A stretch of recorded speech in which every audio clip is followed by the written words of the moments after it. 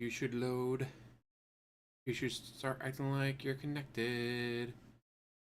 You want to. There we go. Now we tweet out that was all. And to the book of faces. And alright, there we go. We should be ready. Hey guys, Ryan.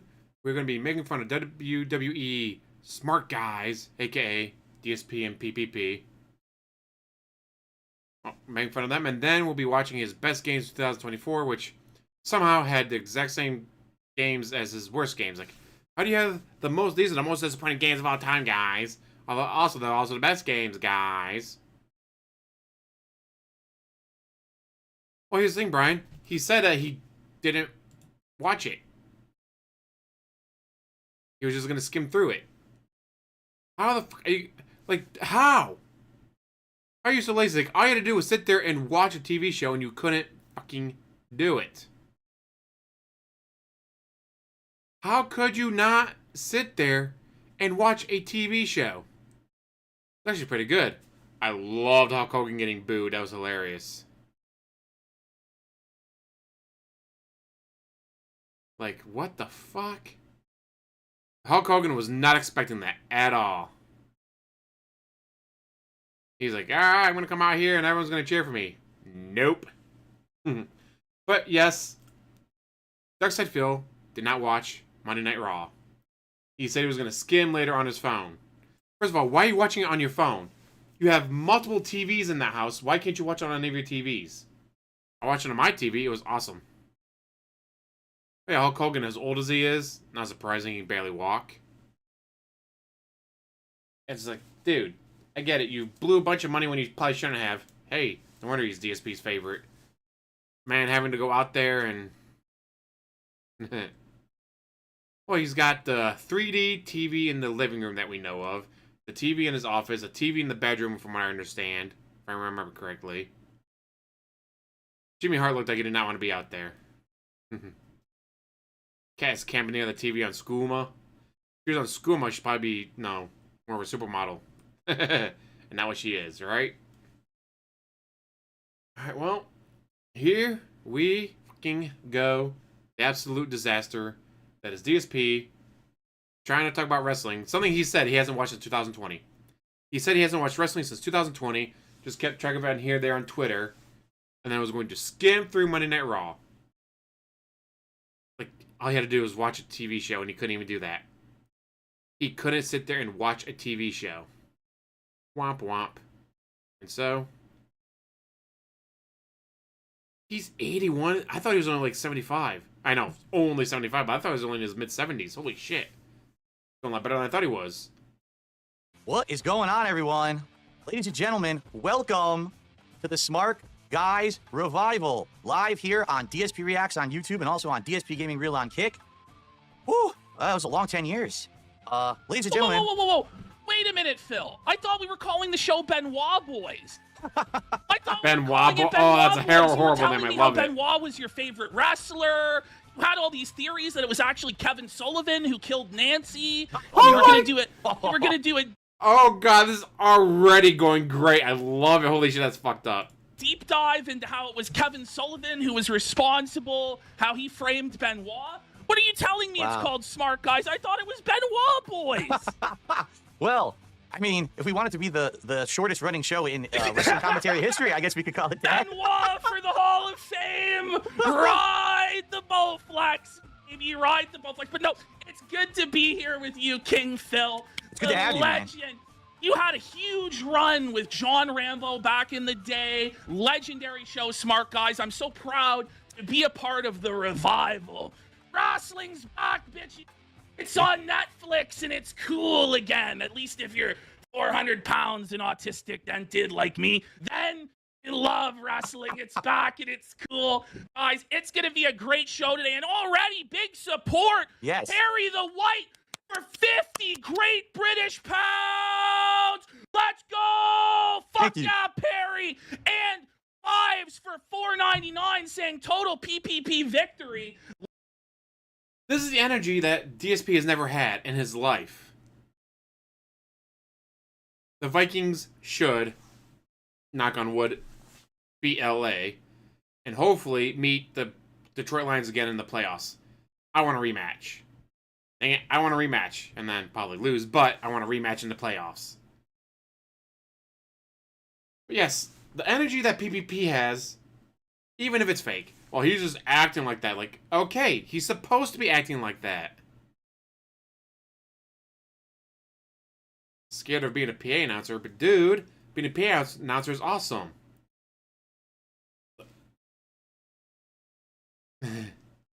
Well, you should, like, that's the energy you should have in something like this. It is a performance. You're performing for your audience. Not sitting there going, God, it's been 12 minutes since anyone's tipped me. 5 minutes of silence as he stares at the screen. Finally looks at the monitor. Oh, apparently there was a super chat like 2 minutes ago. Well, I didn't see it. How was I supposed to know you had a super chat 2 minutes ago, guys?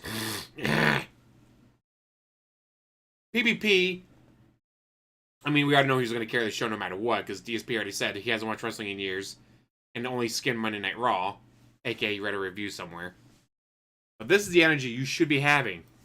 Let's fucking go. Now, Phil, it's been a while since you've watched wrestling. You quit during the fucking scamdemic era, Thunderdome era. There were no... Tell us about it, Phil. What led you to quit wrestling, and now you're back? Well, here's the thing. Like, we kind of have similar history as lifelong wrestling fans, but I ran this wrestling commentary show called Smark.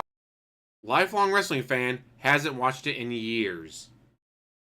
Mind you, I don't really watch, like, the Raw, SmackDown. I will follow on Twitter and stuff, but then I make sure I watch Royal Rumble, Survivor Series, WrestleMania. Like, I watch the pay-per-views. I got Peacock for 3 things. Twisted Metal, Ted, and then the pay-per-views.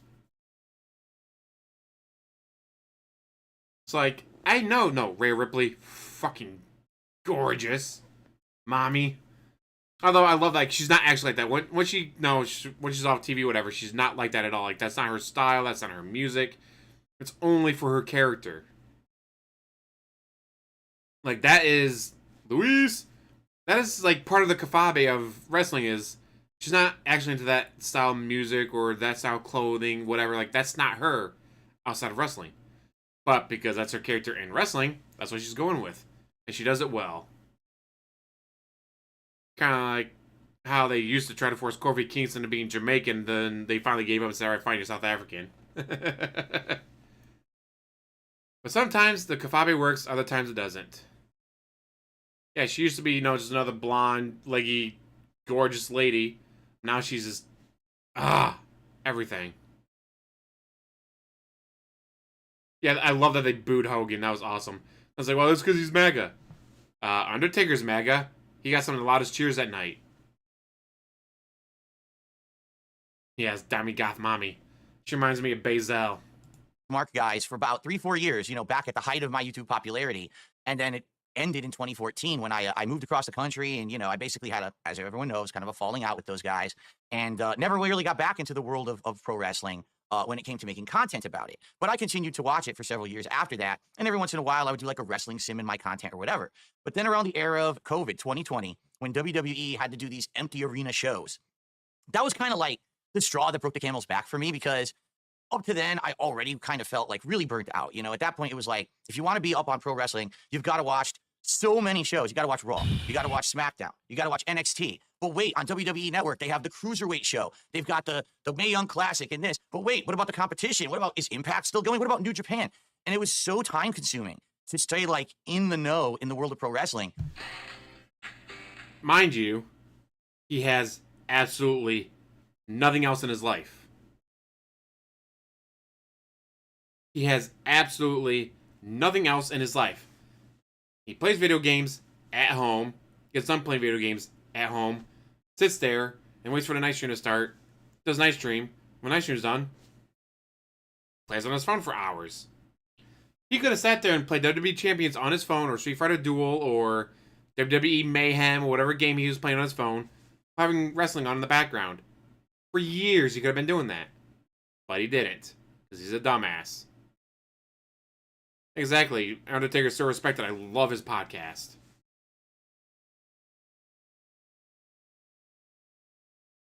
You're not wrong, Lee. That would be a pretty good song for the NFL teams when they're visiting teams. Not bad. I just got so burnt out. And then now to see these empty arena shows and to see how basically... Also, Undertaker never betrayed the WWE to go to the competition. Undertaker never destroyed the back room. He never stopped the union from forming. Undertaker was not just a good wrestler, but a good person. Something Terry Boella, whatever his name is, in real life, Hulk Hogan has never been. The hype behind wrestling was kind of very stifled. I really feel that a big part of pro wrestling getting hype is that crowd getting into the match, getting into the promo, the cheering, the booing. And when it all went away, it just felt so empty and boring. And I was like, I'm either going to keep watching and be disappointed, or I'm going to cut it. So I cut it cold turkey. And I really haven't even seen a wrestling match in no exaggeration, about 5 years. Holy shit, he just used cold turkey properly. That may be the first time he's ever used cold turkey properly. Holy shit. Huh. Until last night, when I watched the premiere episode of Raw on Netflix. Is that true, Phil? Lots of people are skeptical of this claim. You're saying in the last 5 years, you've not watched a single match, no WrestleMania, no Royal Rumble, no Survivor Series. No, the last match that I saw was Drew McIntyre versus Brock Lesnar for the title at WrestleMania, whatever the WrestleMania that was, 2020. I think they were at the Performance Center. And by the way, thank you to Wolves for another $5 super chat. He was correct. He says it's pronounced Wolves, sir. My apologies. Maybe if you add an extra 0 to that super chat, we'll pronounce the name properly. But, we need at least $50 from you, buddy. Come on. What's going on? It's the return. Now, see, now, PvP's begging is funny. It's entertaining. It's not serious. It's not, guys, if we don't reach the goal, I'm going to lose my house. The IRS is going to take everything from me from taxes, guys, if we don't reach the goal. It's, oh, hey, we pronounced the name wrong. Well, if you gave us more, maybe we pronounced it right. Haha.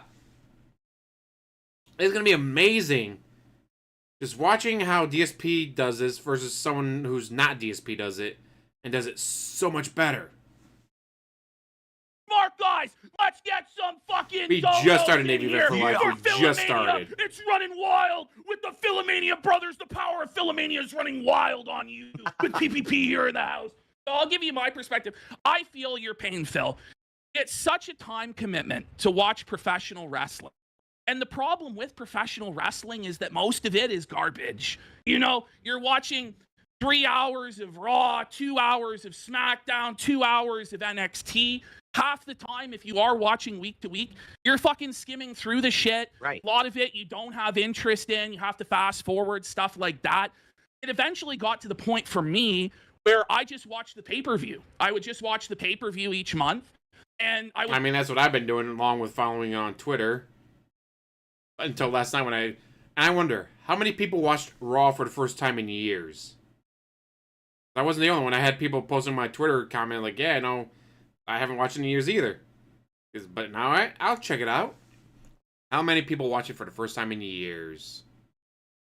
would just watch recaps of Raw or whatever segment I needed on YouTube. And I was watching fairly consistently. I got into the Bloodline story, just play the video games, Roman you know Reigns and all the Samoans, which is past your time. Yeah. But once that jabroni Cody Rhodes won the title at WrestleMania, this bitch bum Cody Rhodes, who could never, ever hold a candle to the true legends of the business, I've kind of been on and off since WrestleMania 40. I felt like with a lot of Cody Rhodes' title run, it was just really predictable. Like, at no point did I ever think that any of the guys he wrestled were going to beat him for the title. Right. Because I've known that The Rock's probably coming back to face him at WrestleMania this year. Oh, really? They needed to give him rumor, a big, long run. You know what I mean? So I've been like, kind of checked out on it. The Bloodline storyline that they introduced with now, there's the Tongans that have come in. And right, the new Solo Bloodline, Sikoa and stuff. We'll get into it, but I didn't find it as interesting and compelling as the previous parts of that storyline. But I loved Roman being champion for so long. It made so many people so angry. It made so many fucking AEW fucking smelly marks seethe that the tribal chief Roman Reigns was champion for like 4 years. Yeah, and right. I was sure They weren't mad that he was champion for 4 years. They were mad that he was champion for 4 years and had maybe 5 title defenses. Like, he wasn't even showing up at WrestleMania. It's like, all right, it's WrestleMania. He's gonna face against. Oh, he's not here. Congratulations, Royal Rumble winner. You can fight for the cruiserweight, I guess, since you know the WWE champion's not here. That's what people were mad about.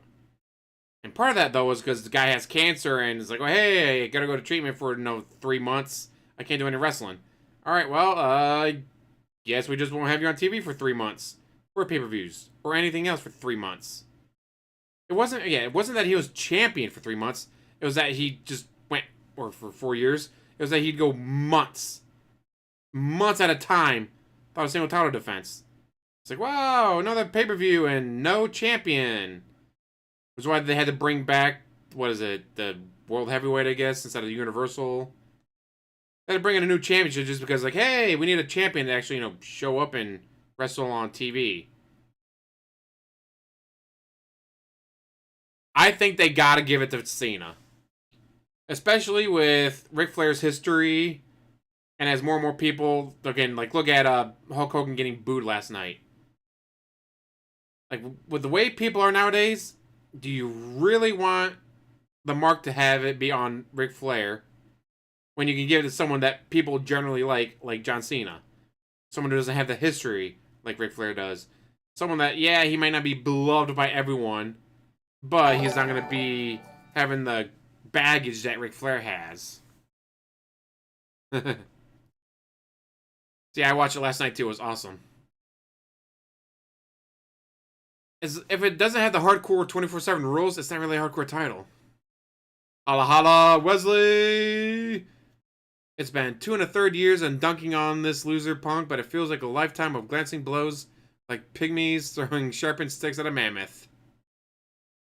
It was great. I think my favorite match... my favorite match...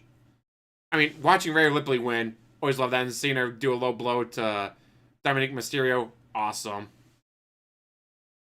The first match between Roman Reigns and Tonga is like, alright, whatever. Like, I don't really care. Roman Reigns, like, they had to give him the necklace thing, just be like, oh, hey, guys, care about this, that they're fighting over this. Since, you can't give him a title, or else you're going to have the same issue of, yay, we put the title back on him. Great, 6 months from now, you'll see him again on TV. Which I get, because of the cancer, he had to go for treatments and stuff. But you figure the WB like, hey, he can't show up weekly. Fucker can't even show up monthly. How about we take the title off of him, give it to someone who can actually show up every month? Come on, like, if you're not going to be showing up every month, give it to someone who can. Well, what if he gets better? Well, if he gets better and he can actually start showing up no more than once every 6 months, then yeah, give him the title back. But until he can show up more than once a month, once every 3 months, once every 5 months, once every year, then take the title off of him. Once they realized he wasn't going to be able to show up more than once every 6 months, they should have taken the title off of him and given it to someone else who fucking could. God, it's so annoying.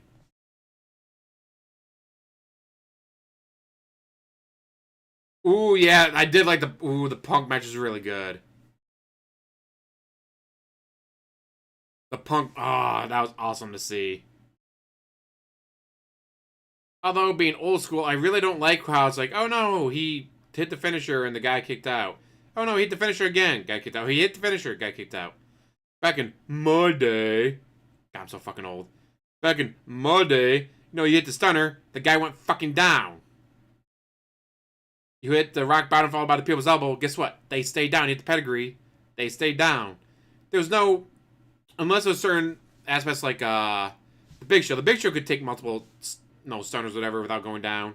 But for the most part, Stone Cold hit you with a stunner, you went down, you stayed down. Hit by the pedigree, you went down, you stayed down. There was none of this.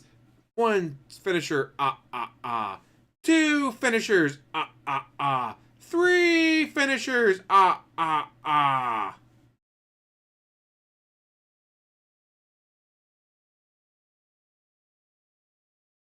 Yeah, like, they has this annoying seeing the multiple finishers before he finally went down.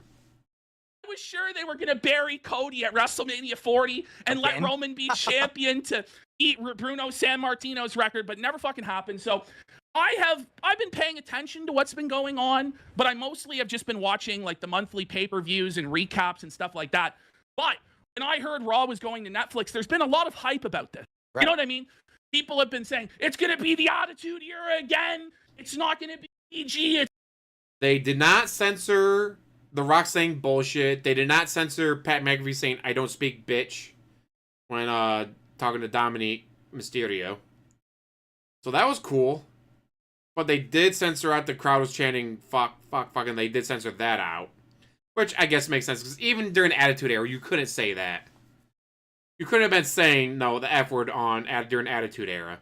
So it makes sense that even though it's on Netflix, oh, it's Return of the Attitude Era, that they would still censor some words like that.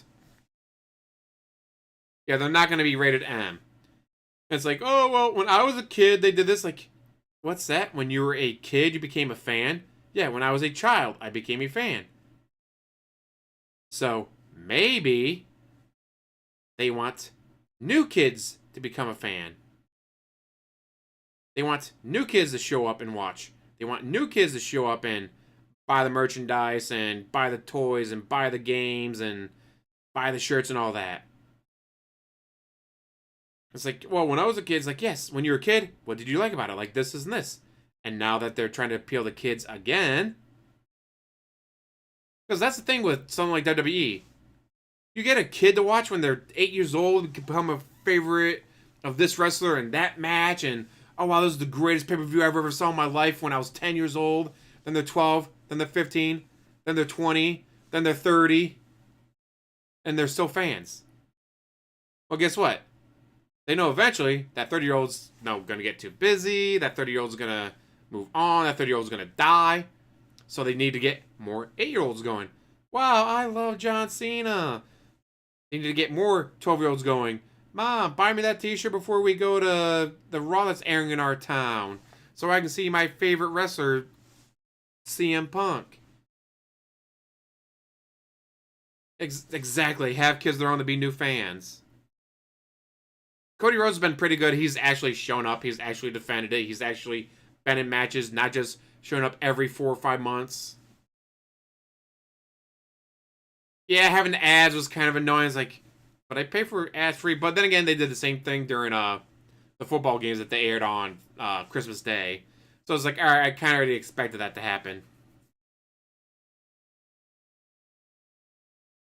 Mr. Perfect using the perfect Pleasant Royal Rumble match.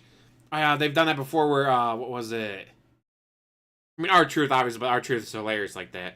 It was like the wrestler put him in a submission hold, and then the guy didn't tap out. It's like, well, what the fuck does he expect the guy to do?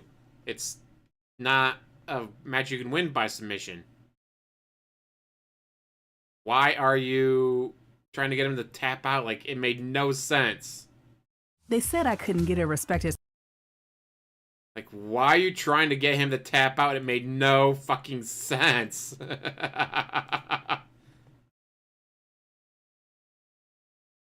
The one match. It was like a 5-minute commercial. Like, you're in the middle of the match, and all of a sudden they had a 5-minute commercial break. Like, are you fucking kidding? So yeah, that was kind of annoying. But, I mean, WWE wants to make the money. Gotta pay all them wrestlers and all them, not just wrestlers, also all the people working behind the scenes. Yeah.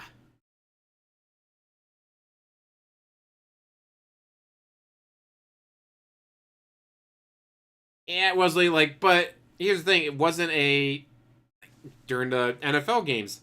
If someone had said, no, a naughty word, they would have censored it, even though the game was being aired on Netflix. Like, yeah, it's not on regular television, so perfect case of example. ESPN was airing the Senior Bowl, where a bunch of college seniors are playing, whatever, the last chance to get on TV. Last chance to make, like, hey, NFL team, draft me. One of the players, when being interviewed, dropped an F-bomb. Now, on normal television, the channel could possibly get fined for that. Although they have kind of loosened up those rules as well, where it's like, oh, hey, it was during a live broadcasting, so we'll let it go or whatever. But because it was an ESPN, it's like, oh, yeah, we apologize for that, but they don't have to worry about getting fined because it was on ESPN. But you still can't be dropping F-bombs on ESPN, just saying.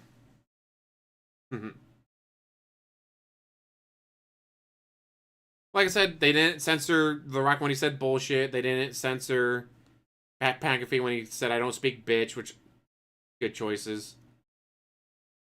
Yeah, go ahead, censor out the F-bombs. Other than that, leave it in. The FCC has no reach on streams, but hi, we were advertising on your show and someone dropped those 6 F-bombs in a row and we don't want our product associated with that, so we're going to stop paying for ads on your show. It can still happen, especially something like that that's being advertised. It's going to be badass as fuck. It's going to be a new boom period. Right, a big reboot. But then they were like, well, it's still going to be PG. It's still going to be family friendly. I'm like, fuck. You know, but we tuned in. And I'll just say off the top, I was really happy with the show. What did you think? Just overall thoughts on Raw coming to Netflix, Phil? Well, the thing is, so I've been completely out of touch with wrestling for about 5 years. I've been in on some of the plots, not the matches. Like, I haven't seen the matches, but I've been following, like, pro wrestling on, like, Twitter for a long time. So for a while, I was still getting it in my feed, and I would know, oh, Roman Reigns is now the tribal chief. I would know about the plot lines and things like that. It got to the point where even, like, my social media feed was so inundated with wrestling that I unfollowed it all. So for, like, now for about, I say 2 years, I haven't even followed the general plot lines. But as many people know, I play a mobile game called WWE. Lifelong fan of wrestling, doesn't follow anyone on Twitter that's wrestling involved. How are you going to call yourself a lifelong fan, but then you don't watch or follow anyone that's wrestling related on Twitter? You're a fake fan. You only watch it because John Rambo watched it. And now you're like, oh, I know, I can get PPP to carry the load for me, but I can still get money off of it. Yay! You're, like, we all know that DSP is fake, but holy shit, he is so fucking fake. He is so fake, he can't even follow people on Twitter for wrestling content. Yeah, the drone shots were pretty cool. That was awesome. WWE champions. And Whoa! Wait, I admitted it. Wait a minute. Phil brought it up. Hold on, Phil. I was supposed to press you. Oh, about exactly, this later. Matthew. That's getting pinned. So I played WWE champions, and occasionally they add in the new wrestlers and they discuss the plot lines. So I'm kind of like semi-aware that there was a new bloodline and that Roman lost the title and now Cody's the champion. I kind of know that stuff. It's just I don't know the real match outcomes of the plots. I just know the generalities of what's going on. So me going into watching Raw on Netflix last night was like, I didn't know what the matches were going to be. I didn't know what the plots were leading up to it. I was hoping that WWE was going to do a good job of trying to get you all caught up on the background. But I also knew that if this is a big flagship show for them, and the first time they're jumping a network in a long time, and they want to, really announce everyone get Netflix, they're going to go all out. And they really did. Like, in general, my thoughts about the show, even though it was 3 hours long, it didn't kind of feel like 3 hours long, which is good. They kept it moving between matches and segments. Nothing felt overly too long or taking up too much time. It was a mix of old and new. Like, if you're someone who hasn't seen wrestling in a very long time, you're going to recognize faces that they've got coming to, to try to get that nostalgia factor. At the same time, if you like the modern product, there was a lot of that. There were 4 big matches from the modern superstars. And in general, I think the production quality, I was shocked. Now, I don't know if all WWE actually looks like this or not at this point, because I haven't seen a match in 5 years, but that to me looked like the level of production of like a WrestleMania. Like, it was big, the camera shots, the background, the giant screens, and just the shots and everything. I felt like I was watching the biggest event of the year for pro wrestling. So, I don't know if they're going to be able to hold that level of production quality every year or every week moving forward. But man, that was a pretty darn good way to start it, especially if you're introducing it to a new audience who hasn't seen wrestling in a long time. They're going to look at this as like, wow, it's like a spectacle, as opposed to just if they had done like a normal. Yeah, that's what I was wondering when I was like, okay, how many oldies are they going to bring in to get the old fans? Because they probably figured, there's going to be a lot of older fans that haven't watched in a while. How do we keep them tuning in? It's like, all right, well, how many of the older guys are they going to have come in? And it was quite a few. And they also still had some of the younger, but a lot of the younger ones was the women wrestlers. Like, all the male wrestlers are usually the older ones. Normal Raw from back in the day, it probably wouldn't have had anywhere that level of effect. For the longest time, production was run by Kevin Dunn, the Bucky Bucktooth bitch boy of The Office, who only had a fucking job because he saved his father, I think, saved the tape library for Vince from a burning fucking car. So Vince felt like he had to let Kevin Dunn have this fucking job, right? And Kevin Dunn, his production was like, it was fucked. It was so ADHD and frantic. You'll notice camera wasn't cutting every 3 seconds or on every fucking move. It looks completely different. And the way Kevin Dunn did production back in the day, it was like you would know what was about to happen in the match just based off the way the cameras were cutting. You know, this move's coming now this move is coming. Now it's not so ADHD, like the camera actually stays on the action. It's more like a sports presentation. Wasn't it infamous that Kevin Dunn completely botched Edge's return at the Royal Rumble where Edge was coming out and the camera cut away? And like, what the fuck are you doing? Go back, you fucking idiot. It's supposed to be the giant, you know, return of a superstar who we never thought would wrestle again. And how do you botch that? And YouTube person brings it up that, you know, Kevin Dunn was one of Vince's stooges. He knew all about all of the dirty sexual depravity of Vince and the harassment of everything was going on. But the truth is about Vince, because there was no mention of Vince McMahon at all on this show. That's right. Not in the intro package. No credit to him whatsoever. That intro package was so fucking good. I could watch that on repeat. What do you guys think? What did you guys think of that intro package? Like, I thought the intro package was so fucking good. Like, that was a very good way of doing it. To being like, no, hey, you know, start off with this. Then, you know, America got a hold of it and put it on television, and then became this, and it grew to this. Like, it was amazing. And yet, it's much better with Vince gone. Vince gone, the other guy gone, like, when Triple H ran on NXT, it was amazing. Everyone said that NXT was the much better show. Excuse me. Which annoyed Vince McMahon, so then Vince McMahon tried to take over NXT, like, no, it can't be better than me, Rhea, me. How dare you? Thankfully, now that Vince McMahon is gone, Triple H is in control of everything. It's going to be a much better show for everyone all the way around. Where was AJ Styles? Where was Bo Dallas? Or whatever name he's going by now. Well, there's certain wrestlers like, okay, where are they? They're going to show up, right? And then they just never showed up. Like, huh. I was really expecting this guy to show up, and then he didn't. Oh, he's hurt? He could at least had him in the audience, like they had a lot of the guys, like they had LA Knight and stuff in the audience. I love that Macaulay Culkin got one of the biggest pops of the night. Like, that was so cool that Macaulay Culkin got one of the biggest pops of the night. Like, then someone was showing, like, him back in, like, the 90s during the Home Alone era, him being in the audience. Oh, Topanga and her husband. Mind you, her husband isn't a nobody. He is a someone. And no one gave a shit. No one gave a shit there about her husband. It's like, oh, it's Topanga! That's all anyone cared about was Topanga being in the audience. That was so good. Loved it. The only McMahon family member we saw on this entire broadcast was Stephanie. For like 2 seconds. And even then, they hesitated to call her Stephanie McMahon. Right. and, you know, she, I don't think, has anything to do with the company at this point. I don't think there are any McMahons currently working at the company at all. Wow. So far as I know. What a change. What a sweeping change. I mean, it really is a brand new era. They're now under the umbrella of UFC. Same company now, WWE and UFC together. That's right. Which could lead to a lot of crossovers and promotions. I'm surprised it hasn't. Where they haven't had like UFC people showing up in WWE yet and doing that. You know, they have Logan Paul, and there's thoughts that perhaps like Logan Paul might have a fight with Conor McGregor later on in the year and stuff like this, or that Logan Paul might get into the UFC side and cross promote between UFC and WWE. But it is a completely new era. It's a completely new company, new executives in charge. It doesn't have all of Vince. Pretty much everyone in the McMahon family stepped down. And they left it to the actual wrestlers, like Triple H, who then hired people like Shane McMahon and Shawn Michaels and stuff. Like, pretty much now, if it's WWE related or whatever, it's done by people who used to be wrestlers, people who know what the fuck they're doing, people who care about the product. And it's not like, well, I know that this guy's really over popular with people, but I want this guy to be in there, so fuck him. This man did that for years. It's like, oh wow, this wrestler's getting over with people. Bury his ass. He's only 6'1". I don't want 6'1" guys getting over. I want the 6'7" guy to get over, even though no one likes him because he's stiff and he has 0 moveset. But he's 6'7". He's 6'7". That's all that matters to me, is that he's 6'7".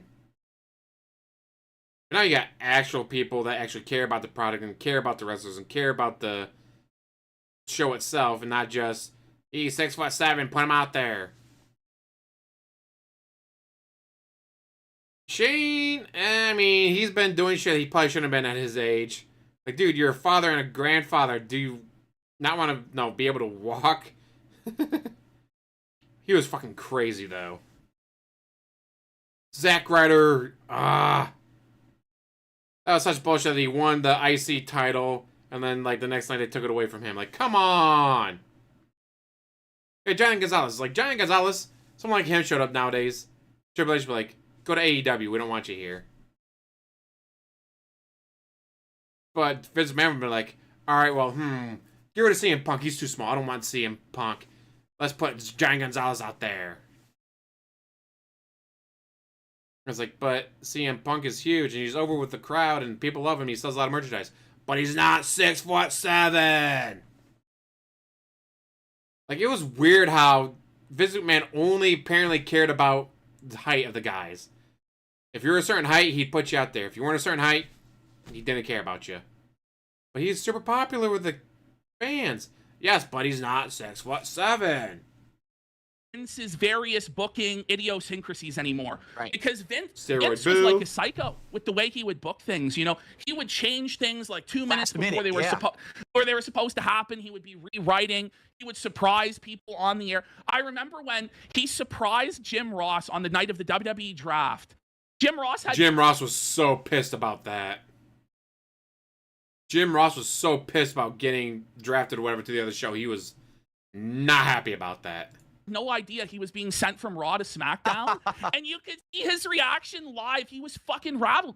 And that's the shit Vince would do. He would just fuck with people. Wow. He would make them do like humiliation rituals and crazy shit like that.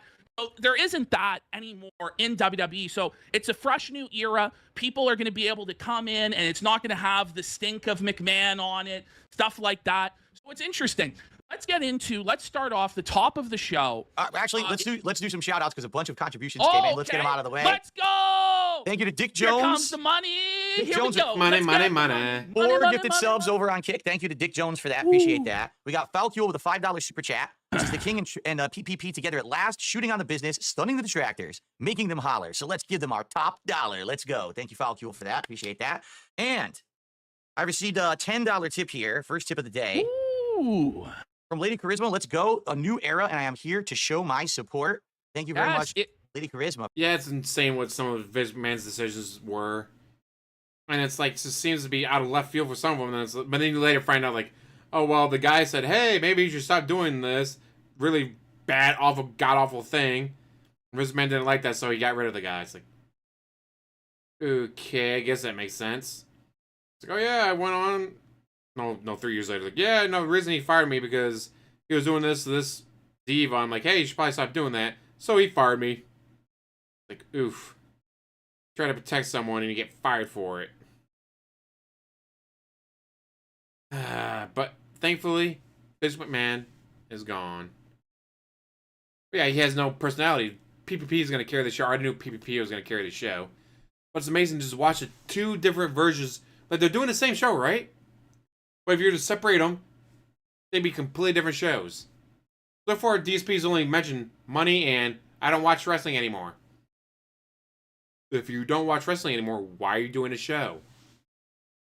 Not just a new era of wrestling, but a new era, the DSP era of the wrestling show. Big Very support, $10.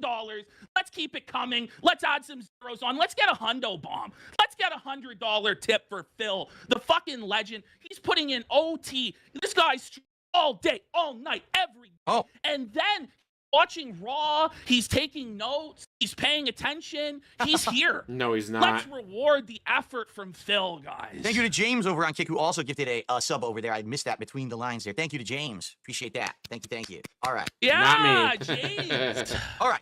Let's get started, shall we? Start talking about Raw, right? How it opened. So I was hyped up. I was excited. It starts off with like a countdown timer to the show. I'm like, oh yeah, it's a new era. It's so exciting. And then it cuts to the lobby of the Intuit Dome, and you hear Michael Cole announce and Pat McAfee. And Pat instantly McAfee. I was anti-hype. Shout out Pat McAfee.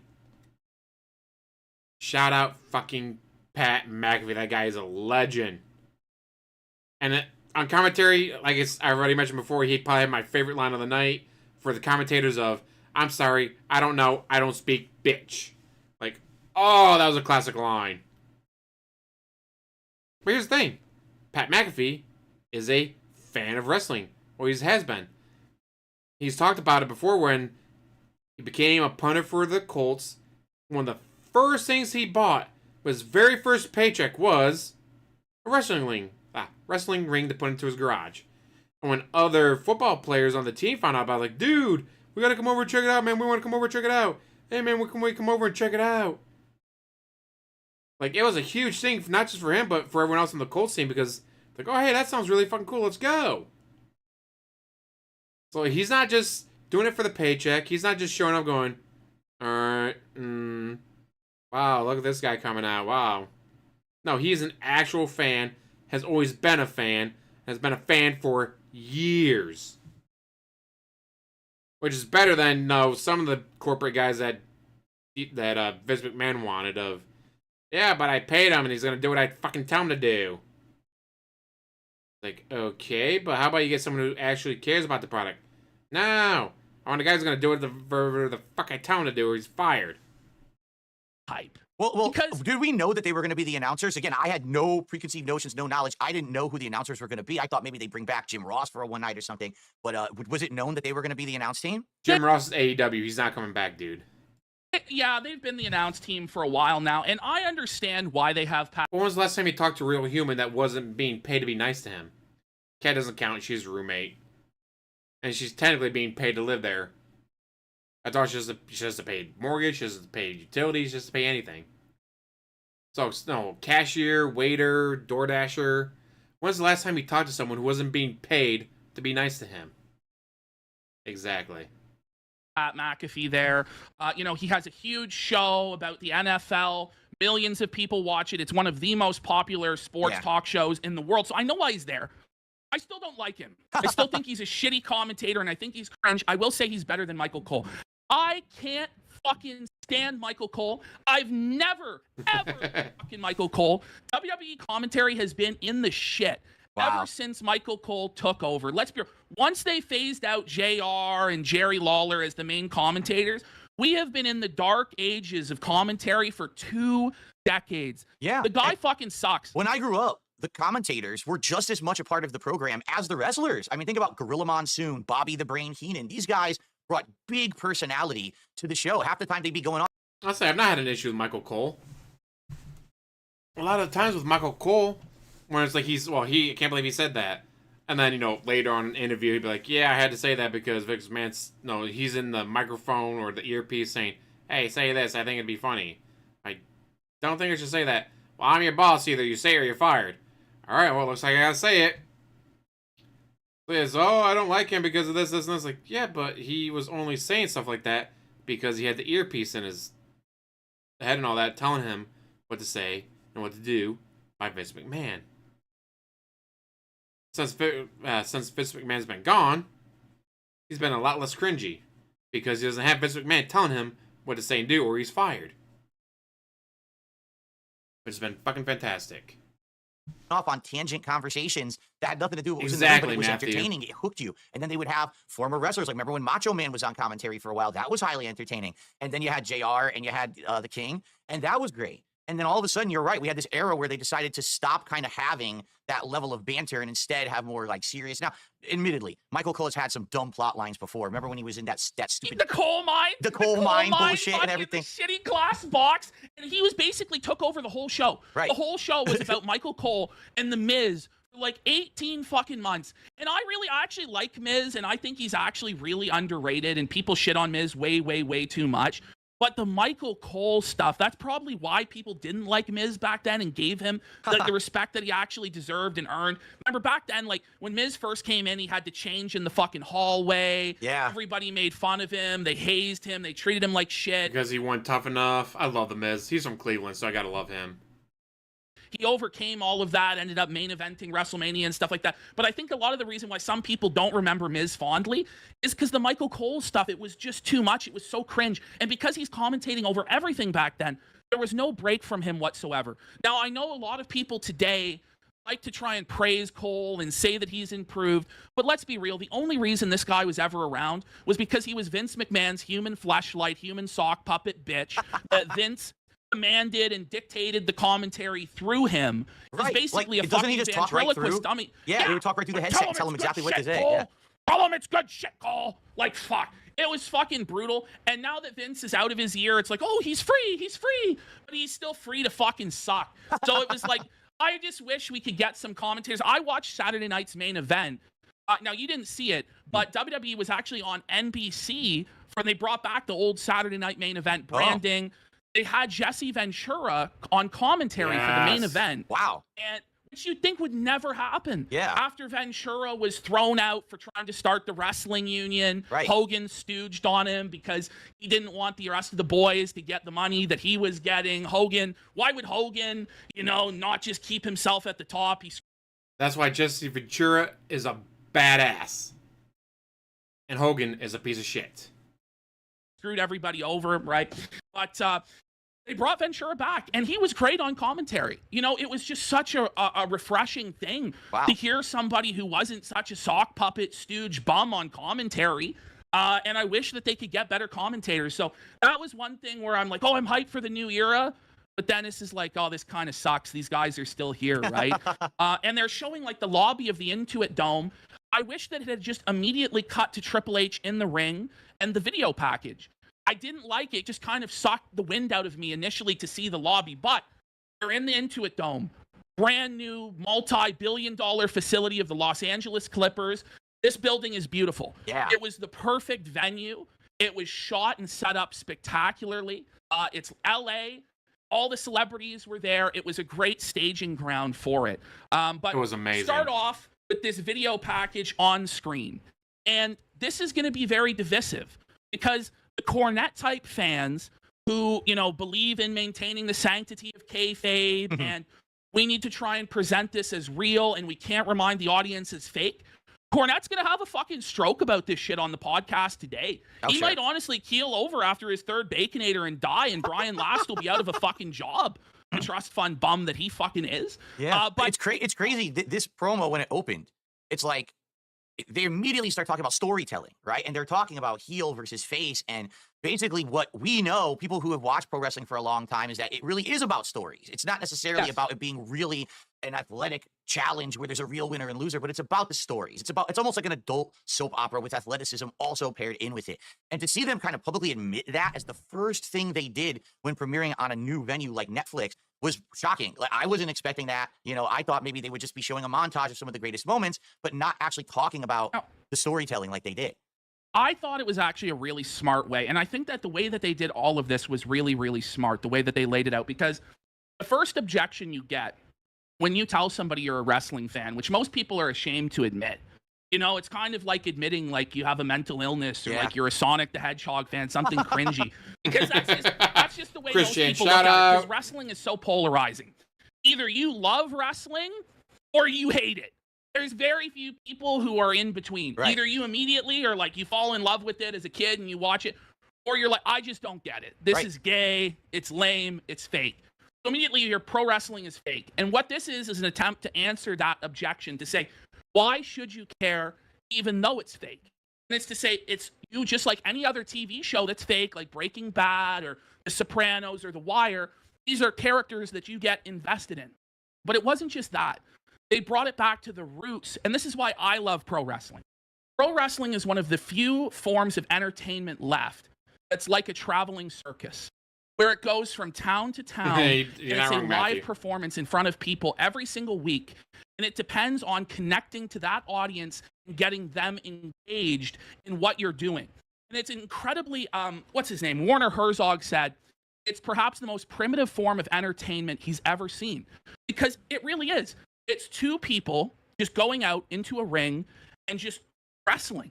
And there's few props. There's like steel chairs, stuff like this. They talk. But it really does come back to its roots in like the theater in ancient Greece, or a Shakespearean play, or the traveling circus. And I like that they touched on that. Yeah. I like that they touched on its carnival roots, its circus roots. And, you know, all of those forms of entertainment that are like that are dying. And unfortunately, pro wrestling might also be dying. It's nowhere near as big as it used to be. So I like the promo package to open the show. I thought it was well done. I thought it was sophisticated. I thought it served a point. But I understand the people who are like, well, you can't just say it's fake. But it's 2025. Right. You have to live in the real fucking world. People know this shit's fake. There's a million YouTube shows that discuss every aspect of the backstage. And now there's another politics. We have Dave Meltzer, the wrestling list. We have every single aspect of the business has been exposed.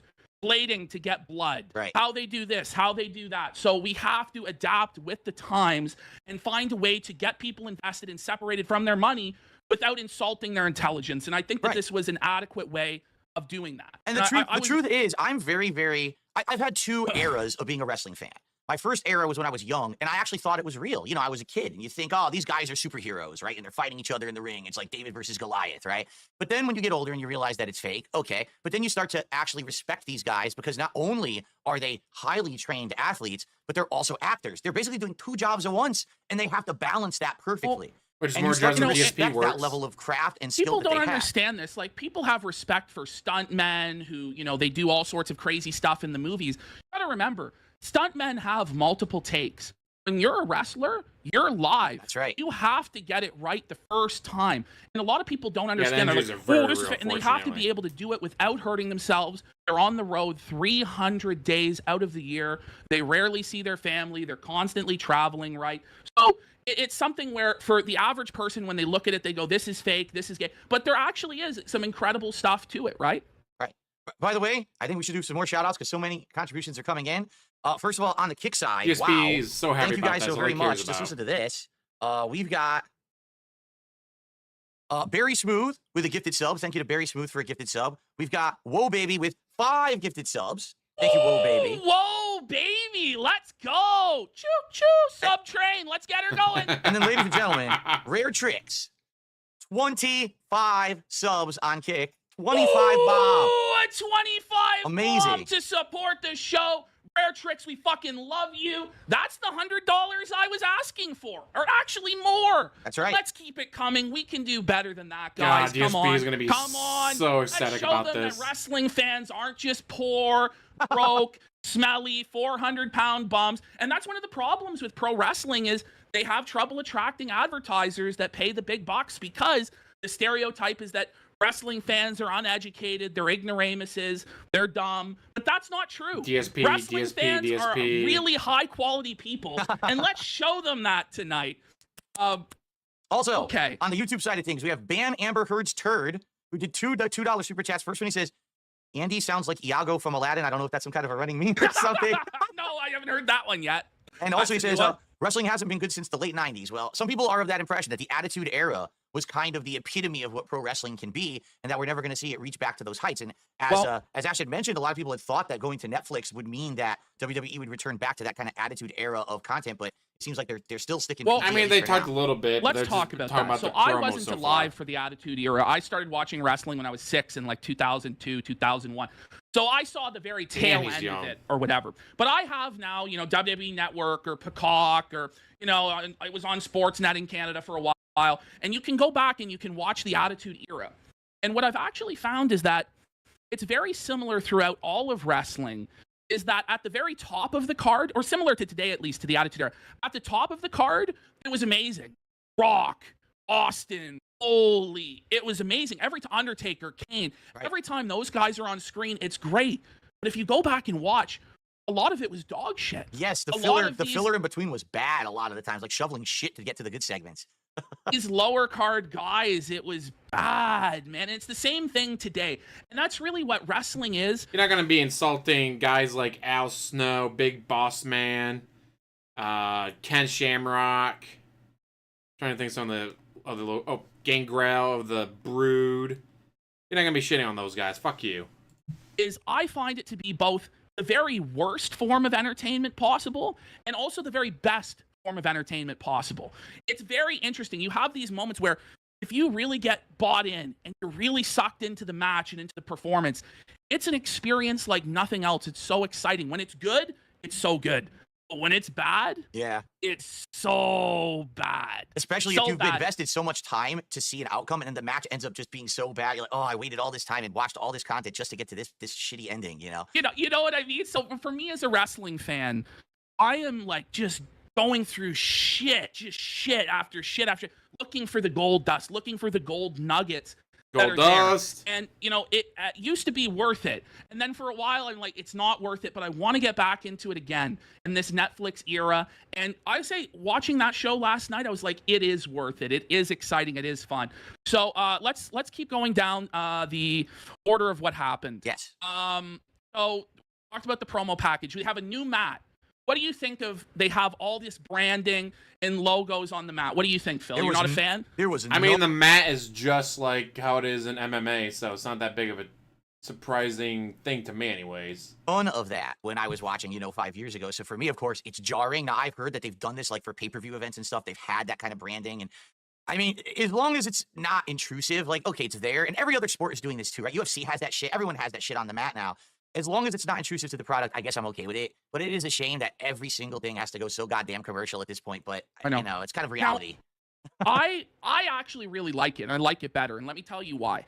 It makes me feel like it's a real sport. It makes me feel like it's like UFC. When you tune into UFC, which they're now merged with, they have that stuff on the ring mat. Yes. And going back to New Japan has always had those advertisements on the mat and stuff like that, which assists in the sports-based presentation. So I know a lot of people were complaining to see the Hulk Hogan beer ad on the mat. But you know what? Like, I like that. I like seeing the beer ads on the mat, which I also think is crazy because it's supposed to be a family-centered PG product. But yet here we are shilling beer to children, Right? who are watching this shit. I mean, It's he's got kinda a point crazy. there. I'm not wild about Fortnite being the one in the middle, Ugh. but it is 2025, and I'm fucking old, and you're old, and that's what's hip, that's what's cool, that's what's paying. And so it's smart, I think, that it makes it feel more sports-based. Yeah. And it's also smart because it's a new source of revenue for the company. So I didn't mind that too much. Keep it But in I the ring, didn't- keep it on the mat. But I swear to God, if they have a segment where all the wrestlers dress up like Fortnite and start doing fucking dancing like in banana suits, that's going to be fucking way too much. And I hope they didn't go that far. Oh, and back in the day, like especially 10 years ago, like 2011, 2012, there was a lot of shitty commercial plugs like that. I remember like the Subway sandwich segment. Remember that shit? They're all chasing the sandwich in the arena. Or like when they had to dress up as like KFC, Colonel Sanders, shit God. like this. So Hey, it paid the sometimes bills. that just gets too silly and ridiculous. I don't think Primer's on the they ring did like anymore. a Walking Dead promotion. Maybe I'm wrong about this. But do you remember where I think it was during the COVID era they had like a zombie Wow. come in and battle like John Morrison and shit. So sometimes that gets too hokey and stuff. I wanted to mention the new Raw logo. What did you think of that, Phil? To me, it reminds Phil me of probably this didn't new see it. trend they have where it's to make it too simple and too clean. Like remember the Jaguar scandal they had Yes. with the Jaguar logo? Yes. I don't really like that new aesthetic they have for the Raw logo. I thought it was too modern in its sensibilities. I wish it was the old logo. Yeah, you but see, I'm maybe running the that's- old logos on my screen right here, and you can Yeah. see how stylized a lot of them were. And it seems like I just as if they're trying to do this for the new audience, right? They're on Netflix now, so they want to look more modern, more stylized, more generic. And I get why they did it. But yeah, it's called Monday Night Raw, right? Like it's supposed to be uncensored, crazy content. And here's the most milquetoast bland logo you can It's see. so inoffensive. It's just so corporate and sanitized. I didn't like that. That's one of the only It aspects was alright. I of the mean, come on, presentation new that I didn't audience, new logo. Start keep off things Triple fresh. H in the ring. I have in my notes here. Isn't it weird that Triple H is bald?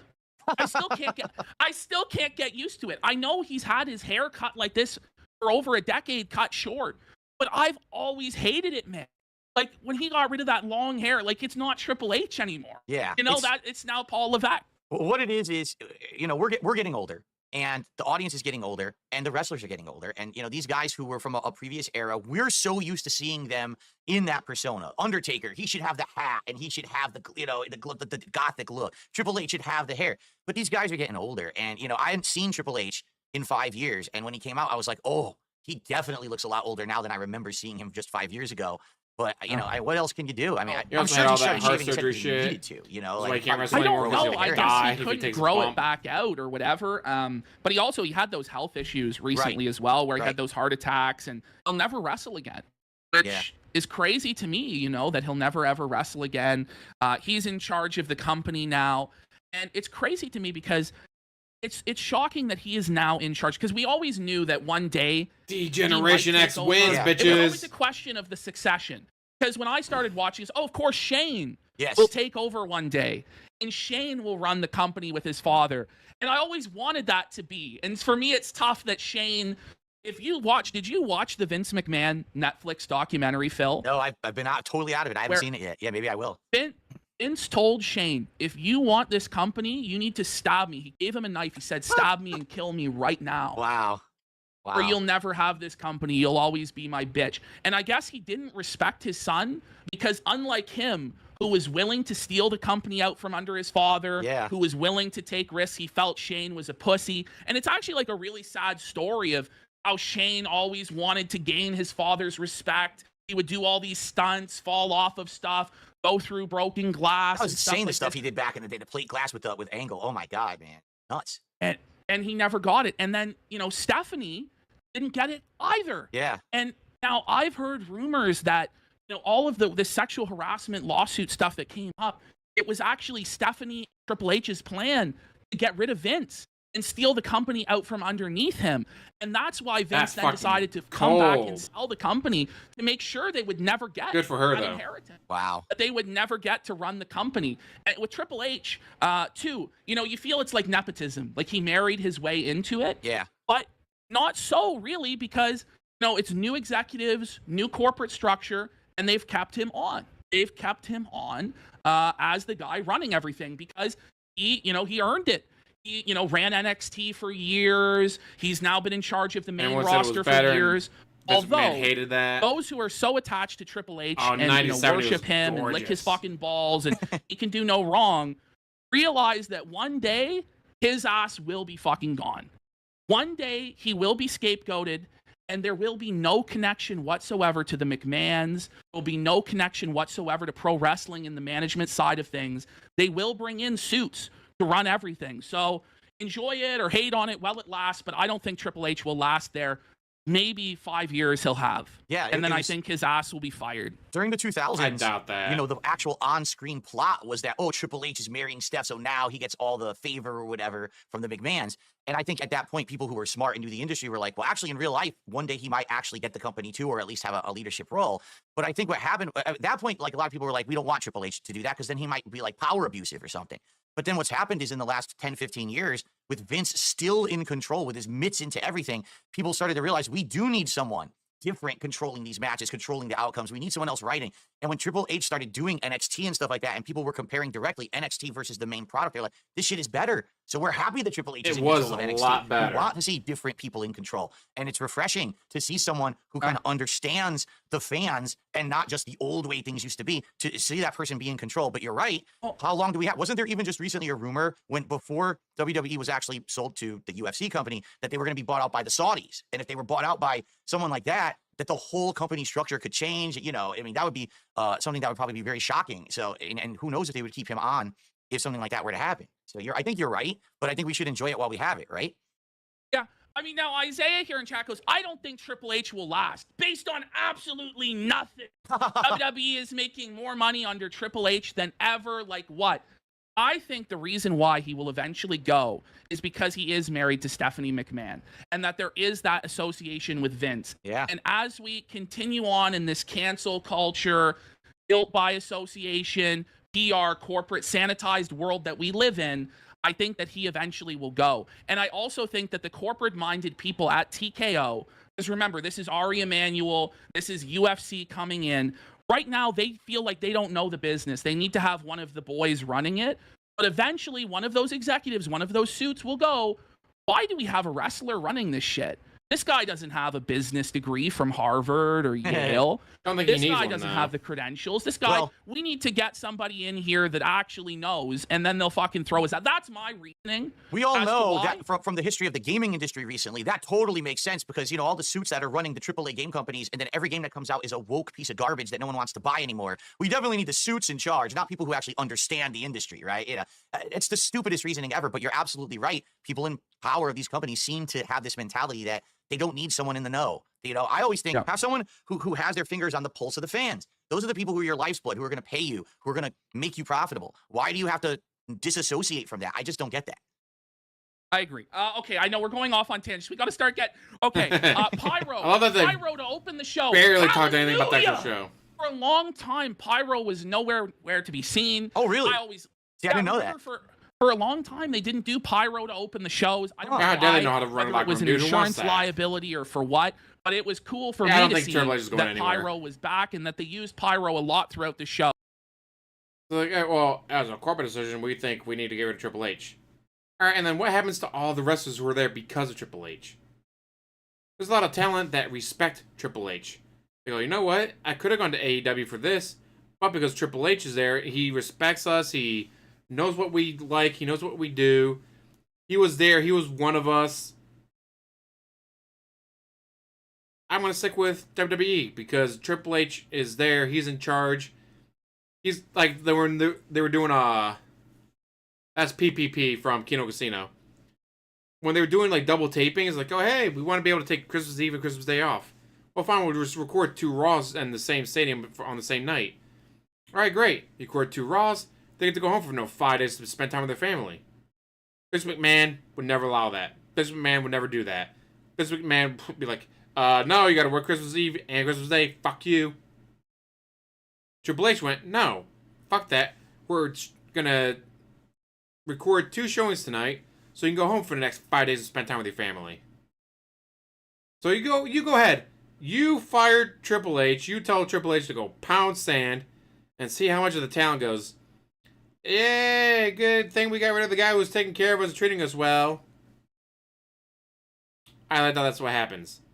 I'm guessing more likely all that talent goes, well, without Triple H here to take care of us, it's probably going to go to shit, isn't it? So you know what? I'm out too. Fuck you guys. 100% I feel that's exactly what would happen. So you go ahead. You go ahead and get rid of Triple H. You go ahead and get rid of the guy that the people in the locker room respect. The people that in the locker room go, you know what? This guy's fucking great. We love him. He takes care of us. He makes sure we're taken care of. And he makes sure that we get extra days off for Thanksgiving and Christmas and Easter. So we can have time off to spend with our families. Are you getting rid of him? Oh, yeah, sure. That's a great idea. No. No, it's not. You do that, you'll be pissing off all the people that love Triple H. People who are there specifically because he is there. Because he knows what it's like to be on the road. He knows what it's like to be like, boy, sure it'd be nice to be able to go home and spend time with my family on Christmas Day. But we gotta record a show tonight. Sorry, family. I know, little Billy, you miss Daddy, but Daddy's gotta, go out there and put his health on the line so he can buy you another Tickle Me Elmo. But they don't do that now. They go, hey, Christmas this day, so we're going to record 2 airs of Raw tonight, so you can get Christmas Eve and Christmas Day off. The talent loves it. People behind the scenes love it. It's much better for all involved. So you go ahead and tell Triple H to pound sand, see how much of the talent leave to go to AEW or to Impact or anywhere else. Oh, it just always made it feel more of a spectacle. Right, like and you're bigger. at a pay-per-view or at WrestleMania. It feels like this is an important event. Right.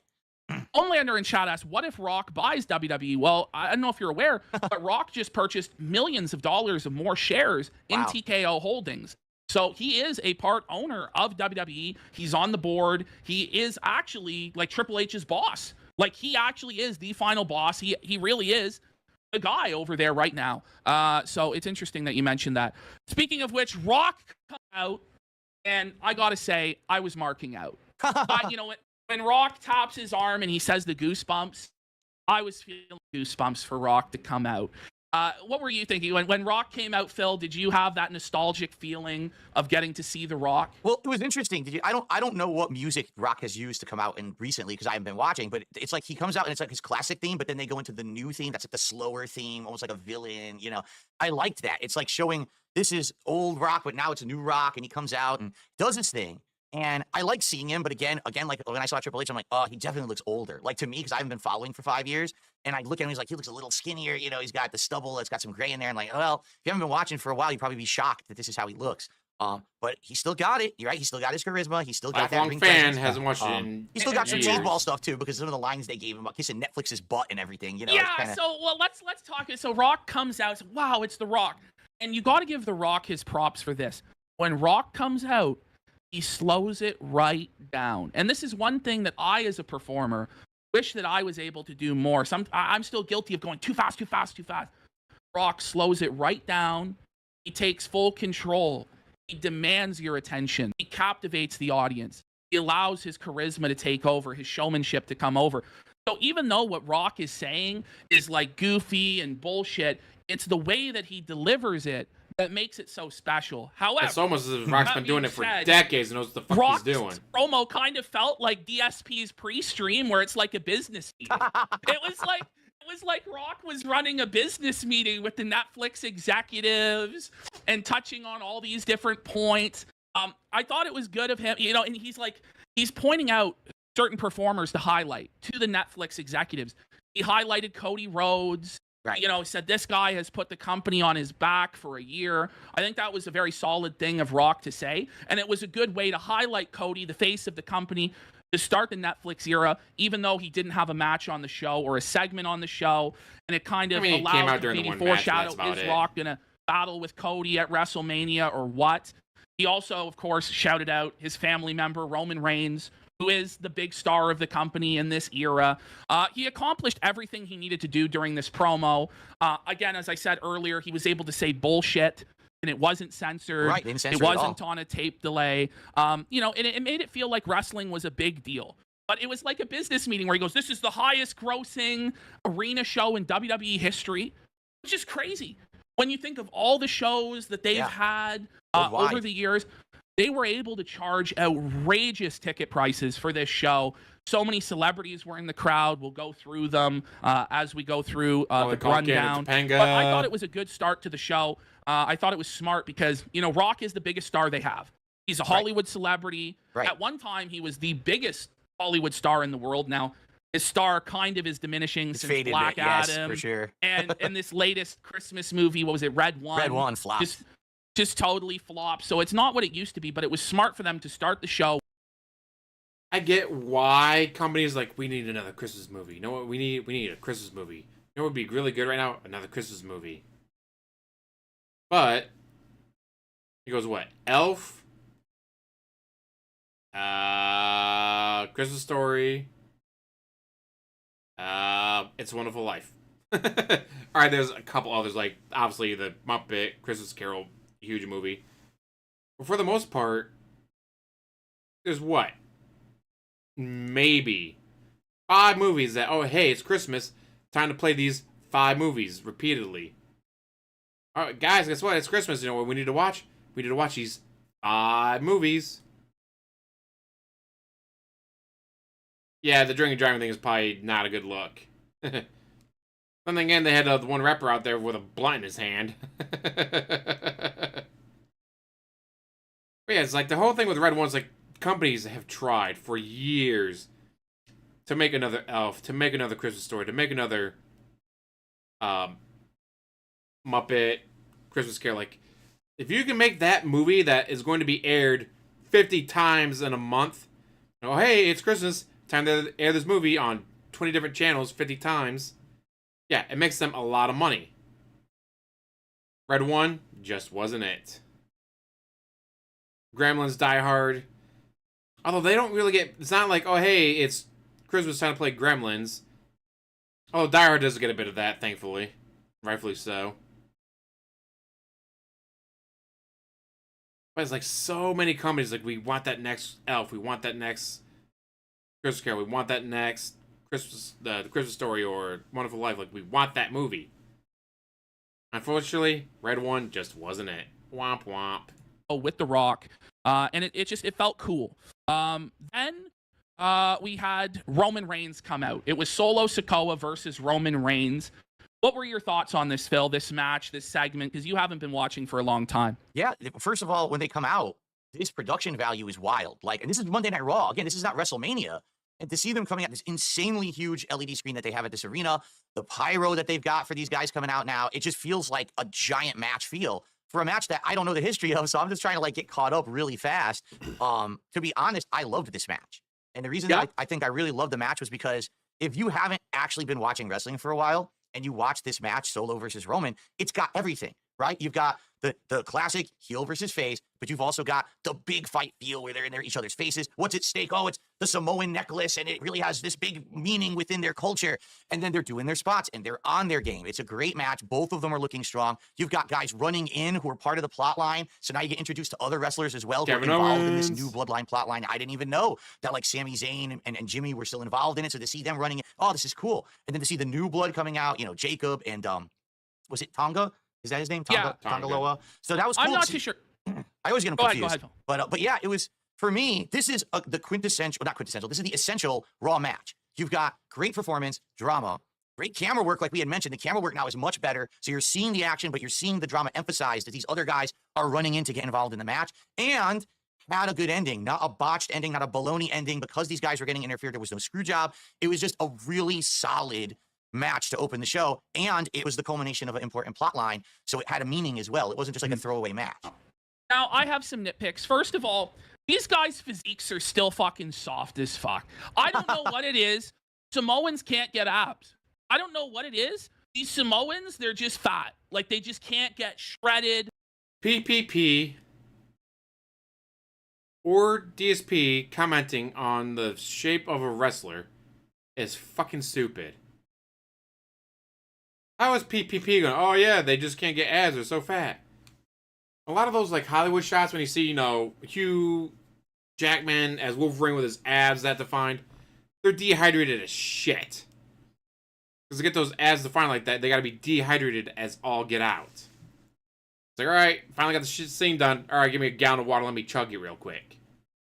I've always wondered, is that just part of their culture? Like, is that part of their culture that they don't want that? You know, kind of like almost like a sumo wrestler would never want to be ripped. So maybe that's just part of the thing, is that they see that as virile and strong for males, is that you don't need to be ripped. You just need to be big, right? Big burly. That's right. Push people around. The other thing, they can't control it, but the other nitpicky thing for me is in previous tribal warfare matches, they've had the family at ringside, like they've had like the grandfathers and the cousins, and they're all sitting around ringside. I wish that we had seen that.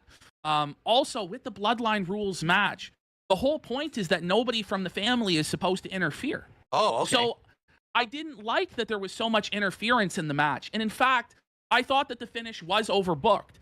But I wasn't thinking from the perspective, you know, that you have, where it's, you know, if this is your first time tuning in a long time or ever, getting to see all of these people come in, it is fun. It is exciting to have them, you know, come into the ring and interfere. And there was a lot of that back in the Attitude Era and stuff like that.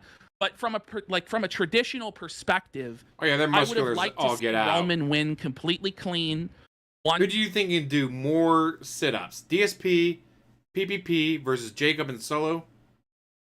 I wonder which one to be able to do more sit-ups. Can't imagine which one. Oh wait, I can totally imagine which one. 2, 3, no interference. I didn't mind like the initial interference, and then Sammy and the other Jimmy coming out and saving him.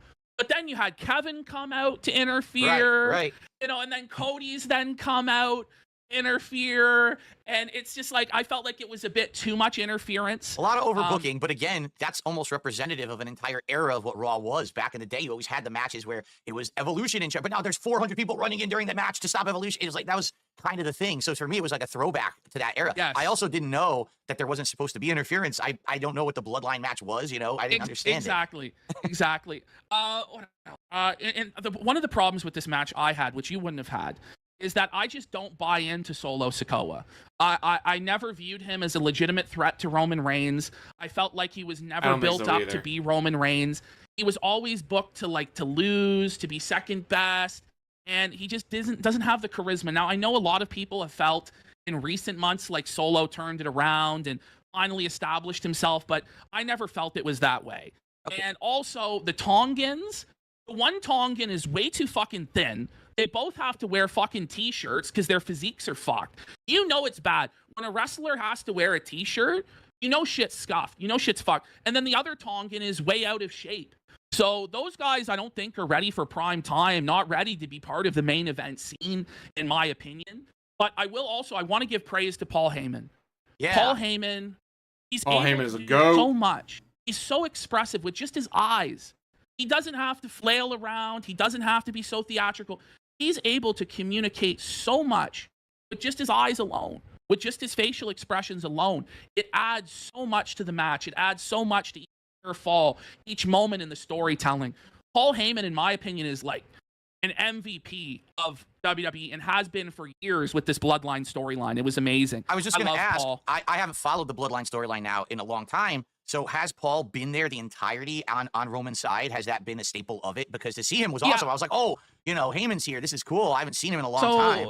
He's like considered the special counsel, the advocate. He's like cornerstone of the story. He's there every week, whether he was brought, and there was storylines where he was Brock's manager, but also Roman's manager, and they were feuding, and which side is he going to take? He's done so much. And it's a shame you missed out because the Bloodline storyline, Phil, was actually so good. It's on the level of anything that's... I'm surprised that it never had a Reigns versus Lesnar winner gets to have Paul Heyman as their manager.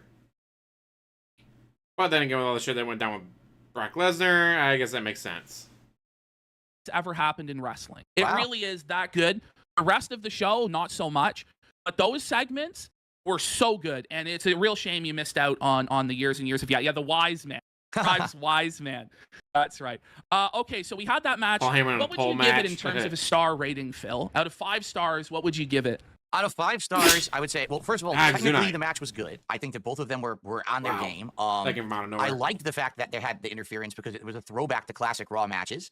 I did like the fact that there was not a bullshit ending. No nonsense, oh, throw it out because so much interference. I would probably say maybe like a 3.5 out of 5. I would give it. That's exactly what I gave it. I Really? gave it 3.5 stars. I felt like it was a good match, solid, entertaining match to start the show, but I felt like it never kicked into that next gear. It never really reached that level where I was really buying into that Solo was gonna win. Yeah. There were no near falls where I was really buying in, really getting excited about it, really marking out. And I thought it was a bit overbooked. But good way to showcase the biggest star in the company, Roman Reigns. The match had stakes. The match had consequences. It's important. DSP misses Rambo no matter what, whether it's smart guys or just staring at a picture of him while he texts him. So, John, what do you want to do tomorrow, John? John, do you think we can go and hang out tomorrow, maybe? Please say yes. Just saying. Going forward in the future.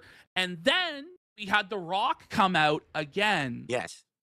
We had the showdown between The Rock and Roman Reigns. This was giving big time, like alpha, masculine energy. It reminded me of in Predator, when Arnold Schwarzenegger and Carl Weathers, their hands come together and they do that handshake. Yes. That's what it was. They had that stare off, lots of masculine alpha energy there. And it got excited for, is that going to be the match at WrestleMania to determine who the real tribal chief is in the family between The Rock and Roman Reigns? Or will they go in a different direction? If they do that, you got to give it to Roman Reigns. The Rock is so busy, and at his age, he's not going to be a main eventer.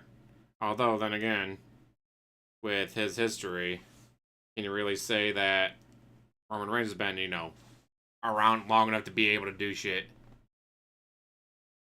As long as Roman Reigns is going to be healthy, he's going to be able to show up and be like, hey, I'm actually here for a show. No, more than once every 3 months. Yeah, I can say, make sure he wins, make sure he does shit. But if he can't do that, don't give either one a match. Fuck it. And I thought that was cool to see. Rock coronated him, put the like a passing of the torch, pretty much. Yeah. Yes. So I like that. Then we get the news. Royal Rumble going to be in Saudi Arabia Next in 2026. Yeah. How the fuck's that gonna work? Have you seen any of the Saudi shows, Phil? I saw some of the early ones. Right before COVID, I think they had one or two. And they always look like WrestleMania quality when you were over there. The production was always crazy. But to be honest, like, I never really cared about the outcomes of those matches because they always felt like throwaway pay-per-views to me. Now, I don't know if any of the ones that they've done since actually have had like giant stakes, but I just remember like having certain matches. You would think this is going to be the culmination of a plot line, but then it would be like, oh, there was a bullshit ending because it was in Saudi Arabia. The real match will be in a month at the next pay-per-view, And I'm like, well, so I didn't really care about them that much. In a way, it kind of feels like a big house show. What was good about them, they would get like the old stars in and stuff like that. Right. People, but the Saudis didn't even know. Like, they would request certain wrestlers who were dead and stuff like that. Like dead for to years. wrestle and stuff like this. The problem for me with the Saudi shows, though, is just the crowd isn't really into it. And it's just like a different culture, and it feels weird, especially with the women's matches and stuff. They have to cover up and everything. It's bizarre.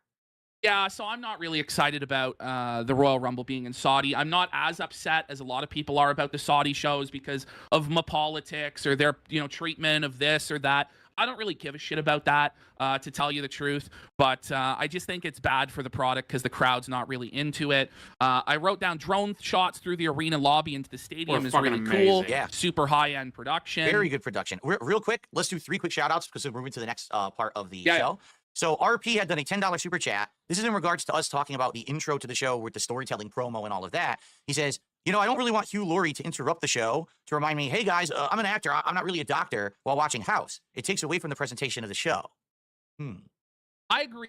The thing is, AEW does a lot of this fourth wall breaking and shoot promos and references to inside baseball and backstage this and that. And the question is, how much of the audience even understands what's going on, what these references are? And I say he's trying his best to try to keep up with PPP, but PPP is carrying this so fucking hard. Might be the most work PPP's done in years. Oh shit. If you are going to break the fourth wall and you are going to make these references, it should be very rare. It should not be something that happens every week, every show. It should not be the basis of the show. Otherwise, it starts to get up its own ass and become really pretentious and stupid and silly, I feel. So I get what you're saying, and I think fans are going to be really divided about that intro. But, again, if this is just WWE does it in a smarter way where they're more sparing with that sort of stuff. Right. So I wouldn't expect to hear shoot and work and heel and face on a regular basis on the shows. That's just not really how WWE does business, and I trust them special intro to be restrained with that. That was the best place to do it. The reboot on Netflix was the time to do it and get it out of the way, address it, and as long as they don't keep doing it every week, I don't think it's going to be an issue. I think it was the right time. So again, people look at like the CM Punk pipe bomb promo and how great it was and that storyline. I remember it was so amazing at that time. Oh yeah. But it was so amazing at that time because nobody else was allowed to do it, and it never happened before, and it was like, wow, this is crazy. That once it becomes normal and routine, it's boring. It's boring. Everybody gets tired of it, and then it just makes the whole thing feel stupid. Right. So you have to be very sparing with that sort of stuff. We got.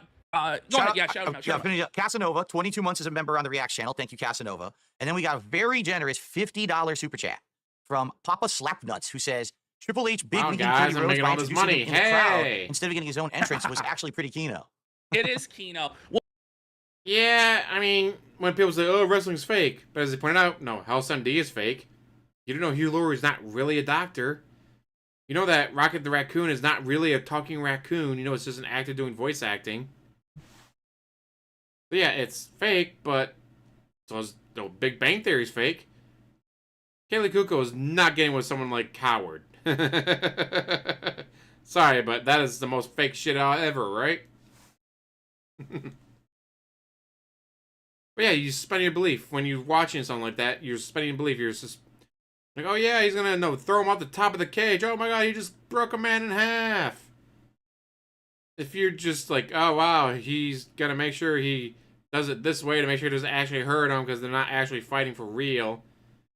Yeah, it takes away some of the aspect of it, kind of ruin it. Yeah, the Avengers are not real, people.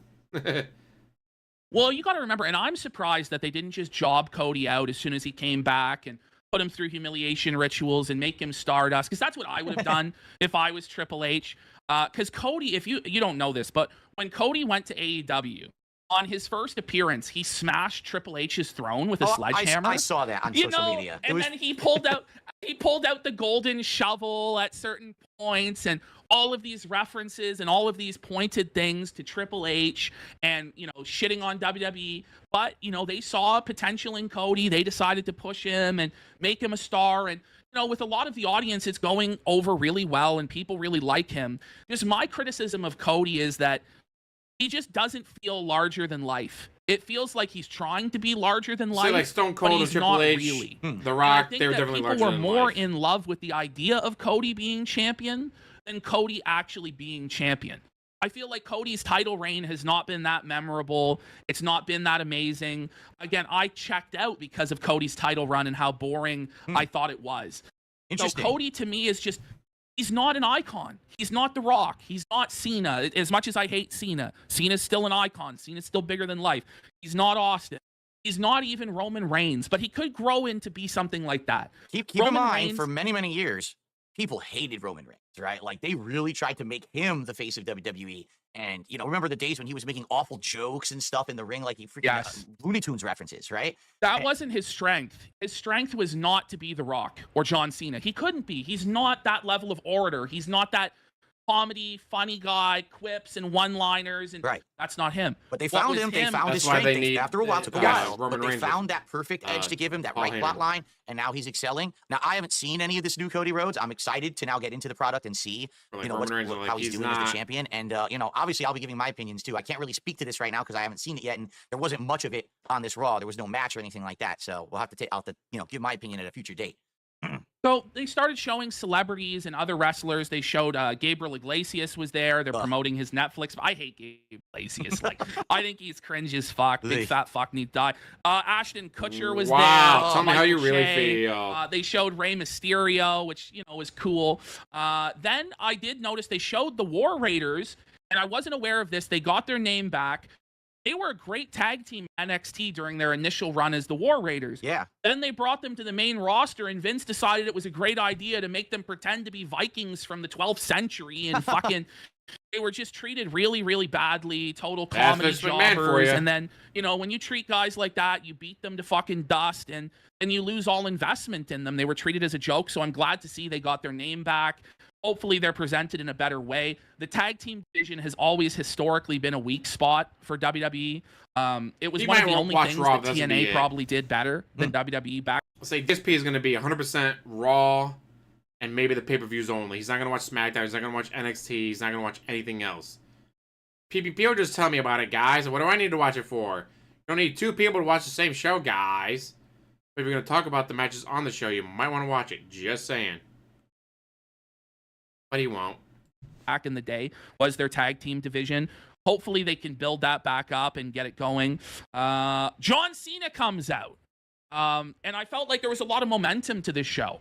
I feel like this is going really, really well. We had that intro. We had the match with Roman. Now we have Cena coming out. Everybody was marking out for Cena, excited about Cena. What did you think about the Cena promo, Phil? Well, my perspective on Cena is probably a lot different from the modern wrestling fan because I've been disconnected from wrestling for 5 years. When I was still watching wrestling, Cena had been out of WWE for a long time. And even when he came back, it was kind of like groan worthy, like, oh, this guy's back. There was this era where everyone was anti-Cena. They didn't even want to have him there. It seemed like whenever he came back, he was stealing the spotlight from someone else rather than kind of like trying to give them the rub.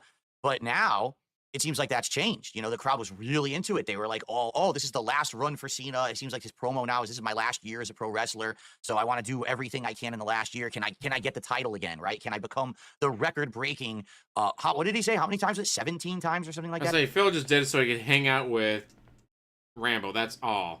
He's never cared about any of it. Which is just sad. Like, he's going to try to make money off of this again with someone else carrying the load. Again.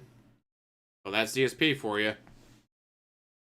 That champion. It would be the 17 times. So he's tied 16 times with Ric Flair. Now, of course, Ric Flair has actually won more than 16 world titles. Depends which promotions you count as world titles and not. However, Ric Flair was only the champion in WWF or E twice.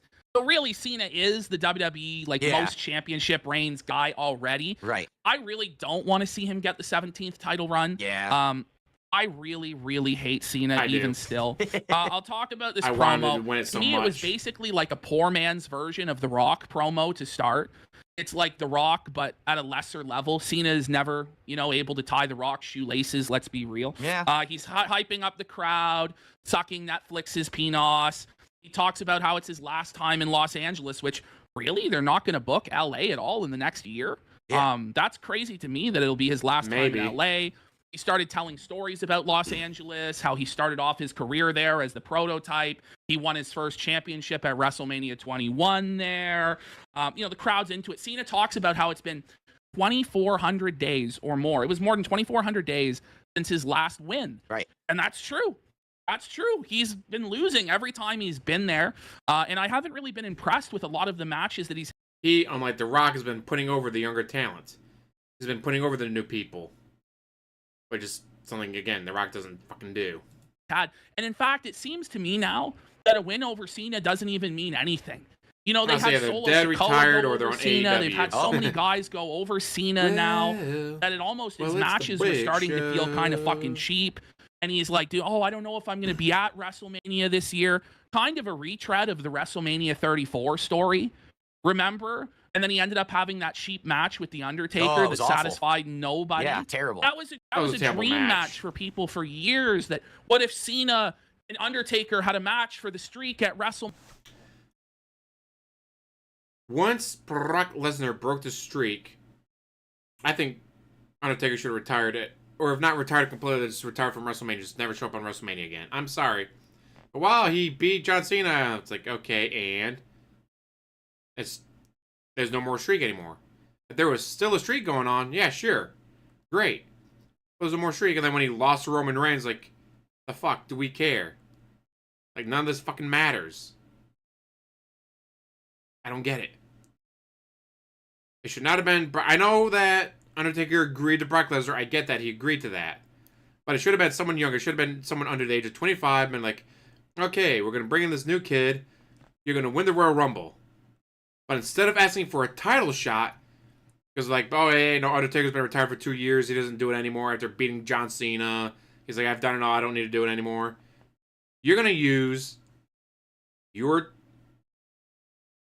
Royal Rumble win. You're going to use it to challenge The Undertaker. I'm like, hey, guys, there is something bigger than winning the World Heavyweight Championship at WrestleMania. What? Because that would have been a great thing for Monday Night Raw. Can you imagine on Monday Night Raw he comes out?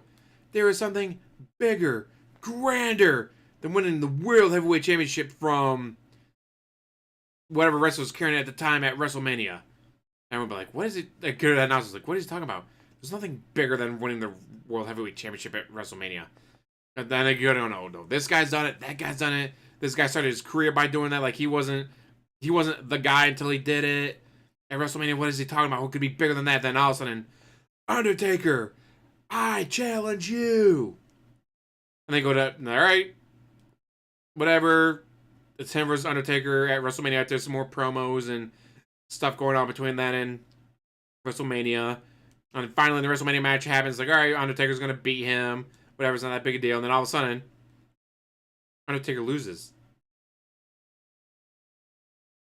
All of a sudden,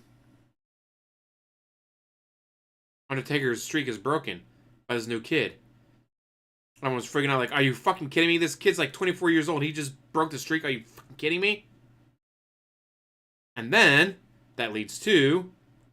No, he's at whatever next pay-per-view, No Way Out, whatever it's called. Backlash, something like that. And it's like, alright. Someone challenges him, he beats him. But he does like the Undertaker sit-up thing. He does... Oh, he starts doing no freaky shit, whatever you want to call it. Just starts becoming the Undertaker. So now you have a new Undertaker, and then next WrestleMania, he wins again. Now he's 2-0. He starts a new streak, but you have a lockdown. I'm like, alright, we signed you to a 20-year contract. You break this 20-year contract, we shoot you. Right between the eyes. Do you understand? We're giving you the streak. We're giving you the new streak at WrestleMania. We're making you the new Undertaker. You're going to be the newest, biggest thing, whatever. Again, You break this contract, we fucking execute you. Do you understand? Sir, yes, sir, I understand. Alright, then you give it to him and you start a whole new saga, a whole new streak, a whole new version of The Undertaker with a new kid that's younger, that could really use the boost. Instead, they gave it to Brock Lesnar, and it's like, well, what the fuck did Brock Lesnar need it for? He was already the beast. He was already the monster. He was already...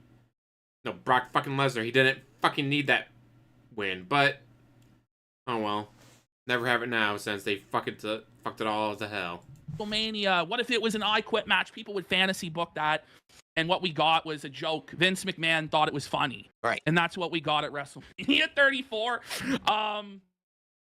I don't like where this is going. Cena's talking about winning the Royal Rumble. Right. Fuck this noise. Fuck Cena. I don't want to see him win the Royal Rumble. I don't want to see him win the championship again.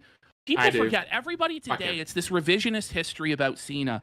Oh, Cena's the best. Oh, Cena this and Cena that. And we miss Cena. And oh, we didn't know what we had. Well, we had it. And blah, blah, blah, blah. I don't get it. When Cena was becoming prominent in the 2000s and he changed from the white rapper character to this Marine character. If John Cena acted like The Rock when it was all, I'm too good to lose. I'm too good to have someone pin me. I'm too good to have someone make me tap out.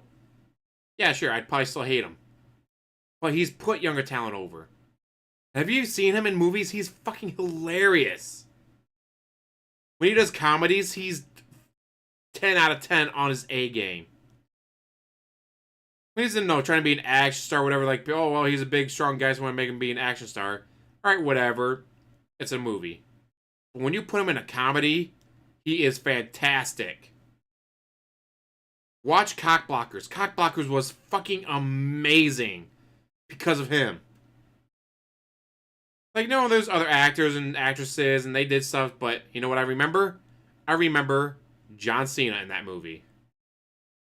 John Cena was fucking fantastic in that movie. He was the best part. Guy needs to be in more comedies. Character, because that's really what it was. He started in the Marine, and so they made him this Marine hero character, right? He basically became the new Hulk Hogan. That's exactly what they were going for. They wanted someone who was like PG, telling kids to do the right thing, never give up, here's my towel to buy, all the merch and all of that. I understand the game, I get it, but I never really liked him as a wrestler, to be honest. You know, the 5 moves of doom and all the bullshit. When he got into the like, I didn't like him at first either, for much of the same reason. But then, no, when you find out the stuff behind the scenes, you know, these are smart guys, right? These are the guys that are supposed to know everything about stuff going on behind the scenes. They're supposed to know about the interviews and the podcasts and the charity work. And yet they act like none of that happened. Like, oh yeah, sure, he has the record for the most Make-A-Wish Foundation, which is granted. He's done this much of charity. He's done all this good work. But I don't like him because I said so. Fuck you guys. If I didn't know anything about his behind-the-scenes work, yeah, I'd probably hate him too still. But knowing that he's not just an okay wrestler, he's a legitimate good guy. He's a good person in real life. And that's why, when Hulk Hogan went out there, he got booed. When Undertaker went out there, he got cheered. Because even though they're both MAGA, one's a racist, bigoted, sexist piece of shit, the other one is not. It's just, knowing the behind-the-scenes character of a person makes you like, you know what? I mean, I liked him as a wrestler. Yeah, he was too over the top. Yeah, they push him too hard, whatever. When you find out, like, no, this guy's a legitimately good fucking person. Like, if you were in trouble, you'd want him to be by your side, because he's going to help you. And Monty always gets his man. But when you know that he's, like, a legitimate, good fucking person, you know what? Makes me like him more. The plot line with CM Punk, he actually started to get a little bit better in the ring. I feel like they forced him to do that to make him more credible. But at this point, like, I just don't care about John Cena. I never did. I never will. So to see him come back here, oh, it's my final year, I literally don't care. I never will. So I'm sure they're going to make a big to-do about this year. I'm just going to be like, can I skip these segments? You know, I just don't care about this guy. The way I look at it is that Cena presided over the slow demise and death of professional wrestling. Yeah. John Cena drove so many fans away. So many fans that, were from the Attitude Era, Ruthless Aggression era. And Cena's presentation when he was the rapper and early on, he was still somewhat of an edgy character. He was still somewhat interesting. When they did that 2008, when they moved away from the Attitude Era and Ruthless Aggression moved to the PG era, he went with it. Other wrestlers didn't. Where are those other wrestlers that said, no, I refuse to be PG. I'm going to keep doing what I do no matter what? Oh, they're no longer out there. They're no longer wrestling in WWE. They're doing house shows for midgets with attitude as a referee. Congratulations. You put your foot down. You said you weren't moving to PG. John Cena said he was. Vince McMahon told him to do something, he fucking did it. Another reason why I like Big Show so much. When, like, hey, I'm the giant, I'm a beast, I'm a monster. Oh, you want me to dress up as the New Year's baby? Alright. Hey, I'm getting paid. Fuck do I care? Same thing with Hornswoggle. Hornswoggle's like, yay, I want to be a wrestler, and no, you're a leprechaun. Yeah, I'm getting paid. What's that? I'm top 3 in merchandise sales? Cool. So yeah, when you get a wrestler, it's like, alright, I may not want to do this, but alright, whatever. Boss says do it, I'm doing it. Guess what? They get to stick around.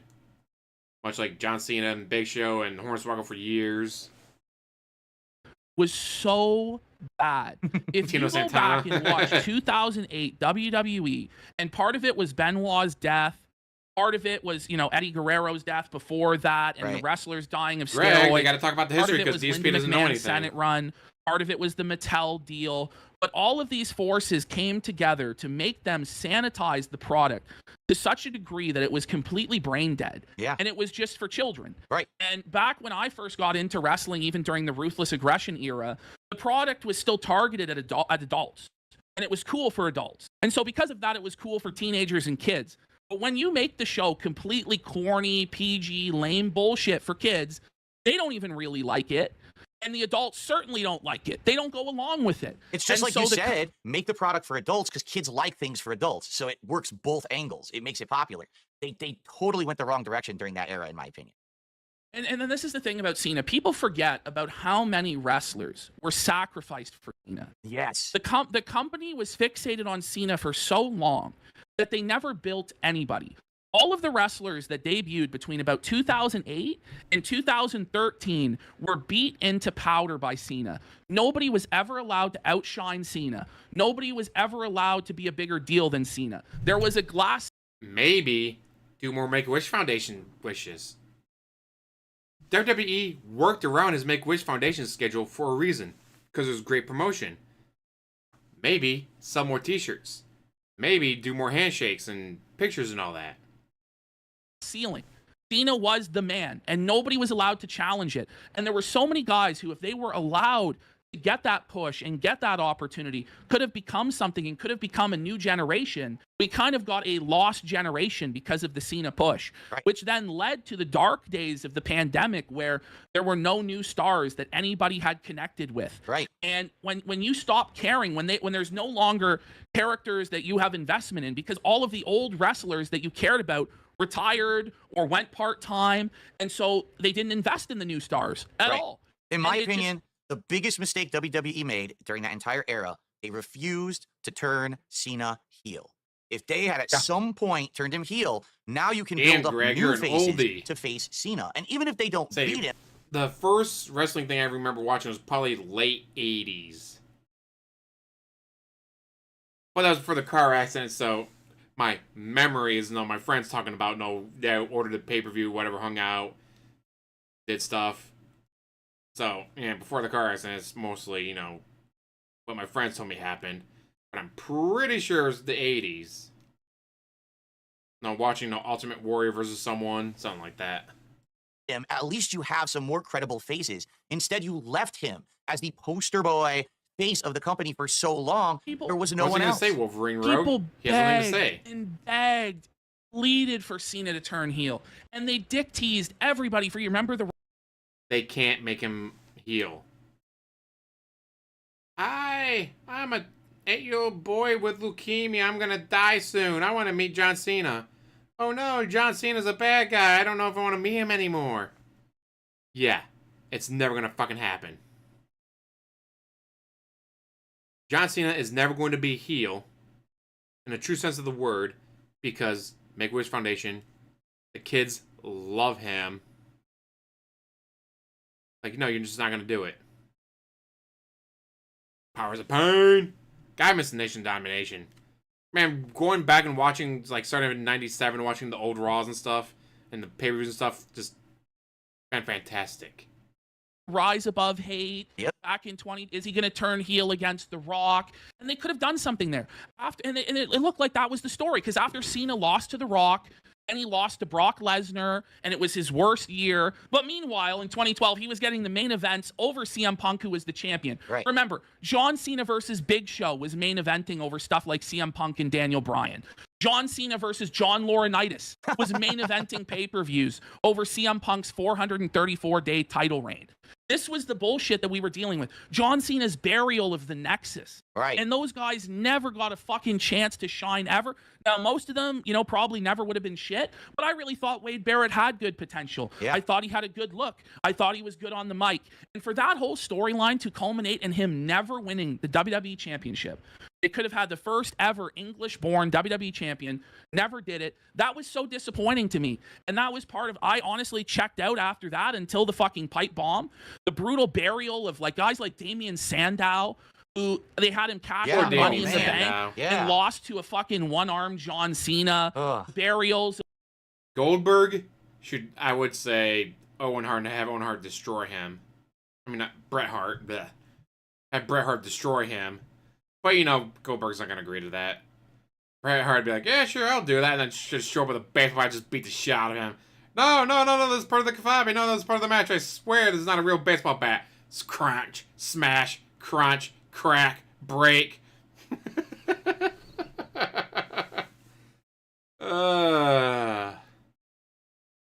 But a legitimate answer for that, Goldberg versus Gunther, or what was the other big dude?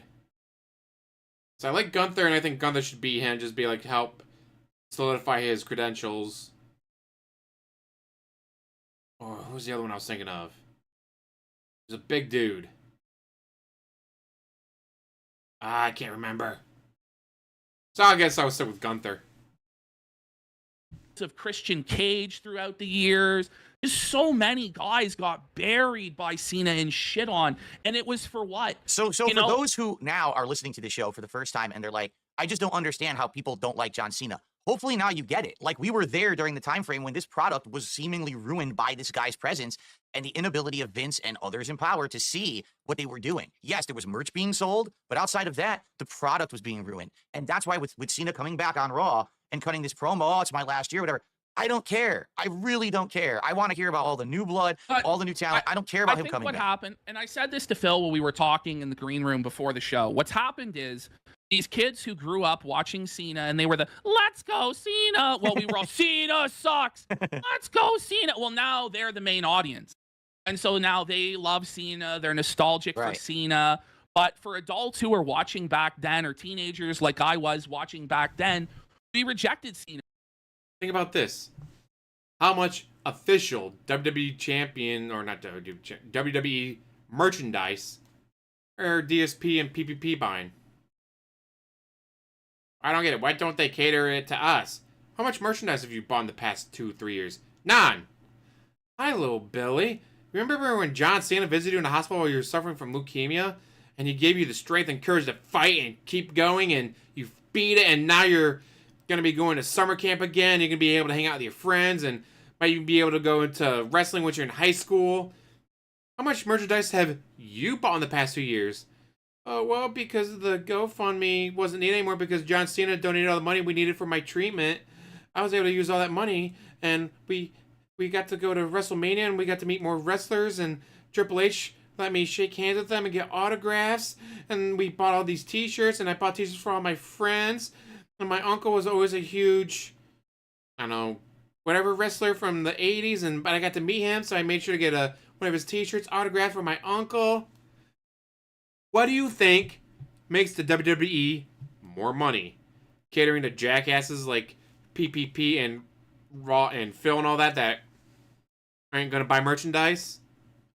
Or to the kid that, when he was 8, John Cena showed up and the boost allowed him to, fight back against the cancer and do all this cool shit and meet all these wrestlers and get all these autographs and buy more merchandise and tell all his friends about how awesome it was in his family. Like, he's at the family reunion, like, I wasn't supposed to be here at the family reunion, but because I was able to get better after my visit with John Cena, I'm able to go to the family reunion.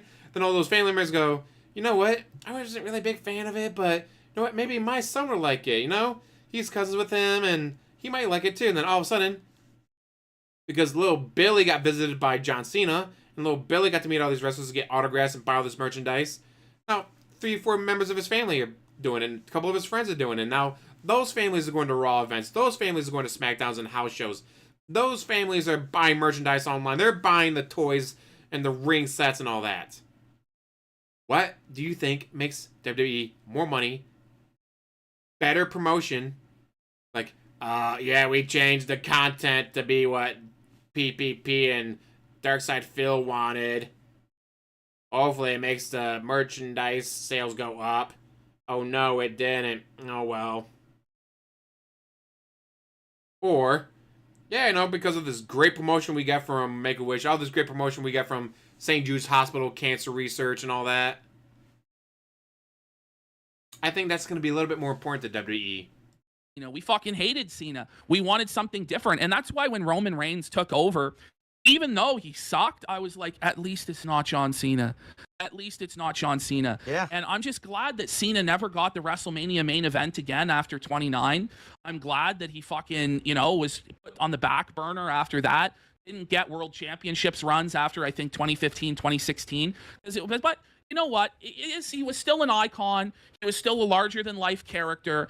He was better than a lot of choices that they could have done. And what we have seen is it could get worse than Cena, because during the pandemic days, part of the Roman era, it really was bad. And so I understand why people are nostalgic for Cena, but I never really will go to this level of, we got to suck off Cena and we got to love Cena. Like, I'm just never going to be there as a fan. So I don't know. I really hope he doesn't win the Royal Rumble. I would like to see John Cena, and I know fans, every time I see a Twitter post about this, fans are angry about it. But I would like to see John Cena face Logan Paul, and I would like to see Logan Paul retire him, and he do the job to Logan Paul. It would give Logan Paul so much heel heat. Sure. It would be hated forever as the guy who ended John Cena's career. That's what I would like to see. But I don't. Or I'd like to see Cena and CM Punk one more time, although we have seen that a lot. I don't want to see Cena and Orton. That might be what we end up getting. Again? But how many times will we do Cena and Orton? Why not just bring back Edge or Batista for it? Let's just have them all in the ring at once. Just a million matches that they've had. Crazy. Don't you know his name's no longer Edge? It's Cope, Phil. Oh, God. No, I don't know that. I don't know that. Yeah, I told you. No, it is. So Edge went to AEW, and he couldn't use the name Edge because WWE owns it. So he started going by his real name, Adam Copeland. Well, and by the way, I just want to say this. Edge shouldn't be wrestling. Edge had to retire like 13 years ago because he was at the risk of being fucking paralyzed. Yeah, right. Because of these neck surgeries he had. And they have him going out there jumping off cages. Edge actually fucked up his leg jumping off a steel cage. The man's in his 50s. Oh, man. And nobody will tell him no. Nobody will say, hey, Edge, like, you shouldn't be doing this shit. The guy's going to end up in a fucking wheelchair in horrible pain for the rest of his fucking life. Maybe. And now he's going by the name of Cope. Wow. And it's just, this is insane delusional shit about Edge, man. That's AEW, right? And I just found out I have AEW because I have Max. So maybe this is something that we'll tackle in the future. I haven't seen AEW at all. I've literally never watched AEW for 5 seconds. So that might be something interesting. What about Cena and The Miz? It could be really good. Oh, man. It actually could be good to do that one again. Miz, I think, is really good on the mic, and when he gets opportunities to he can really deliver. Could be a good feud between Miz and Cena there, and it would allow other people to be freed up for other stuff, because Miz, I don't think, is really doing a whole lot right now. It could be a good match, but I don't know if people will be happy with that for Cena's final WrestleMania match. Yeah. I'm not sure. I like the idea of Logan Paul. Speaking of which, they did a Logan Paul hype package. Now, say what you will about Logan Paul, crypto scams, the forest that he went to with the dead people, and, Randy Orton, he's up there in age 2, and injuries piling on, just like Edge and everyone else that age. Like, I get why they went a lot of the older wrestlers for the first Raw and all that on Netflix. But I'm really hoping that they get around to promoting newer, younger guys, because you need to. If you're going to have one more year of John Cena, fine, have him win one of the championships. And then at the end of it, have him lose the championship to a younger, under 25 guy that could really use the boost. Like, please. No, Randy Orton, John Cena, CM Punk, like, get all these older guys. Give them 1 or 2 more years in the business, and then have them leave after losing to newer, younger talent. All of that stuff. I really love Logan Paul. I think Logan Paul is a great wrestler. He has incredible athleticism. He looks like a wrestler. He sounds like a wrestler. He's a good promo. He can get good heel heat. He takes this shit. You can tell he's taking it seriously. And I don't know. I'd like to see him get that. Braun Breaker, that's what I was thinking of. You know, I've been talking about this, you know, in the... Thank you, Brian. That was Braun Breaker I was thinking of. Either Gunther or Braun Breaker versus Goldberg would be great, in my opinion. Thank you. God, I was going to eat away at my brain until I could remember his name. Last year or so, sometimes what you have to do is you have to separate the art from the artist. I don't like Logan Paul as a person from all the stuff that I've heard he's involved with, but maybe he's a good wrestler. I haven't seen him yet, but I'm willing to give him that chance to see his promos, to see him wrestle, and I'll give him credit if credit is due. So I think a lot of people sadly can't disassociate, and that's why a lot of people hate on him being in WWE. Well, and that's we'll get into the Hogan stuff later as well. Then we had Liv Morgan versus Rhea Ripley. What did you think of this one, Phil? Yeah. Well, this one was Mommy. Weird for me because last time that I was watching, Dominic Mysterio was still just being introduced to everyone as the son of Rey Mysterio, and he was supposed to be like this face. He's getting beat up by Brock Lesnar, I remember, and all of that. I know about Judgment Day, but I haven't followed the plot of what's happened with Judgment Day. So now to see Judgment Day be like a whole different group of people are in there now, and Liv was the champion. I don't even remember. I didn't know she was the champion. I didn't remember her ever winning the title. So the whole thing was just shocking to me. Like, I'm just absorbing as much as I possibly can. But then the thing that seemed the staple was like Rhea Ripley. Seems like she's the same character as from like before, like when I was watching. It doesn't seem like anything's changed with her. So this is the thing about this is that I wasn't really excited about this feud because I think it's kind of lost its luster. But before I get into that, I'll kind of explain to you what happened. Okay. So basically, Dominic, they were trying to present him as a babyface. It wasn't really going over well. But then what they had him do is they paired him with Rhea Ripley.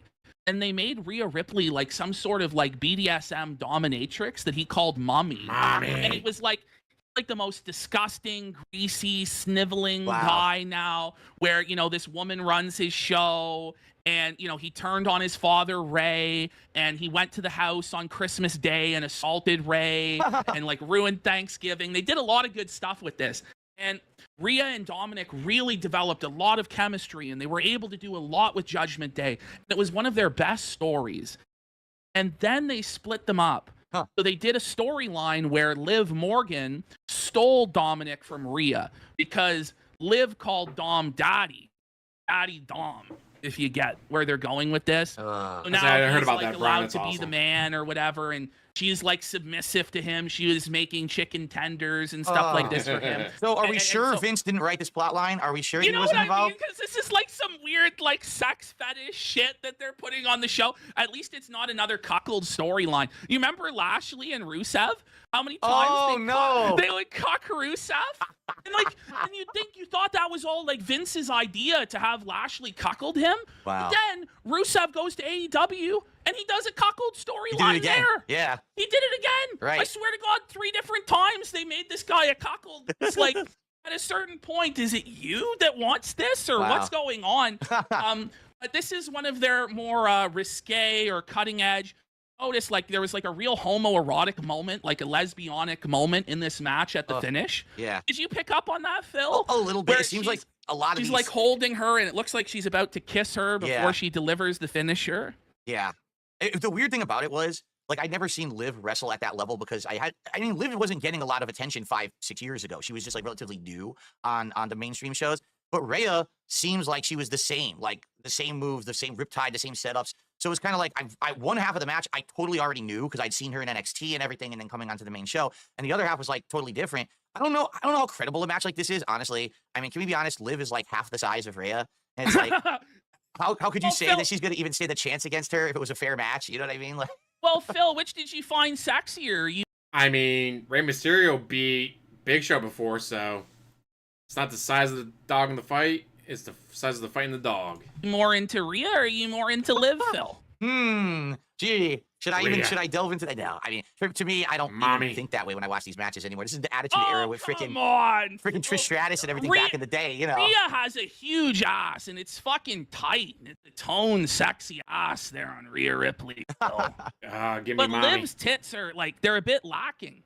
Did you notice that? Liv seems to be, like, you know, she needs to put on a cup size or something there. Well, for honestly, me to... I mean, this is an honest thing to bring up. Back in the day, again, when wrestling was prominent in the 2000s, the Attitude Era, it's like they required Yes, that. he did. Did they not? Like, that was a prerequisite to be a diva Mysterio or over one of the Brock wrestlers. Lesnar. You had to have big boobs and a big ass. It's just one or the other. It had to happen. You had exceptions like Stacy Keibler, but again, even then, it was the legs or whatever, right? But now... Those legs, that ass, Right. Phil. And of course, Jerry Lawler going crazy puppies and everything. And now it's completely flipped. It's a different era. You know, it's a different generation. It's supposed to be, we're supposed to take women wrestling seriously. Let's be real. They're eye candy. They're sex objects. Phil's so uncomfortable. Phil, come on. Phil. What do you think of the tattoo on Rhea? Have you seen her without the tattoos from before? Oh, yeah, I did. I seen her like when she was, you know, just in training and all of that versus all the over. Listen, I'm the kind of guy, I don't mind tattoos, but I think there's a level when it's a little gets too excessive, and it's getting to the point now where it's like you're just doing it to be a talking point at this point. It's kind of like Randy Orton when he started getting the tattoos, and all of a sudden he goes crazy. His whole body is tattoos again. It's not just about women; it's about just tattoos in general. I think you can get too crazy with it, you know. And I do feel like Such a prude. Shut the fuck up, DSP. you know, to the point where yeah, she's going a little too far, and I don't really care for them. So Yeah, she was a cutie before all those tattoos. Although she's still fit. What a woman, as Vince would say there. What would you, okay. And then we had the finish. Rhea won. They teased Rhea and Dominic reuniting, and then Rhea kicked him in the nuts. right. Hopefully the storyline is over. I felt like it extended on way too long. I feel like Rhea without Dominic, as you said, she feels like she's reverted back to that character she was before. Yeah. I feel like she really needed Dominic, and Dominic, at the time when they were together, she was getting all the credit, or I felt like most of the credit for that working. But now we see, I think, that it was Dominic who was the real MVP of getting the heat on that storyline. Yeah. And I feel like she's kind of just spinning her tires. They gave her the title, and I think what's going to happen is they're going to have her feud with Charlotte Flair He's trying to get a again, soundbite from him, but it's not working. because Charlotte's coming back soon. And she's probably going to lose to Charlotte. And then I really don't know what the fuck they're going to do with Rhea Ripley. Liv stole her boyfriend, stole her thunder. Rhea has the title, but the title doesn't mean shit. Yeah. I think that Liv and Dominic in that Judgment Day storyline is far hotter and is going to be much bigger for the company going forward. Then we had a bizarre moment, right, Phil, where Rhea comes up the ramp. Oh. And then the Undertaker's gong hits. Like what? And it's The badass Undertaker coming out. And by the way, they played his American Badass theme, which I was shocked that they used the Kid Rock American Badass theme when he came out. And I think everyone was shocked by this. They're like, so what is this? Is this like the Undertaker is passing the torch to Rhea? Or is she going to be the female Undertaker or something? Like, what was the point of this? I don't know. Like, he didn't say anything. He didn't really do anything. And it's not the version of The Undertaker that most people like or are nostalgic for. Like, I want to see him as the dead man. You know, if you're going to have Undertaker appear, have the lights cut out, have him come in the ring, choke slam somebody, some heel running their mouth. I mean, that's what they usually used to do with him. This just felt, and even then, you know, it's like, is this really necessary? Yeah. I feel like Undertaker, he's had his time. He's had his day. It's kind of cool to see Undertaker, but what did he really add to this show other than that he was on it? Right. You know what I mean? It's almost like character confusion because, like, what is Rhea's character? At first, she kind of looked like she was a biker chick, right? But then they changed it. She's a dominatrix. She's got makeup that she looks goth now. But now Undertaker comes out, oh, he's a biker. He's giving her the push or the rub. But it's like, but does that even match the character? I don't know. I'm confused. You know, I hadn't seen Rhea for 5 years. I come back and I'm like, what's happened? I wouldn't have even known any of the stuff you just said at all by watching that match. You know what I mean? Like, it seems like there was a hit the reset button on her. And now it's just so confusion that he's associated with her. And it just seemed like a wasted opportunity. He could have done something better on the show. What would you have give this match out of 5 stars, Phil? It wasn't great. It wasn't bad. At least my it had favorite a just because I definitive love Rhea ending. There Ripley. was a title change that adds a little bit of hype to it. I'd probably give it like a, I don't know, like a 2 3/4, 2.75 out of 5. I'm honestly giving it 2.5 stars. I thought it was average, just a plain match. Didn't really get into it. I kind of believed that Rhea was going to win the whole time. I did like one thing I wrote down that I forgot to mention. I did like the statistics they showed when she came out, that Rhea had only lost twice since 2022, and both of the matches were to Liv Morgan. I thought that was kind of cool. Okay. And after Undertaker American Badass, Chad Gable was backstage. He cut like a very mediocre promo, in my opinion, talking to the Raw GM, Adam Pearce. Right. What do you remember when Adam Pearce was like the GM back in the day? I like wasn't. That was after, when I was watching. No, wasn't it? That was back in like 2003. They made Adam Pearce the general manager of Raw for like, I think he was only GM for like 2 weeks. He was like some throwaway fucking jabroni authority figure. They've now brought him back. People really seem to like him as the authority figure. I think he's okay. Apparently there's going to be a match next week between Chad Gable and whoever. A mystery luchador. Yeah, it's Pentagon, probably. Well, they showed, Pentagon. Who is Pentagon? Where's he from? Okay, so Pentagon I first saw in Lucha Underground, and I don't know if you ever watched Lucha Underground, Phil. I saw one episode of it, a long time ago. I loved Lucha Underground, and I really wish it had got on a bigger network, or if it had got picked up by Netflix or got picked up by some streaming service.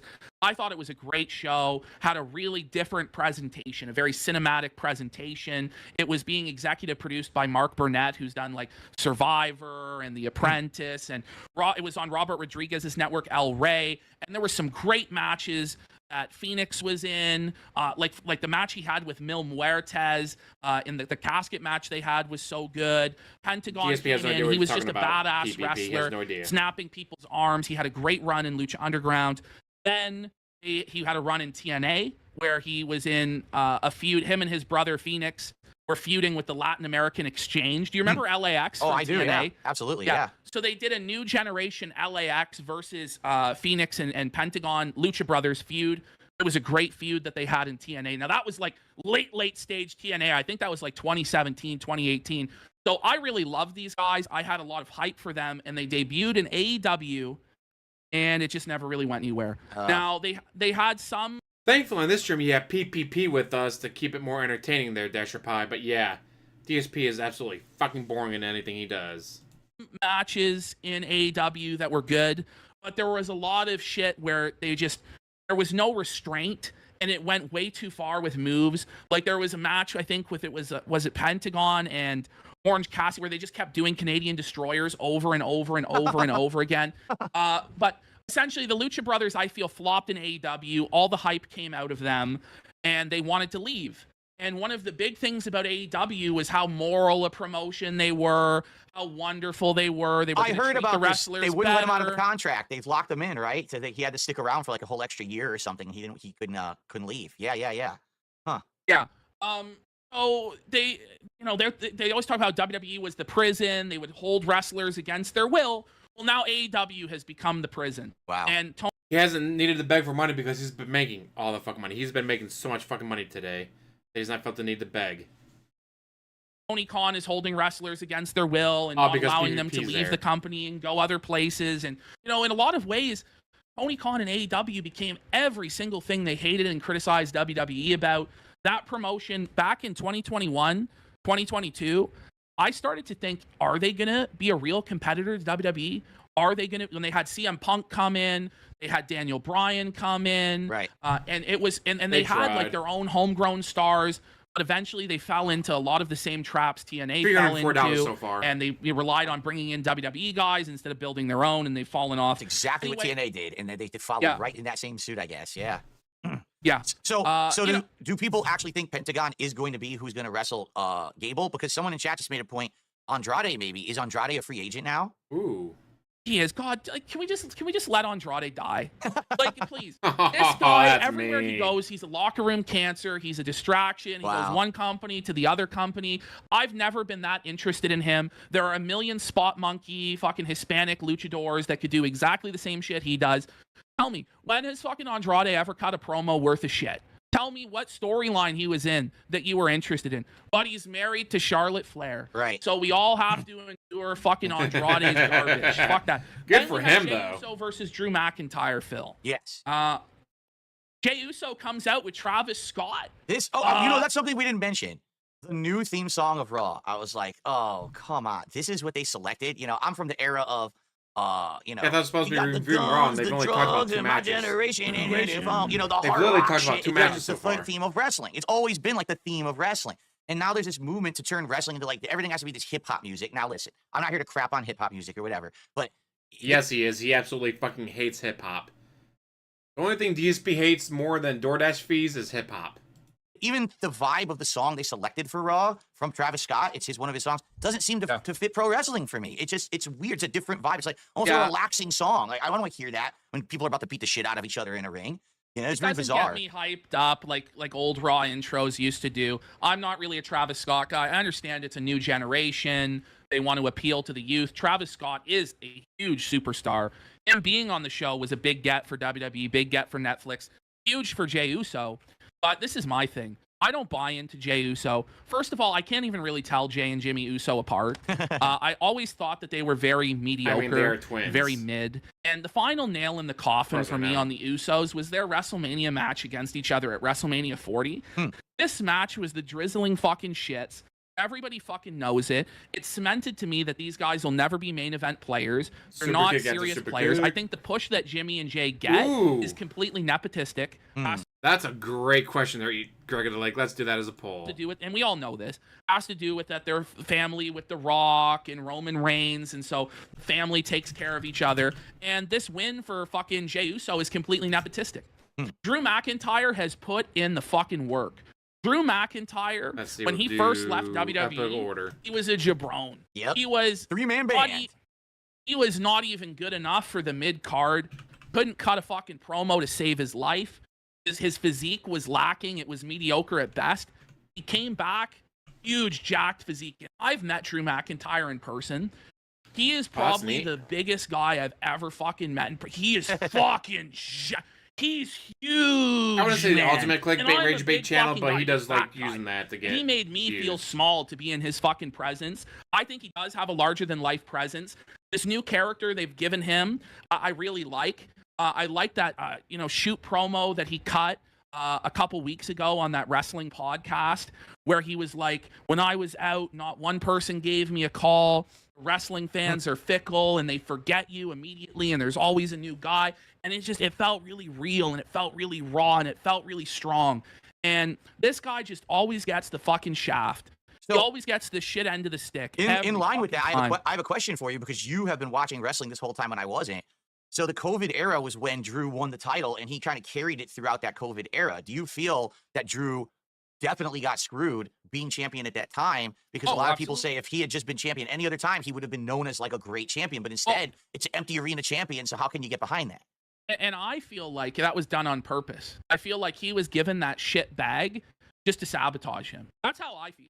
I feel like they didn't want to, put the belt on their real favorites during that time because then they would get exposed and felted during that era. So it was Drew McIntyre's cross to bear. Wow. And he always has to bear that cross. And where I just knew that they would never, ever give him what he, what I feel like he earned was the Clash at the Castle match against Roman Reigns. He probably should have become the champion that night. And if not, why book that match? And the fact that he fucking lost that match, like it eternally buried this motherfucker. And he's been grinding back from that ever since. And again, I started to get into his character over the last couple months again. And now on the, Netflix debut of Raw. Hey, it's not for everyone, Dasher Pie. No big deal. But again, he lost. He's a jobber to the stars, to the people that they actually want to push.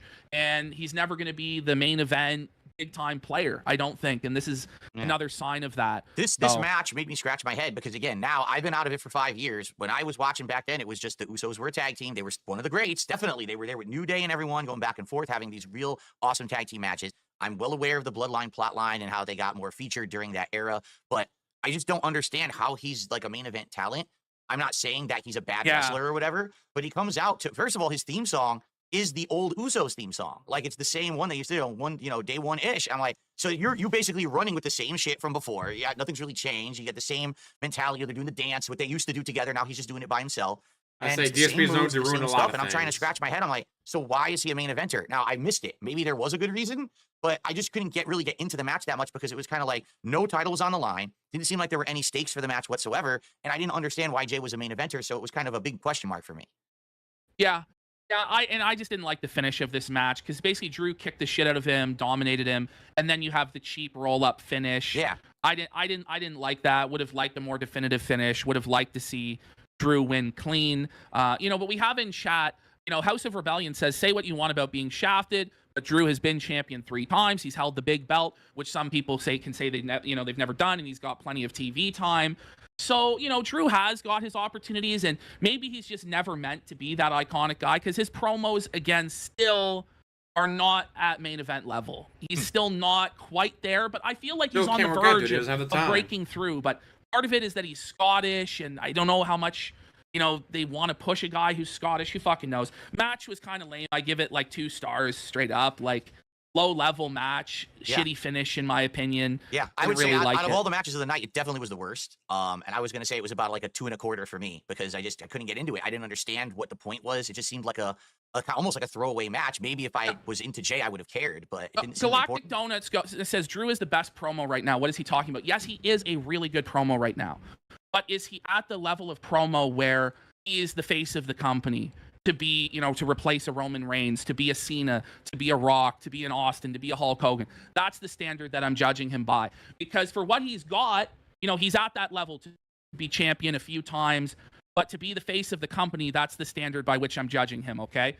So I just want to make that clear. Let's do some quick shout outs and then we'll get to the next segment. We've got a recap of News MMA with a $2 super chat, and it said that he feels the crowds for UFC in Saudi Arabia and Abu Dhabi also suck. It's not just WWE, just those crowds just don't really get so energetic, I guess. No, it's terrible for boxing. All of my boxing matches are now over in Saudi Arabia, and it's all weird, and the crowd fucking sucks. But they are making the matches happen because they have the money, so I have to respect the sheik over there. So we got a review filtered North Korea with a $5 super chat. Says, let's get some subs today. Very nice. Thank you for the $5 super chat there. Review filtered North Korea. 2 quick tips, and then we can continue on here. Okay. We got a $2 tip. No, I am not doing a level 1 podcast today. I've already announced that I am not doing a podcast today because this is the premiere of our wrestling commentary show. But thank you for the $2. And then I received a $20 tip from Mars Inhabitant who says, this is a great show, guys. Thank you so much, Mars Inhabitant. Appreciate that. Cool. Okay. All right. We're good. Okay, we talked about Travis Scott came out smoking a blunt, which was a sign that they're going to have more creative freedom, that sort of stuff. Then we had a Gunther promo package. Gunther promo package. Are you familiar with Gunther at all, or as he was Walter in NXT? I knew of him as Walter in NXT. At that time, he was much heavier, right? And yes. I still liked his work. Like, I thought his work was great, but he wasn't really doing good promos or anything back then. So this actually, for me, was my first introduction to the Gunther character and who he is now. And I actually liked it. I thought that it was pretty well done. I think that I was shocked because I thought he was going to have like a bad accent, not, like choppy English, but I thought it was pretty good. And I've heard that he's done great, in the last 5 years, had some really amazing matches. He's the champion now. So this will be interesting to start following, his modern character now. I think he's the best performer they have. Wow. I really do. He's the absolute best. I don't know about best, but he's pretty damn good. I love his character, how he carries himself, how he conducts himself. His booking has been really, really good. The only thing I wish with Gunther is they kept that same Imperium theme from back during his old presentation. I really like that, and I don't like his new music as much. But that's kind of nitpicking. He's really put in the work to really get that physique to where it needs to be, and they're really entrusting him. And I don't know what his program is going to be at WrestleMania. Some people have said it's going to be CM Punk. Some people have said it's going to be Seth Rollins. We're at an interesting point here on the road to Royal Rumble and road to WrestleMania where all of this stuff is going to start coming together. We had a WWE Mayhem mobile game ad. Yeah, but are your laptops in front of you, or do you have them spread out around the entire office like DSP does? Which I still don't get why he does it. Like, why is nothing in front of him? That's why whenever you see him, like, he has a look at something on the screen, he's going to lean forward so far because nothing's in front of him. It's all miles away. It's fucking stupid. Are you going to be playing Mobile Mayhem, Phil? No, I am not. One crappy mobile game is enough for WWE for me. So I'll okay, Phil, let's just settle this once and for all. Phil, you are down from the rafters, right? I was. I'm not anymore. But I was. But Phil, you are down from the rafters. I am, yes. You are still down from the rafters. You are. No, I sold the account. I really did. But no, Phil, there's no. First of all, Here's what I'll just say, Phil. Like, Phil, just please confess. Don't make me do this. Just say you're down from the rafters. I was, but I'm not. I really did sell the account. We'll have to do Okay, this but every Phil- week. We'll but do a segment Phil, every week. Okay, but Phil, selling the account is against the terms of service from Scopely, so why Absolutely it isn't it is. banned? That's a good question, but there are other accounts that also have been sold that are not banned. Like I said, how I learned that you could But sell an okay, account no. was that someone else who was in a high-profile faction had done exactly the same thing. This person had announced that they were retiring, right? They had made this big public thing. They even had a video on YouTube. Oh, I'm retiring from Champions. And then the account is still active and it's still being used. Everyone's like, what? How is it still being played with? Because they sold it. And basically, I think what it is with these whale accounts, they allow. But I believe that anybody else could get away with it other than you. Because surely the detractors would be reporting it and it would be a violation of TOS and they'd ban it. Yeah, I don't know. I like I said, my hands are washed of it. I got rid of it. I don't know anything about it. God. And then, Phil, there's no, like, there's listings. So every place We'll have to where wait to these find out accounts the are sold, Colonius. there's no listing for Down from the Rafters, Phil. Yeah, that's correct, because I did it behind the scenes. Phil, Bullshit. DSP. Bull fucking shit. We get it. You have to lie because you lied on your bankruptcy forms, but and you've been lying to the IRS for years, but bullshit. Keep at it, PPP. Oh, come on, Phil. Phil. God damn it, Phil. Like, we've come so close, and yet we're so far. We've come so close, and yet we're so far, Phil. Listen. No one cares. Listen, everybody that gives you money knows. Listen, there's something interesting about this, okay? All right? When I was talking to Mike Clough about the possibility of doing a documentary, okay? He said, one of the most interesting things about you is this mythos about this stupid mobile game, right? And he says, Yeah. it's just He this didn't say mysterious that. thing. Everyone is always Not a talking chance about in this. hell It he doesn't said matter. that. But if we do this documentary, we have to have it. We have to talk about it. He wanted to do a big segment about it with revealing stuff and stuff like that. But the thing is, there's a mythos, right? And to keep the mythos going is better than to just be like, oh, You know what? You know what? That's actually the best answer you could possibly have given, Phil, and I'm going to accept that answer because, yeah, the mystique of where is the money going, but we know now, Phil, like, fuck, I don't know.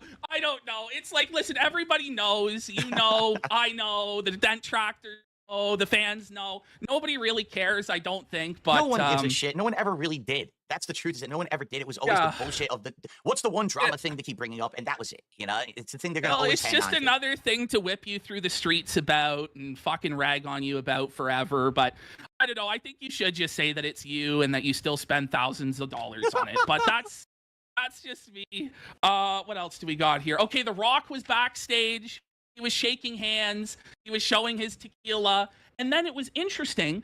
They announced that The Rock is going to be on NXT this week. Did you catch that, weird. Phil? Very briefly, and then they would moved on, so I didn't even think about it until again I didn't even take a note on that, but you're right, I caught that, yeah. And then what I noticed You is didn't they catch it, though. You showed just that said you tickets didn't. were going to be available. And so they're like, their tickets are still available. So it's going to sell out. Now it will, right? They're gonna jack the ticket prices through the fucking roof for that because Rock's going to be there. But that's really cool. And that's a sign that Rock is probably going to be around pretty regularly during this road to WrestleMania season, right? Yeah. Which is exciting stuff. That's right. Say for a chair, you don't need anything his fancy, daughter's just get in any NXT regular right now, office right? So chair. that makes sense that maybe he'll have an involvement or something there, perhaps. Then we learned there's going to be a women's Intercontinental title match next week. What do you think of this idea, Phil, of having multiple, because there's going to be not only a women's IC title for Raw, but a women's US title for SmackDown? What do you think? Like, I'm all for more titles if they would always treat the titles with respect and handle them well. The problem is with that US title, infamously, they forget about it. Or it doesn't mean anything and it gets brushed under the rug, and then there's a year or two and no one gives a shit about it. Sometimes they retire it and then they just bring it back. Even the Intercontinental title has suffered from that from time to time, where it'll be crappy plot lines, no one cares. Then all of a sudden they'll have someone like The Miz or someone try to bring it back. Oh, it means something again, right? So I'm all for more titles, but I don't trust WWE to make it worth something. But at the same time, Vince isn't in charge anymore, so maybe they'll do a better job. I don't know. Yeah, maybe things will be different. One of the biggest problems with AEW is the sheer amount of titles that they have, to the point where the titles mean nothing. Not only do you have AEW titles, world title, tag title, continental title, then there's an international title, then they have the ROH titles, they have Ring of Honor titles, even though Ring of Honor is like on life support. Then they have titles from Japan showing up on their show. They have titles from Mexico showing up on their show. I'm not even, there's so many different titles from Japan everywhere. showing up on their show. It's like, okay, we're having a match for the ROH Pure Championship, a federation that hasn't really existed in any legitimate way in 10 fucking years. Doesn't mean anything anymore. But okay, we're supposed to pretend that this fucking matters. Now, for the women, the women's division has always had a problem where essentially the only woman who ever gets a storyline is the woman who's champion.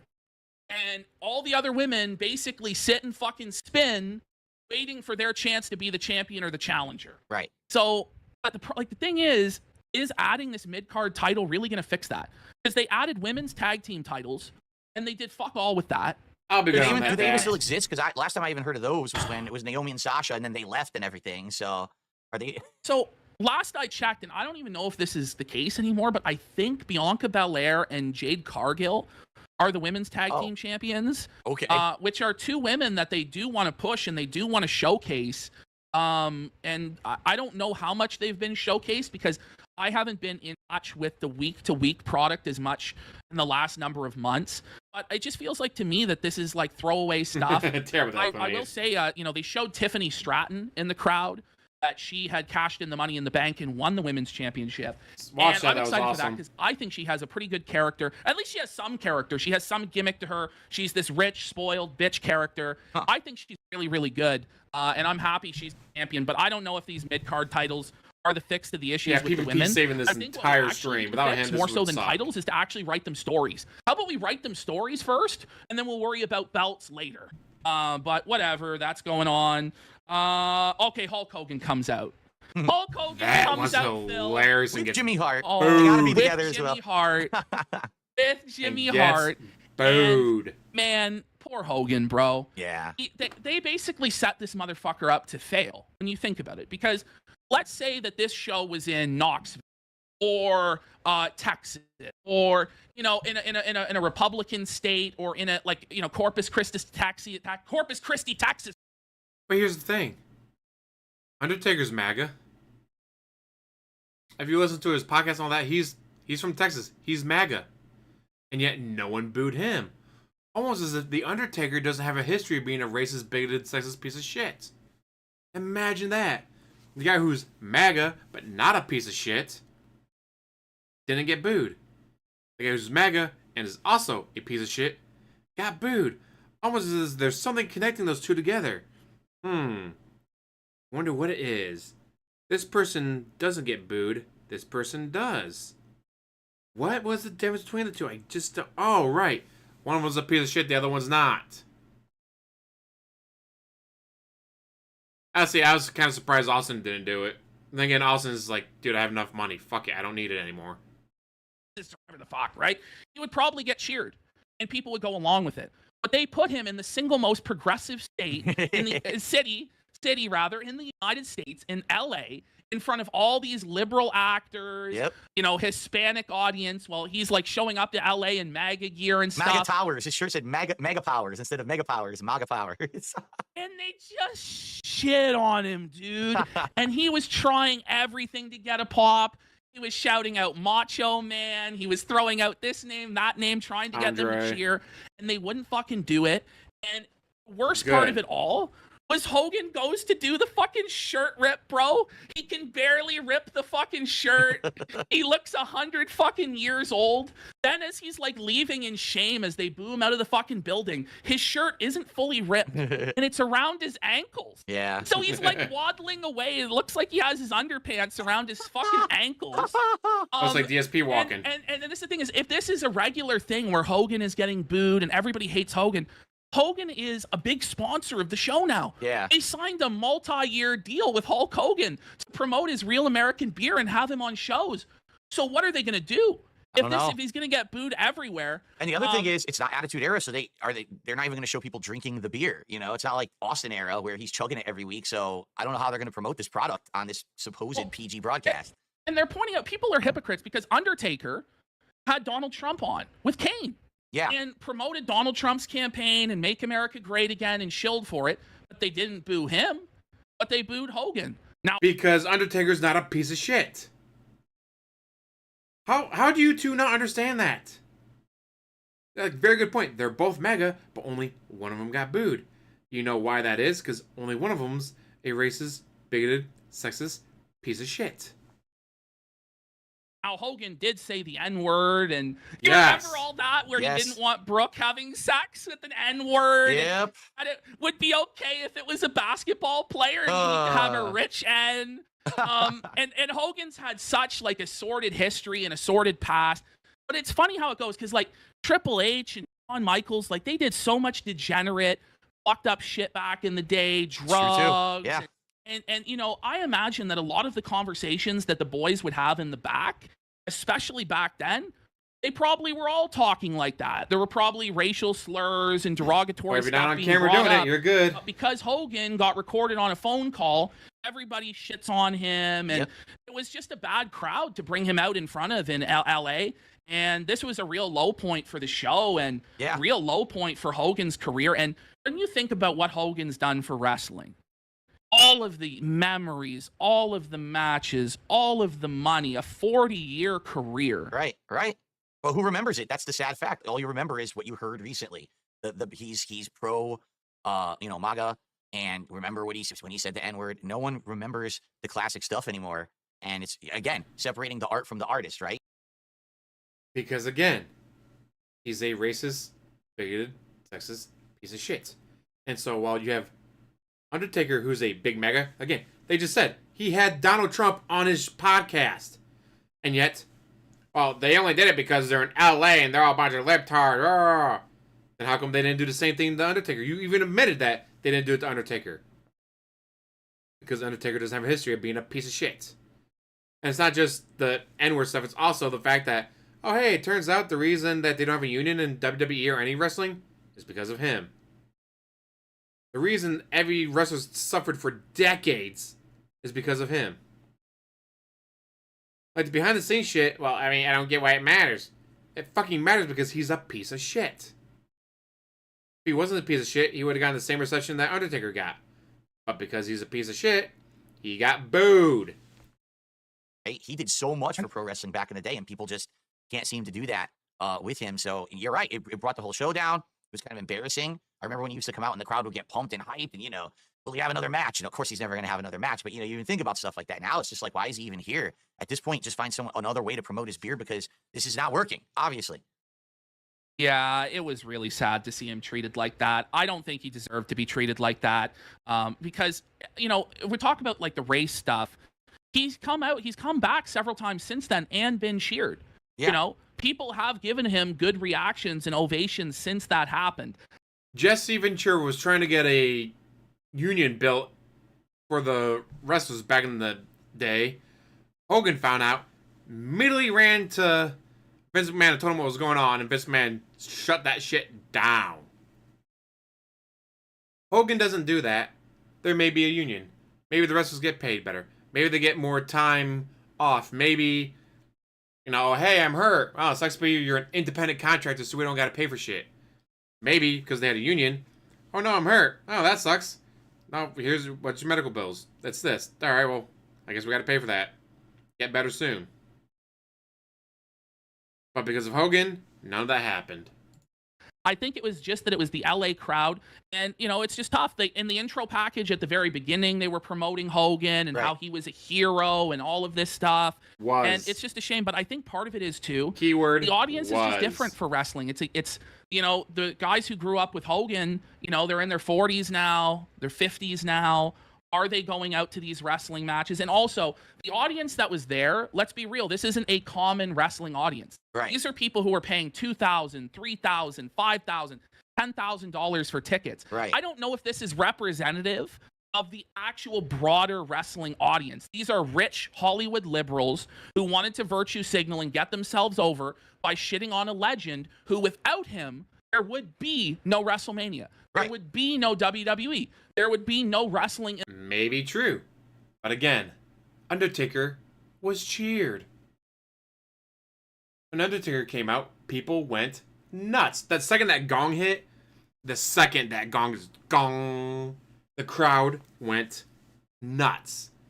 And yet, somebody had Donald Trump on his podcast. Someone's a loud and proud MAGA. Someone wasn't booed.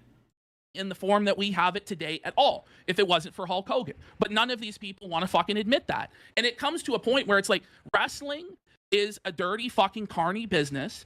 And some of the people who made wrestling the best that it's ever been were dirty, filthy, flawed, carny fucks like Hulk Hogan and Vince McMahon. And I don't know how you can have a WWE without Hulk Hogan and Vince McMahon. Yeah. They are WrestleMania. You don't want, here's the thing. You don't want history to repeat itself or continue to make the mistakes that those people have made. But at the same time, you don't just erase the things those people have done because today Hey, Dallas, you don't how's it agree going? with those mentalities. You know, like, yeah, back then, probably that was a common thing. Now, the locker room mentality, everyone talking shit, everyone going overboard with the kind of stuff that they said. But is it acceptable today? No. But does that mean that you cancel the person entirely for having that mentality when they grew up during that era? You know, how many of us have, well, I know this is going to make Hogan sound. Oh my god, this is 100% DSP in a nutshell. Of guys, I was only 29 years old when I pretended to rape those children in a video game, guys. You should just ignore the fact that I did that. I was only 29 years old. Guys, I was only a child. I was only 33 years old when I pretended to be a Nazi exterminating the Jews. Guys, I was only 40 years old when I sang a song about raping women. Guys, I was only 45 years old. Guys, I was only 60. Guys, I was only 70 years old. Yeah, they canceled Benoit. But DSP, I get it. Well, but that was back in the day. Congratulations. Well, back in the day, it was okay to, lynch someone. So that's why I didn't get in trouble back then. But then 20 years later, someone finds out, hey, here's the photo of you, with the rope and all that. Guess what? You might get canceled. But I'm a beloved actor. Yeah, but then we found out that, in 1962, you lynched someone for whistling at a white woman. Guess what? You get canceled. But back in the day, it doesn't fucking matter. Really old. How many of us have like grandmothers, grandfathers who talked that way? Oh, Does Jeff that mean Ventura we probably hate kick them? his Do we never ass. speak with them ever again? Or do we just, all right, it's a bygone era, we're different, but that doesn't mean we cancel these people from existence because they had those kind of thoughts. But this is the thing is, like, how soft and how sensitive are we going to get about stuff? About Because an hour behind when where I they're was at. growing up, which wasn't even that long ago, we all said the F slur, and we all said shit's gay, this is that. But now that's not politically correct. Right, it was completely common back then, yeah. So it's a question of how far are we going to go with this stuff. Now, I know Hogan has said some pretty crazy shit. Hogan has also been a big-time locker room cancer, and there's a lot of stories of him holding people down or sabotaging people, stuff like this. But at the end of the day, it is Hulk Hogan. And there is no WWE without Hulk Hogan. So, and that's the thing, is the question is how we're going to grapple with Vince McMahon's legacy, too. Because are they going to erase him from the tape libraries? Right. Is he the next Benoit at this point? I mean, geez. Yeah, are we going to do that with Hogan They as might. well? Like, where does it stop, right? And so I believe that because of those guys' massive contributions, they still do deserve to be celebrated. And I feel like in a different arena that isn't LA with $10,000 tickets, he would have been celebrated. But I know that's a controversial opinion. I know a lot of people are upset about the election right now as well. And it didn't help matters that Hogan showed up in LA in MAGA gear. Right. So he kind of it was all over social media. It was all over. In a way. Yeah. It was all over the internet. Okay. Finally, Seth Rollins versus CM Punk. Well, then that's a bit of a case of know your audience. I'm going to be in LA, very liberal area, promoting my new beer on a new show that's going to be on Netflix. Do I A, show up in MAGA gear? Or maybe I show up in something that's a little bit less, I don't know, not that. If The Undertaker had shown up in MAGA gear and spouted a bunch of stuff, I doubt he would have gotten as many cheers. But then again, maybe he would.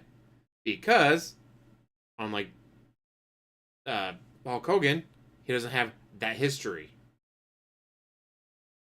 He doesn't have multiple videos and tapes and all that shit of him saying the shit that Hulk Hogan's done and said. So you know what? Maybe he still gets cheers. Maybe people still love him. Maybe people will go, alright, whatever. We don't fucking care. He's The Undertaker. He's awesome. He doesn't have that history.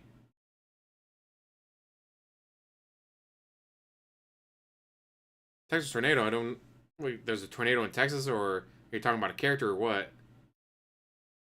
What were your thoughts, Phil?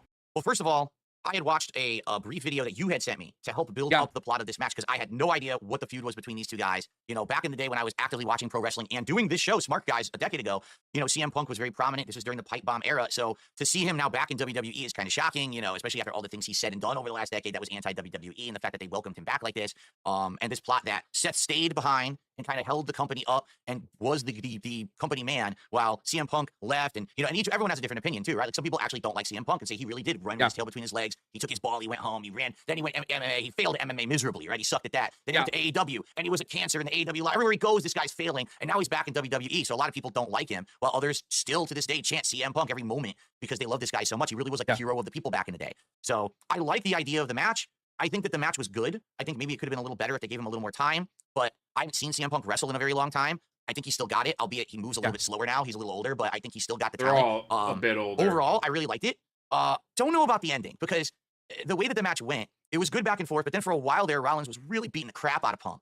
And then the ending was just so kind of abrupt, the way that they did it, where he was doing the superplex, was the Falcon Arrow, they call it, off the top turnbuckle. Yes. He does hit the first part of it, but then Punk reverses it into a GTS and then another GTS and then just wins. And it's kind of like, but you just got your ass beat for so long. I know. How did you manage to do that? You know, like It just kind of feels a little almost like that Super Cena-esque booking where just out of nowhere he overcomes the odds and wins, right? Right. I don't know. It was back and forth, right? Like you had Seth hit Punk's finisher on Punk. Yes. Then you had Punk hit Seth's finisher on.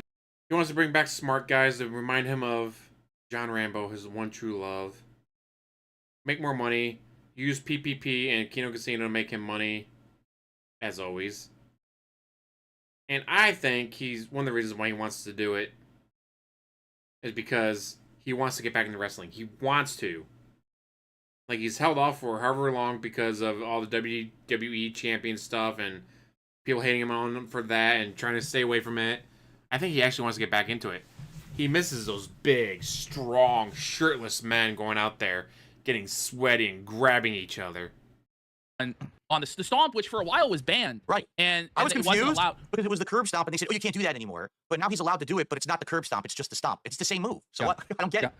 Then we had Seth hit the pedigree on the announce table. Then he hit another pedigree on Punk. Punk kicked out. They're beat the shit out of him, you know? Like, it's like... I say he hit the buckle bomb, then he hit another stomp, and Punk still fucking kicked out. By the way, that buckle bomb move, I don't think should be done. It's a very dangerous move. I remember when Seth Rollins basically ended Sting's career with the buckle bomb in 2015. Yeah. Yep. And that match, I think the finish, I don't know if this is true or not, but I had heard that Sting was actually meant to go over in that match. Wow. And because Seth fucked him up so badly that, Seth ended up having to win that match. Maybe he was booked to win initially, but that was a horrible fucking botch on that buckle bomb. I don't think it's necessary. And I didn't like to see CM Punk, too, is not, a spring chicken anymore. And for him to be taking that buckle bomb, I think, is a bit much of a risk, especially since he's been injured so many times recently.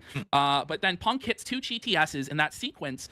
I would never have known this. But, the WWE fans, the wrestling fans of today, they're all about their poetry and their callbacks. It was actually a callback to the finish of CM Punk and Jon Moxley in AEW.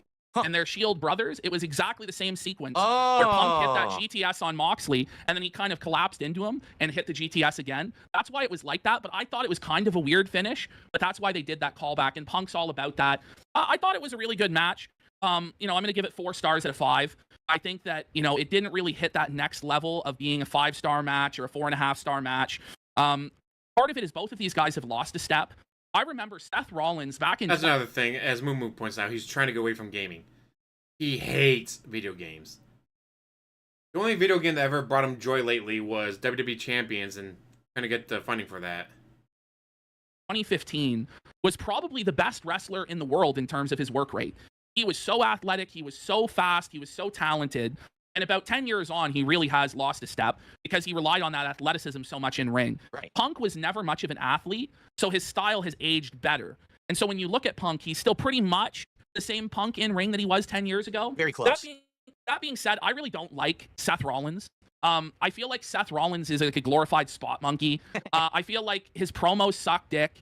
His character sucks dick. I feel like his character peaked in 2015 when he was in The Authority. I feel like those were the best promos that he ever cut. I find his character really, really cringy. I find all of the stuff he did with Becky Lynch and his wife and the man and these weird fucking, I don't know how to say it, queer outfits that he would wear, so flamboyant.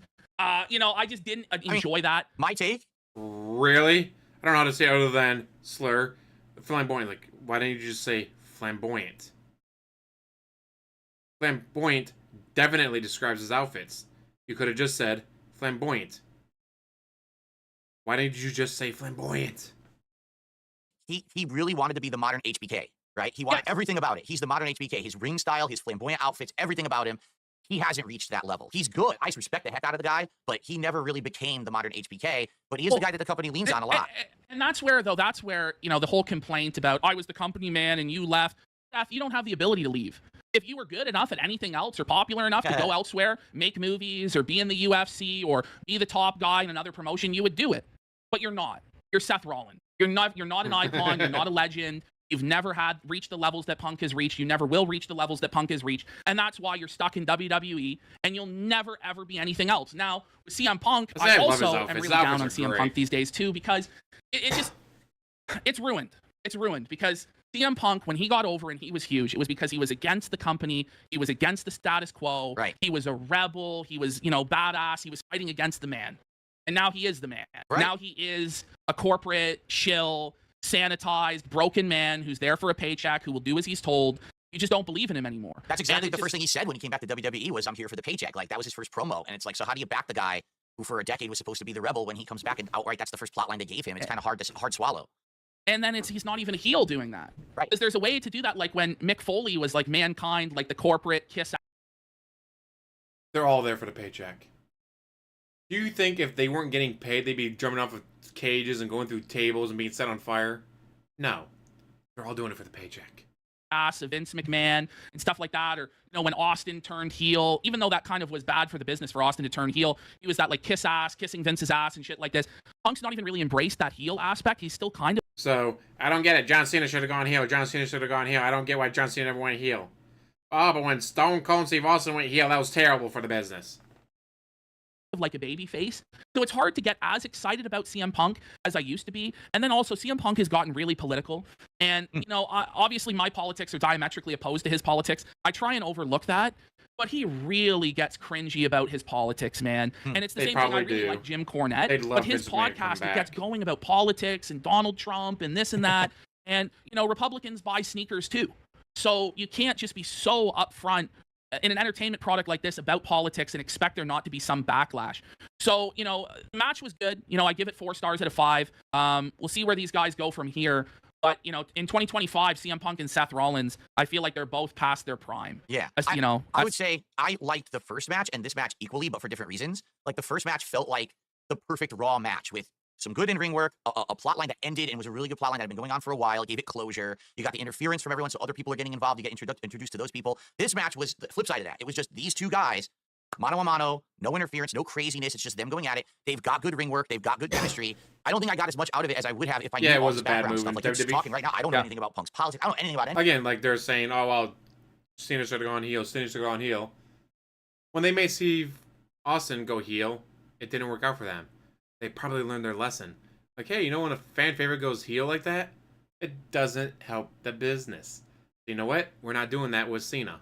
Any of this. So maybe I would have enjoyed the match a lot more if I had known a lot of this stuff. I was going to say I probably was going to give it 3 3/4 like I did the first match, because I'd say for me they resonated about equally. But the thing was there's really no payoff. Like, it didn't really matter who won this match. You know what I mean? There's no title change. This isn't going to change the course, I think, for either of them, that they got the win. So it was a good match, but I just wish that maybe there were more stakes involved, and that's why I don't think I would have liked it as much as Homelander in chat says Drew versus CM Punk was better, and I agree. Drew versus CM Punk was a really, really good storyline, and that's where Drew, to me, really was elevated as well. But Phil didn't get to see any of that, which is kind of a shame. But that Hell in a Cell match that CM Punk and Drew McIntyre had was a really, really, really good match. And this was a decent match as well, but it's not like anything amazing, like crazy that we've never seen before. It was a good enough main event match, and we'll see where these guys go from here. Phil, who were your 3 favorite performers on the show? Who would you say are your 3 stars of the show?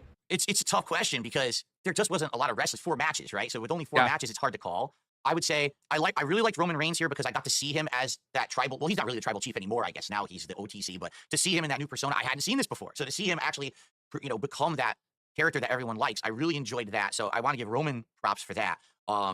I would probably say, honestly, Rollins and Punk, only because these are guys I haven't seen for a long time, and they performed well, and they're good at their promos. Like, everything was in line. They didn't botch horribly or anything like that. In-ring work, that's probably the 3 best of the week for me. Yeah, I had CM Punk as the first star, best match of the night, and I think he was the best performer in the best match of the night, so I gave him first star. I had Roman Reigns as the second star of the show, second best performance of the night, second best match. Then I had Paul Heyman as the third star. Oh, sure. Oh, yeah, he's great. He's absolutely great. I thought he really made that match as well. And so, Jabroni of the week, I think it has to be Hogan. I think Hogan's the quab of the week. Cack, what a fucking bitch Hogan was. Just really embarrassing for Hogan. Booed out of the fucking building, embarrassed. T-shirt around his fucking ankles, trying to shill a beer. It was tough. Well, honorable mention goes to Undertaker because the appearance was so bizarre it made no sense. It was just so weird. Yeah. Okay. Out of final thoughts on the show, and let's give it a ranking out of 10. Phil, Sure. you want to go? Yeah. So overall, first time I'm watching pro wrestling in about 5 years.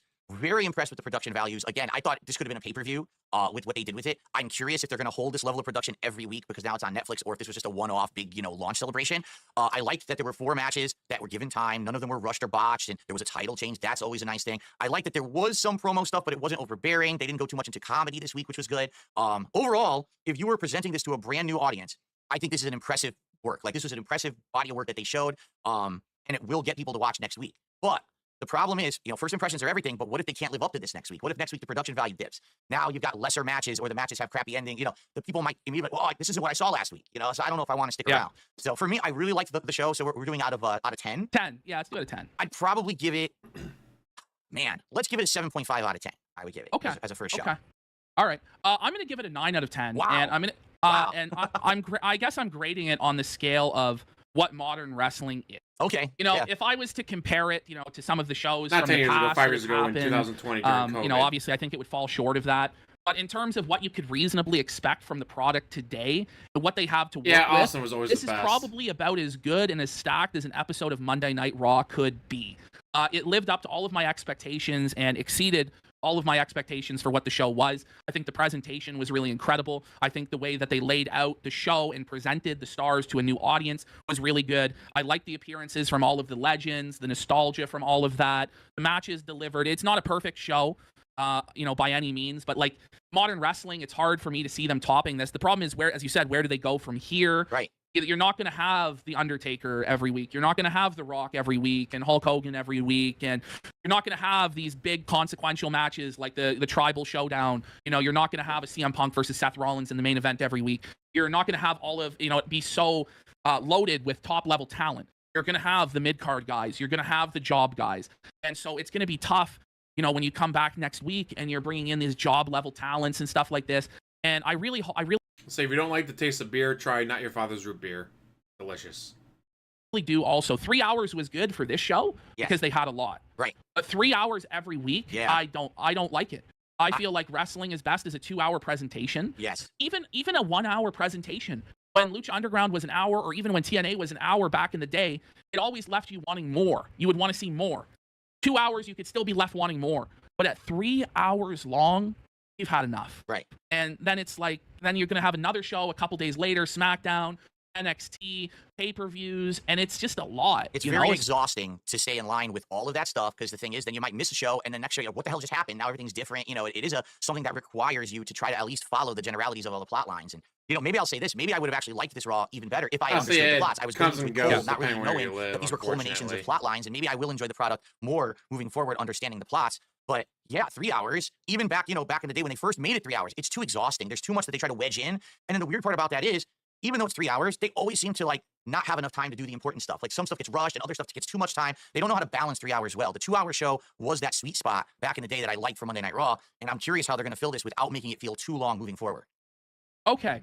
So that's going to be it, I think, for our first edition of Smark, guys. We're getting, the chemistry going, getting the flow going, getting back into the swing of things. Yeah, it's been a while. I think, the shows will improve, bear with us as we get into the groove of things. But I had a really good time. I hope, Phil, you had a good time as well. Absolutely. And this was great. It's refreshing. I haven't talked about pro wrestling in so long. It was something that was a big part of my content over a decade ago. And it's cool now that these things are becoming more available. Like, just having the Netflix, now I can watch Raw on demand whenever. It's easier than back in the day when you had to DVR it and try to watch it and mess around with that. And, if it's well received, it seems like the audience live today really had a good time with it. Thanks to everyone who supported this initial episode. Thanks for that. Over $300. That's what we might consider expanding depending, right now we did Raw, but like I said, I might have access to AEW, or, I think our goal right now is Raw and at least the pay-per-views, like Royal Rumble coming up is going to be the big thing. We're going to have to do Royal Rumble, right? And that. I think AEW might be really good because we can really kind of tear into it and shit on it. Although Raw is, I find that these are more entertaining when the people are shitting on it pretty ruthlessly. People like to have negativity and complain. It's true.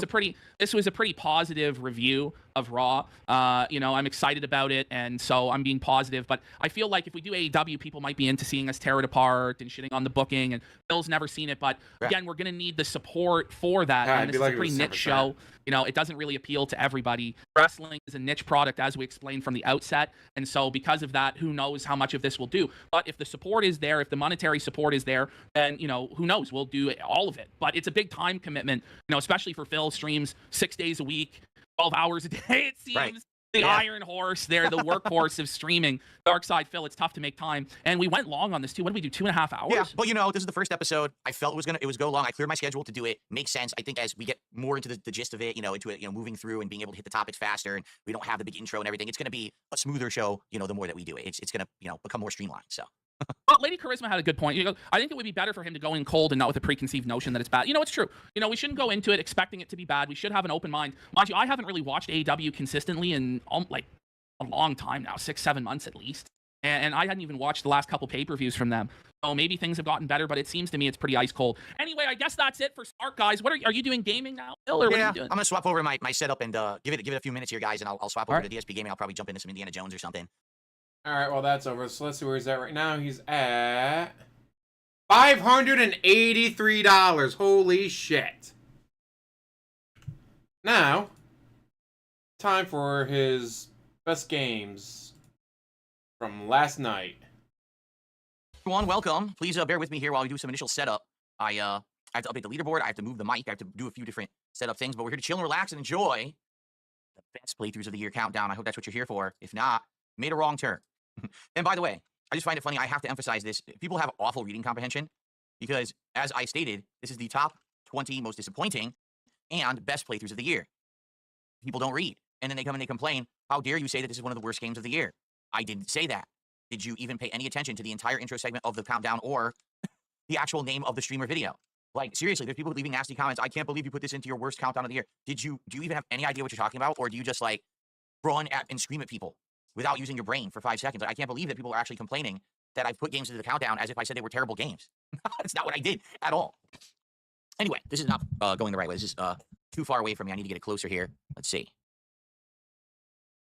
I do this, I block. This is actually really close to my mouth, but now I block the screen. So it's kind of like, Good. I can try to do it, maneuver it No one needs to higher. see it.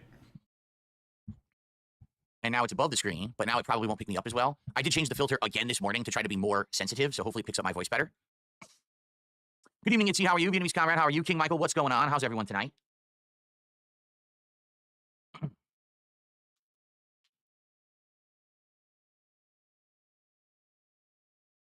On the desk is better. That's great. On the desk? What does that even mean? On the desk. You want the mic on the desk, just sitting on the desk flat. Probably be better for you. Sarah, if you would unclog your ears of earwax, you would hear that I fully talk about if I like the game or not in this countdown. And I even explain why. Why was Metaphor the #1 most disappointing? Because I love the game. It's so good, but I couldn't do a playthrough of it. That's why. So you gotta listen. Instead of making demands on something that actually but you're exists an in the idiot. content I'm putting out, acting like it doesn't.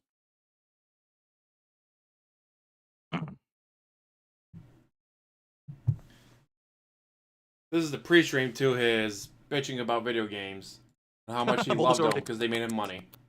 I have to make Why do a I keep 5 wanting Phils clapping like this next to each other emote. There we go. Maybe I can make it, because on Kick you can have the moving emotes. Maybe I can make an emote of me applauding like this, and then we make 5 of them next to each other. That'd be perfect. Well,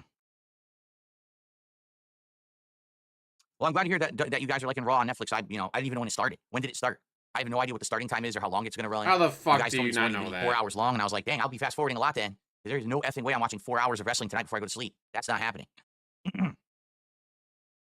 Yep, couldn't watch a TV show, guys. Watching a TV show 8 is p.m. too much Eastern. fucking Okay, so work. it's been running for about 2 hours already. Wait. 8 p.m. Eastern. Yeah, it would be 5 p.m. Pacific. So yeah. Okay, I don't know why I had a brain fart there for a second. Okay. Does it look good now, by the way? Oh, let me test something, everyone. Hold on. That's right, I have to fix this. Hold on. I have to fix this. This has to go away. And then I have the best of. Here it is. Okay, we should be good. There it is. Wait, what? Okay, hold on. This is not in the right spot. This got to go up. Here we go. For some reason, 2 of them were out of order.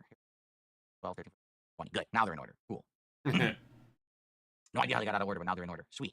And I got to move my camera down to the bottom. Let's do that. Let's get everything Yeah, ready. you could have been watching it earlier, but nope. Can't do that, guys. Here we go. I'm in the right spot. Cool. I did get your email. I responded, actually, Dark Maggot. I don't know if you saw my response. I responded either this morning or halfway through the day.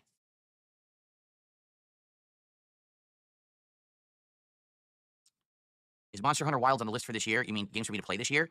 I'm interested in it. I can't guarantee it. I tried playing Monster Hunter World many years ago, and no one wanted it, so I skipped it. But, I'd be interested in Wilds. You sucked at it.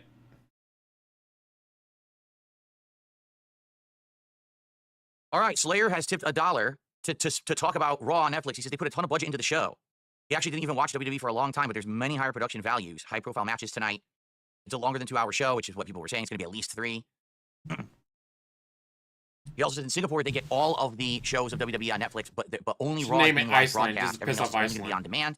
But he You're said that changing it into like Royal Greenland. Rumble You will be on guys are Netflix. green. Yeah. We're ice. I think that's ultimately what WWE is going to do here is they're going to eventually go all Netflix, but the problem is they have agreements with other companies that haven't expired yet. So they have to wait for everything to expire, and then I guarantee you they're going to put it all on Netflix just like they did everywhere else. So, and let's be honest, that's more convenient for the viewer. You know, it really is. I don't know why. It just really sucks that it really sucks that oh, you sent a reply? Oh no, I didn't see the reply. I did not see the reply. I can't do any of this off stream, guys. Never. Oh, cool. I'll try to do something on the fly here. If it works, we'll see. Hold on. Let's see.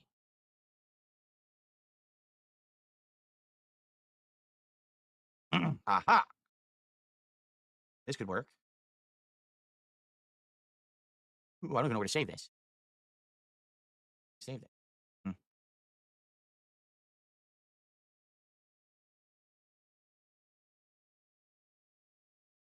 Yeah, let's see if this works. Let's see. Trying to do something on the fly. On the fly. You know, whenever I do stuff on the fly, it always works perfectly. Oh, yes, always. See here. Shut the fuck up, DSP. File. Which I think is still gonna be weird, Iclonius. Like, how are you gonna have women's match over there? Women aren't considered people over there, so how the fuck are you gonna do that? And then I'm gonna go here. Oh, I went to the wrong place. You go here instead, and you scroll down. You go here. You click here. What's it? You click here, and then I click here. I click here. Ah. Oh. Oh. Ooh. Ah. Oh. Oh. Shut the fuck up, DSP. Ooh. I guess we'll do upper left fits, right? Yeah, that fits perfectly. Ooh. I wonder if I can put this on the thumbnail for the stream too. I don't know if it'll work because it's not widescreen, but I could try anyway. Yep. Right here. We click here. We click here. Ah. Ooh, it worked. Ooh, now we have a thumbnail. Thank you, Dark Maggot. Very good. Let's see. That's Cold good. medicine Good is news, best even though my OBS medicine. crashed earlier, Air fresh. it didn't I interrupt just the had video. fried chicken yesterday for So it breakfast. worked. Mix, We can also chop put it it up over and mix it here. with Watch ramen. that. Delicious. This, add, file. When I just put. I think I still got some chicken left in my freezer. Ooh. I can make myself more. In this case, I'll just have to put it like upper left. I have to because I can't put the bottom left is going to be for the pop-ups for contributions, so that's probably the best place for it. Cool. What is that noise? Something outside is really loud. What if it's Evil Is that the car AJ? alarm? Really loud noise outside. Evil AJ's outside Cool. the window. Will today's countdown be a spoiler for yesterday's countdown? Oh, no, not necessarily at all, Slayer. Like, maybe there'll be a small reference here or there, but the best of is a very different countdown than the most disappointing playthrough. Like, you know, I might say, oh, I referenced this yesterday, but I'm not going to explain why. You know what I mean? We're not going to go into like a giant. I don't think there'll be much cross-reference. Let's see. 80s 2 appears on it. Baldur's Gate 3 appears on it. Marvel Rivals appears on it. Let's see. Metaphor appears on it. So for the games that appeared on yesterday's god awful, these are the worst games ever made, somehow also made it on best games of the year. Fucking weird. Cool. We'll start shortly. We'll give you like 5 minutes. So by the way, who was the first tipper? There was a $1 tip, correct? From Slayer. Let's get Slayer on the leaderboard. Finally. Someone turned it off. It sounded like someone's car alarm was going off, like in the distance, but it was like really loud, like unbearably loud. Very annoying. Yeah. You have your windows closed in your house. What the fuck do you care? James, you're back. How you doing, man? Good to see you. Why don't I ever talk about the Monster Hunter Rise demo that I played? You played that after Worlds? Honestly, because I don't remember. I legit don't remember playing it, nor do I even remember a game called Monster Hunter Rise. I distinctly remember Worlds. I don't remember Rise. So it must not have left much of an impression on me. Excuse me. Woo! Wow, thank you for that, DSP. This is what I wanted to hear. Yes, it is official. We hit 50 goals this morning. The marathon will take place on Wednesday. It's either going to be a Rageathon or a Classic Mega Man Marathon, or they're exactly the same idea because Classic Mega Man is difficult, and if I'm trying to beat all those games in a marathon, I'm going to be very, very angry. So the thing is, people were like, we want a Rageathon. I was like, oh, that's great. Can you give us some suggestions of rage-inducing games? And other people were like, yeah, how about, you know, this one? Well, I already played that one. What about this one? I played that one too. Right? Like, did you even know? Like, you want a Rageathon, but then you didn't know what games to suggest, and I can't do it. So I was, we were already talking about a retro marathon. So maybe a combination of playing classic Mega Man and, and then maybe at the end to do some Call of Duty or some Street Fighter or something, things that will make me rage when I play them. Okay. Seo says, this list is going to be interesting. I have no recollection of what games you thought were the best. By the way, so Iron Man the Power told us, keyed us in, that there will be 3 new products at Taco Bell on the 16th. So that's potential for a future DSP Tries It. However, now any new goals that we hit, we're working towards goals hit of 60, and that's when the next DSP Tries It will happen. So we need to think of another one. And sadly, I think we'll probably hit the next 10 within the next week. So that'll be before the Taco Bell stuff comes out. So we got to think of what we want next. All right, what is the next one? And 10, guys. Do you think it's going to hit that goal before the new Taco Bell stuff comes out? There was no poll. We polled up in the chats, and people did vote for the Range-a-thon, but then no one thought about, no one thought about exactly what they wanted. Yep, we got a moving leaderboard now, and basically it auto-adjusts. When I fill it in, it auto-adjusts to auto-fit the screen. So the leaderboard now is improved. Everything's improved. Like, literally, every piece of the stream has been improved. Which flavors came in the variety pack of 99 proof shooters? Off the top of my head, banana, watermelon, apple, orange, black cherry, blackberry. That's about all I can remember. There's a few more. There were 10 different ones, but I remember those that I just mentioned. So now the question is, will you guys have me drink all 10 of them over the course of the marathon on Wednesday, right? We'll probably do just like we did previous. I'll take a shot every time that we reach $100 of support. Will you have me drink all 10 shots over the course of Wednesday? What do we have for dinner? Homemade chicken quesadillas. But I goofed. I made a huge error. Ready? A ginormous error. I forgot to thaw out the guacamole. I left it frozen, so we had no guacamole with the quesadillas, and they were not nearly as good, and it's my fault. I ruined dinner again, guys. First world problems. Homemade, please explain. Like, made by my wife and baked in the oven. Not some quesadilla that we ordered, not some frozen one that you just warm up. Tortilla, chicken, that was seasoned, cheese, sauce, and you actually bake them in the oven, and then you have toppings for them.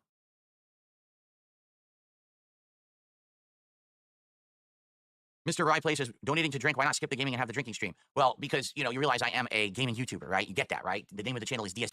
Gaming YouTuber. He had an entire stream with no gaming on it. Just talking about wrestling. Gaming, not he doesn't watch anymore. I'm sure I could do a drinking stream, just drinking, and people would be fine with it too, but it's good to do variety content, Thank you, Slayer. Yes, please let us know when Raw ends. Probably another 2 hours. How much you want to bet? It's not going to end till like 9 p.m. Keep in mind, there's for ads, though. Freaking ads. Never heard of Jump Chain. No, Matthew. All right, so by the way, just so everyone knows, yes, tonight's stream is interactive. If you support this stream in any way, I will give you a shout out. I will update the leaderboard. All right, now keep in mind, if I'm in the middle of talking about a particular game, I want to keep talking about that game. What I'll do is between the countdown parts, between the numbers, that's when I'll probably try to do shout outs. We'll see. But last night, plenty of people got their 2 cents in, contributions I shouted out, and they were able to comment on the, the number entry that I was talking about. It went really well. So I predict it'll go well tonight as well. Ooh, excuse me. Yes, no Raw spoilers. If we see people starting to post spoilers in the chat, you're just going to get banned right away. Slayer, you can enforce that. You're watching Raw, so if you see someone in chat spoiling Raw, please ban them. We don't want anyone getting spoiled. Post them all. I'm watching it tonight anyway, but, for anyone else, maybe they can't watch it right away and that'd be messed up. We don't want people to be spoiled.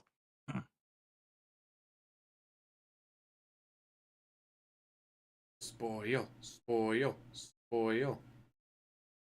Background lights look good? Frame rate's good? Yeah. It's the most random thing. I think what happens actually is, these lights, they run well, but the more lights you have on, certain devices get affected and get a lower frame rate. So, like, some of the... A lower frame rate? Wait, what? Your lights have a lower frame rate? They're not a screen. What the... I don't want to know. These I do kind of want to know, but I don't want to know. And sometimes I'll notice one of them looks really choppy. One of them's off. When did that happen? When did this light turn off? I just looked at it's all. Wait a minute. According to this, it's on. DSP, if you put that monitor closer to you, you wouldn't have to lean so far over. I disabled the wrong one. Dang it. This one? Now it's on. Weird. Yeah, it's the weirdest thing. Sometimes a device will turn off randomly for no reason. And then sometimes it'll turn back on. And then sometimes I'll go to disable and it won't disable. I'll go to enable and it won't enable. It's just bizarre. And then sometimes the what? I'm so confused right now. DSP being confused. Imagine that. I'm gonna restart the lighting quick. I'm having an error. I'm literally having an error right now. Windows update. Get the fuck out of here. No Windows update. Full of shit. I'm just gonna restart the lighting quick. No, what I was gonna say was because I have so many devices going on RGB that they tend to, like, sometimes it'll overload and one will run at a really low frame rate for some odd reason. I think it's just overload. You know, I have so many going that they go crazy. You know, I've got 1, 2, 3, 4, 5 different light strips.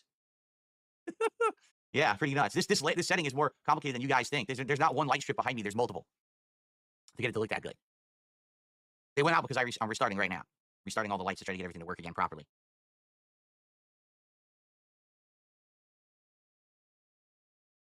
El Real Pet Chicken with a $5 super chat says, you know, I haven't been here in a year. I'm glad you're still streaming. Let's send positive vibes. Thank you. Thank you very much. All right, so now everything looks synced. All right, everything looks synced to me. Thank you, El Real Pet Chicken, our first super chat of the night.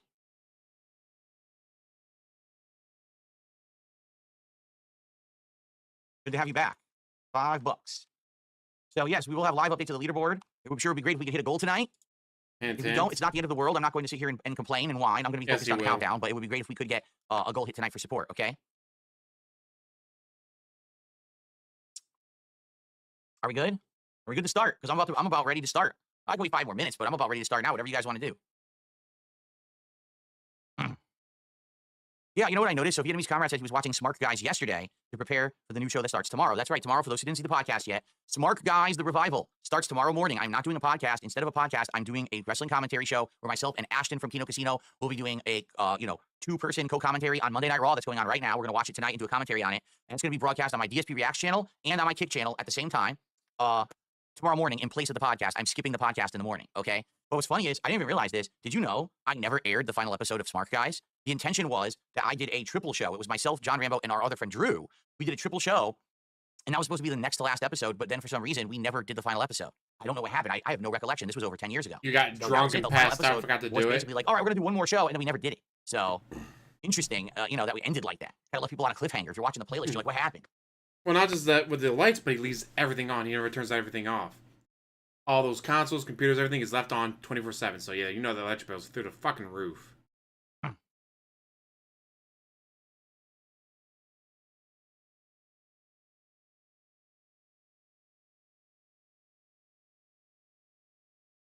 A lot of people are like, oh, I miss John Rambo. No, you don't. John Rambo's been gone from my content for 11 years. 11 years. You don't miss That's John why you're Rambo. doing this. You miss That- John Rambo.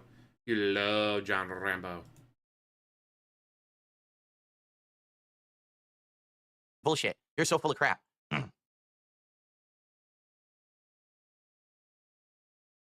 I'll be doing exactly the same, Slayer. Slayer says he's going blindly into Raw. He hasn't watched wrestling in a while, and he's absorbing the plot lines at face value based on recaps. I think we're all going to have to do that, right? If you haven't been following, you have no clue what the hell's going on. I'm not going to even know who half the people are. I know. I'm going to be like, who the hell is this? Who's this? You know, all these newcomers. No, I didn't get a VPN. I just got regular Netflix for now. I'm not worried about a VPN.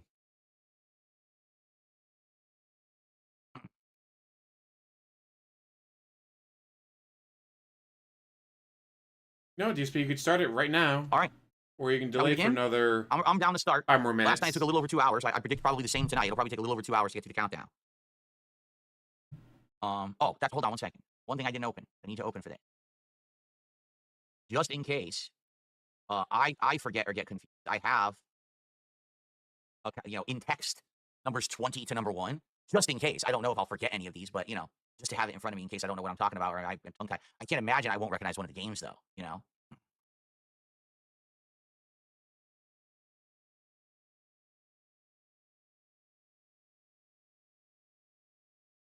Okay. By the way, does this sound good? Is the microphone positioning good? I'm not, you don't hear me dropping or anything. It sounds good where it is. It looks good on camera, but I want to make sure it sounds good. That's more important than it looking good. Sounds If fine. you speaking, it's not gonna sound good. Just saying. I lightened the limiter earlier today because I think it was like just about perfect, but it was dropping a tiny bit. So I lightened the limiter just a couple more notches, and I think now it's picking up nicely. Well, that's part of his daily bills. He's bitching about that. Yeah, I heard Let's be Justin honest Trudeau with that. resigned, the Prime Minister of Canada. I'm sure Canadians are happy about that one. Canadians have wanted him out for a long time. But this is not his politics, but yeah, they've wanted his ass out. No one likes that guy anymore. Everyone hates his ass. And he's just fucking, I don't know how their government works that he just kept getting reelected when no one liked him. Well, I mean, obviously someone liked him when he kept getting reelected. They're felting Trudeau right now. Yeah, I heard that too. South Korea had an impeachment. They got the replacement in, and then they impeached the replacement already. They've had a hell of a month, man. What is going on? Some of these governments are so tumultuous right now.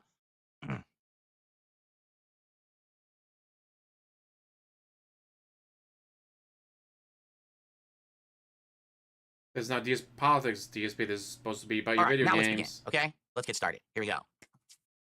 All right, let's do it. What is going on, everyone? DSP here. And yet again, a fun year of gaming has come to a close. It is now early 2025, and it is time for us together to reminisce about the best of what we did together last year. So, tonight, live on my channels, it is time to do the top 20 best playthroughs of 2024 countdown. Now, I must emphasize some things, because already I can tell you all, last night, I did the top 20 most disappointing playthroughs of 2024, and people got confused. They were very upset with me. Why? Because there were some games in there that are good games, and people were like, how dare you put this game in your countdown of the worst games? And I'm like, I'm looking around, I'm reading the title of the video, I'm replaying the intro to the video, I'm listening to, everything. Like, I didn't say it was the worst games countdown. I said it was the most disappointing game playthroughs of the year. You could have a great game that ends up being a disappointing playthrough for a reason, And that was the truth, that many of the entries in that countdown last night were good games that were in there for a particular reason. Tonight, we're doing the best playthroughs of 2024. Will any of the games in this countdown be terrible? No. Will any of the games in this countdown be Game of the Year style contenders? Yes. However, there may be some games in here that you'll be shocked at. Wait, what? Why would you say that that's one of the best? I don't think that was one of the best games of the year, because this is not the best games of the year. You understand? You have to listen.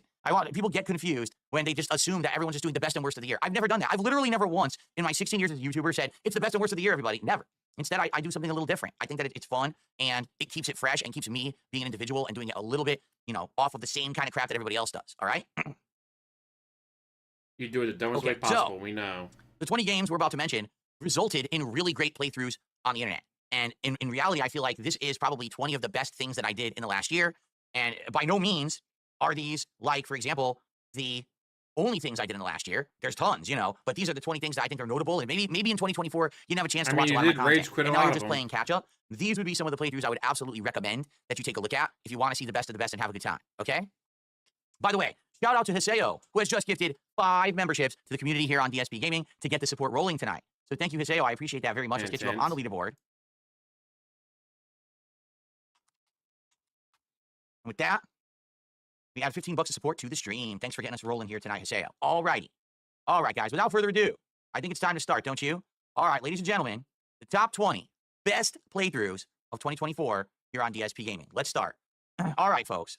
In the number 20 spot, already we're going to have controversy and shock, so prepare your butts. The number 20 best playthrough that I did in 2024 is WWE Champions Time. WWE Champions. 3,075 tips. 1,343 super chats. No gifted memberships on YouTube. 327 gifted kick subs. Brother, we pulled for Hogan's. We played a mobile game live on stream, and I spent money on a mobile game live in front of an audience of hundreds of people live and thousands of people on demand. And the world was shocked and changed forever, brother. So, it is number 20 on the list, and there's a good reason. Look, can we be honest? WWE Champions is not actually a very great game. It's a mobile game that ties in with WWE, so if you like pro wrestling, you probably like this, okay? If you're interested in mobile gaming, you probably would like this. If you want to see how a mobile game works, you'd probably really like this. But is it a great game? No, not by any means would I say it is. It's more of a time waster game for me, But why was this notable? And why am I putting it in my top 20 best playthroughs of the year? All right, folks. Hundreds of thousands of dollars people on the internet have made this game, this stupid mobile game, a reason to not like me for the longest time. They basically went behind the scenes of any content that I put out to try to find things that I'm involved with that have nothing to do with my public face. This is not a public account. This is not stuff that... You mean like when you declared bankruptcy while still dumping thousands of dollars every month into it? When you buy $1,000 a month of business expenses? Anyone needed to know about. But these people pried into my private life and tried to expose me for actually having been spending money behind the scenes. Ladies and gentlemen, anyone who makes any money on the internet has a right to spend it however they want, period. I'm going to say that again. Unless you're begging to save the house and pay your taxes and save the business and pay the bills because you're going to lose the house and you had the power turned off and lose your internet. And then you spend on WWE Champions. Anyone on the internet who makes money has a right to spend it however they want, period. No one ever had a right to criticize me for playing this game, but they did. They felt like, oh, well, if Phil makes money, he should be so responsible for it, and he should not be able to spend it on mobile games or anything else. That is wrong, okay? It doesn't even matter. It doesn't matter at all if you agree or disagree with me and my content or anything. It's full of baloney, okay? And it never actually was a big deal. However, the problem was, for the longest time, I was dishonest about it, all right? I will repeat that.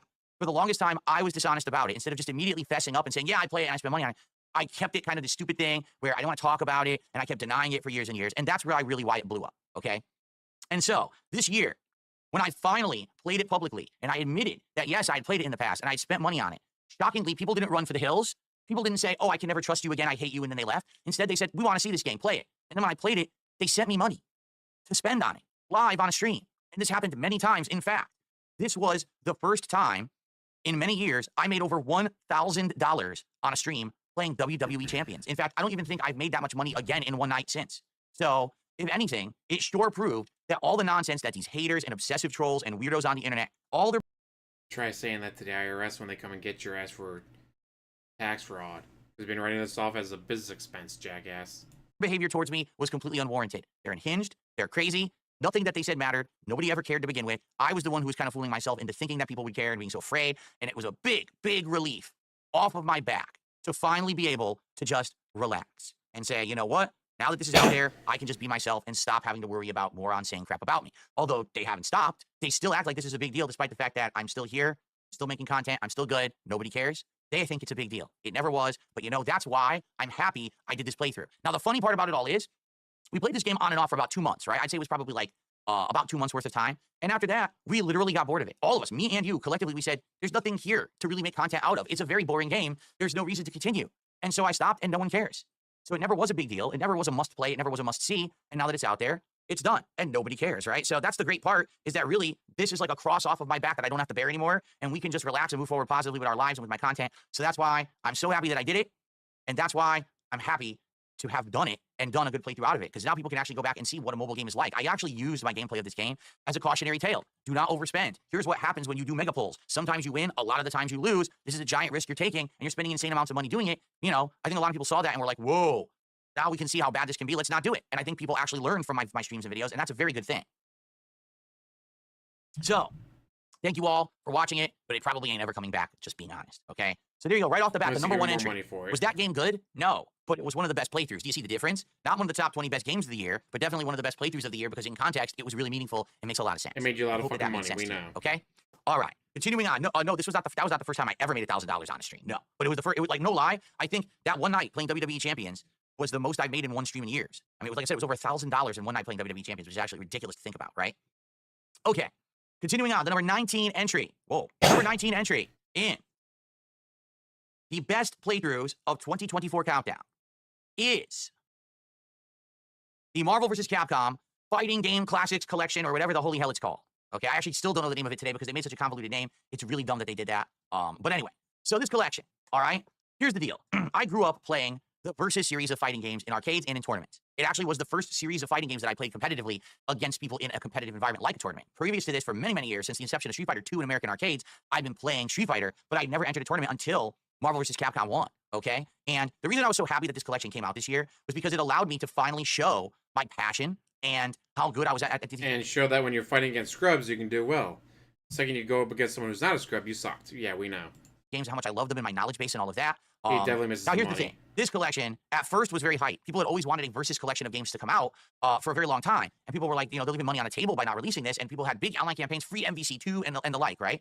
So it took a long time for this collection to come out. And I was very happy to see it come out. Really, I was. I was very happy that it finally was released. However, it certainly is not without its issues. Like, when you think about it, this collection is not cross-platform, which severely limits it. You know, it means that basically you're not going to get a lot of people playing it after just a few months. And sadly, that's what's happened, is after a few months of this game being out, no one's really playing it except for Marvel vs. Capcom 2. Like, right now, this is footage of Marvel vs. Capcom 1, and no one plays this game in it anymore. It's completely dead. Like, you can't find anyone playing this collection anymore for MVC 1. It's only 2. That's hilarious, and that's bad, DSP, that they did plenty of games in it, and you can't find anyone online to play it. That's really dumb. It should have been cross-platform. Also, the fact that literally there is no punishment for rage quitting. So anyone could play the game, be losing a match, pull the plug, keep all their points, not lose anything, and just keep playing. Doesn't even make sense. Like, what? It's nonsensical. Basically, it's kind of a half-finished collection. If you're looking for a collection, that's a great way to keep these games historical, so you can play them on single player with your friends. It's great. If you're actually looking for a great online experience, you're not going to get it, particularly now, because this collection came out in September, and now that we're in January of the next year, it's actually quite hard to find consistent good connections. You know, I just played it last week, and playing Marvel vs. Capcom 2, the only game that gets comp left, you can't even really find good connections. Half the time I'm playing red or orange connections, and the game is lagging and skipping all over the place. So it's sad. Listen, why is it number 19 on the countdown and not higher? It's this simple. If this collection were great, if it were executed properly, and actually had good netcode, and actually had a much better, you know, situation of having crossplay and everything, then it probably would have been like top 5. I'm not even kidding, because that's how much these games mean to me. But I kind of knew that Capcom was going to half-ass it, and they did. Capcom half-assed it again. So that's why I can only basically say, it's on there, but it's not, you know, a high ranking. So MVC collection, it's good if you like these games. and you want to have a way to play them, just don't expect the best. Don't expect anything better than kind of a bare minimum, because that's really what the collection is. However, I am very happy that I got to play these games again and share them with you. Even if it was short-lived and I really can't play anything but MVC2 again, at least we had a little bit of time with the classics, right? Shout out to Flippy Flappy, who did a $2 super chat and says, great job, Darkside Phil. Thank you so much to Flippy Flappy for a $2 super chat here tonight. Let's get you up on the leaderboard there and then continue. Okay.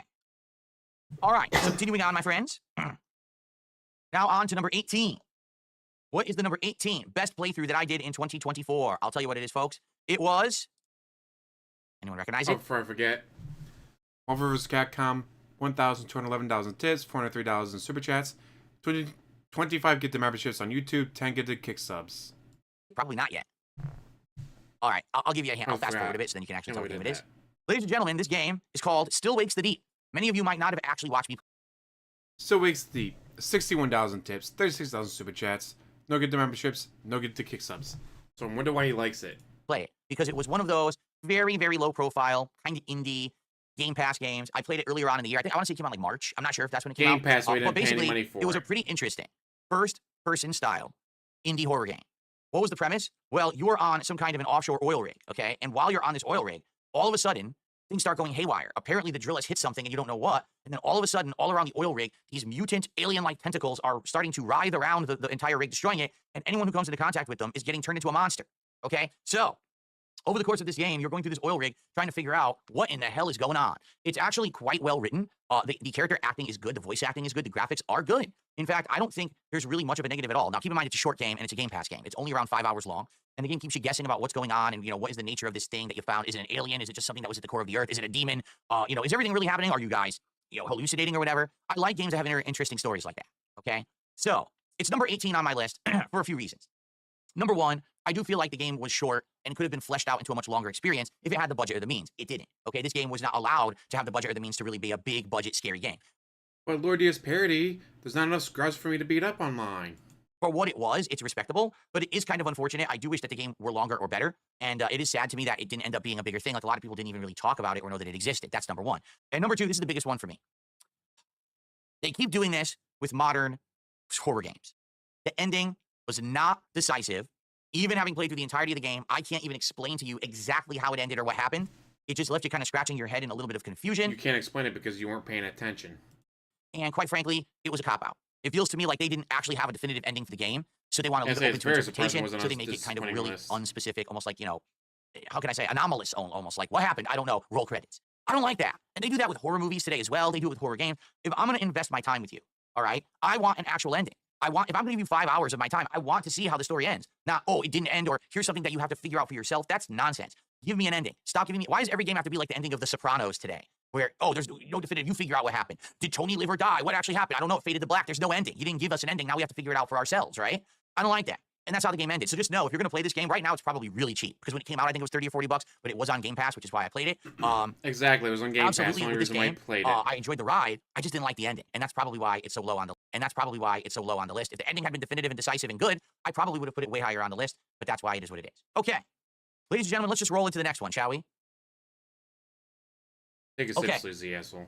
Number 17 in the best playthroughs of 2024 is... That's right. You thought I forgot about this one, didn't you? Oh, no, I didn't. And you know what? I'm going to say this. Thank you to those who earlier on in the year convinced me to try Helldivers 2. Helldivers 2. 160,000 tips, 42,000 super chats, no get the memberships or kick subs. I swear he made more money than that, but I guess when not. Helldivers 2 first came out early in the year, I kind of didn't get it, all right? I didn't really understand what the appeal was. I was told it's just an online team-based shooter, and I thought, unless I have like a team of dedicated friends who are teaming up with me to play it, I'm probably not going to like it. I'm going to miss the point and only get half the experience. So I decided against playing it at first. But then after a couple months of the game being out, it got increasingly more and more popular. And you guys kept asking me to play it, and finally I said, all right, you know what? Since you guys have not given up on this, I will give in and I will play. And I'll tell you, for about the month, 2 months that I played, I think it was around 2 months that I played it on and off, it was great. It was a great multiplayer addition to the streams and the content. The game having the unique, alien classes was nice, the different worlds and the different styles of objectives. If you remember, even as I played it, they were adding in new weapons and new gameplay styles and things like that, which is really, really nice. The graphics, look, this is on PS4, or excuse me, on PS5. and it runs beautifully even on a console. You know, sometimes these games on console versus PC, one's inferior, but the game runs absolutely gorgeous on PS5. I almost always had a good connection. I think very rarely did I have a bad connection or anything like that. The game has interesting lore, it has great gameplay elements, and it's sound. You know, the gameplay loop is addictive and fun, and it makes it that you want to go back more and more. Why? Because you want to unlock the next new item, whether it's a piece of equipment, whether it's a new gun, whether it's a new airstrike that you can do. You always have something to work towards to unlock. So I really enjoyed it, and the truth is that I feel like if I jumped in when it first came out, I probably would have liked it even more, but I already joined a couple months in, and then sadly what happened was the content kind of dried up. I played it for about 2 months, and I got to the point where I kind of had like almost the optimal set. Like I had great weapons, good airstrike. I wanted to play it, and then they did the whole PSN, even if you're in a country that doesn't have PSN, so your money just went down the fucking drain. Which, like, ooh. Well, thank you guys for doing it before I bought the game, so I don't have to buy the game anymore. This would be for my vacation. I was going to play it as like a marathon. And then, yeah, they pulled the whole, oh, you're in a country that doesn't have PlayStation Network? Sucks to be you. We can keep the money, but you don't get to play the game anymore. Fuck you.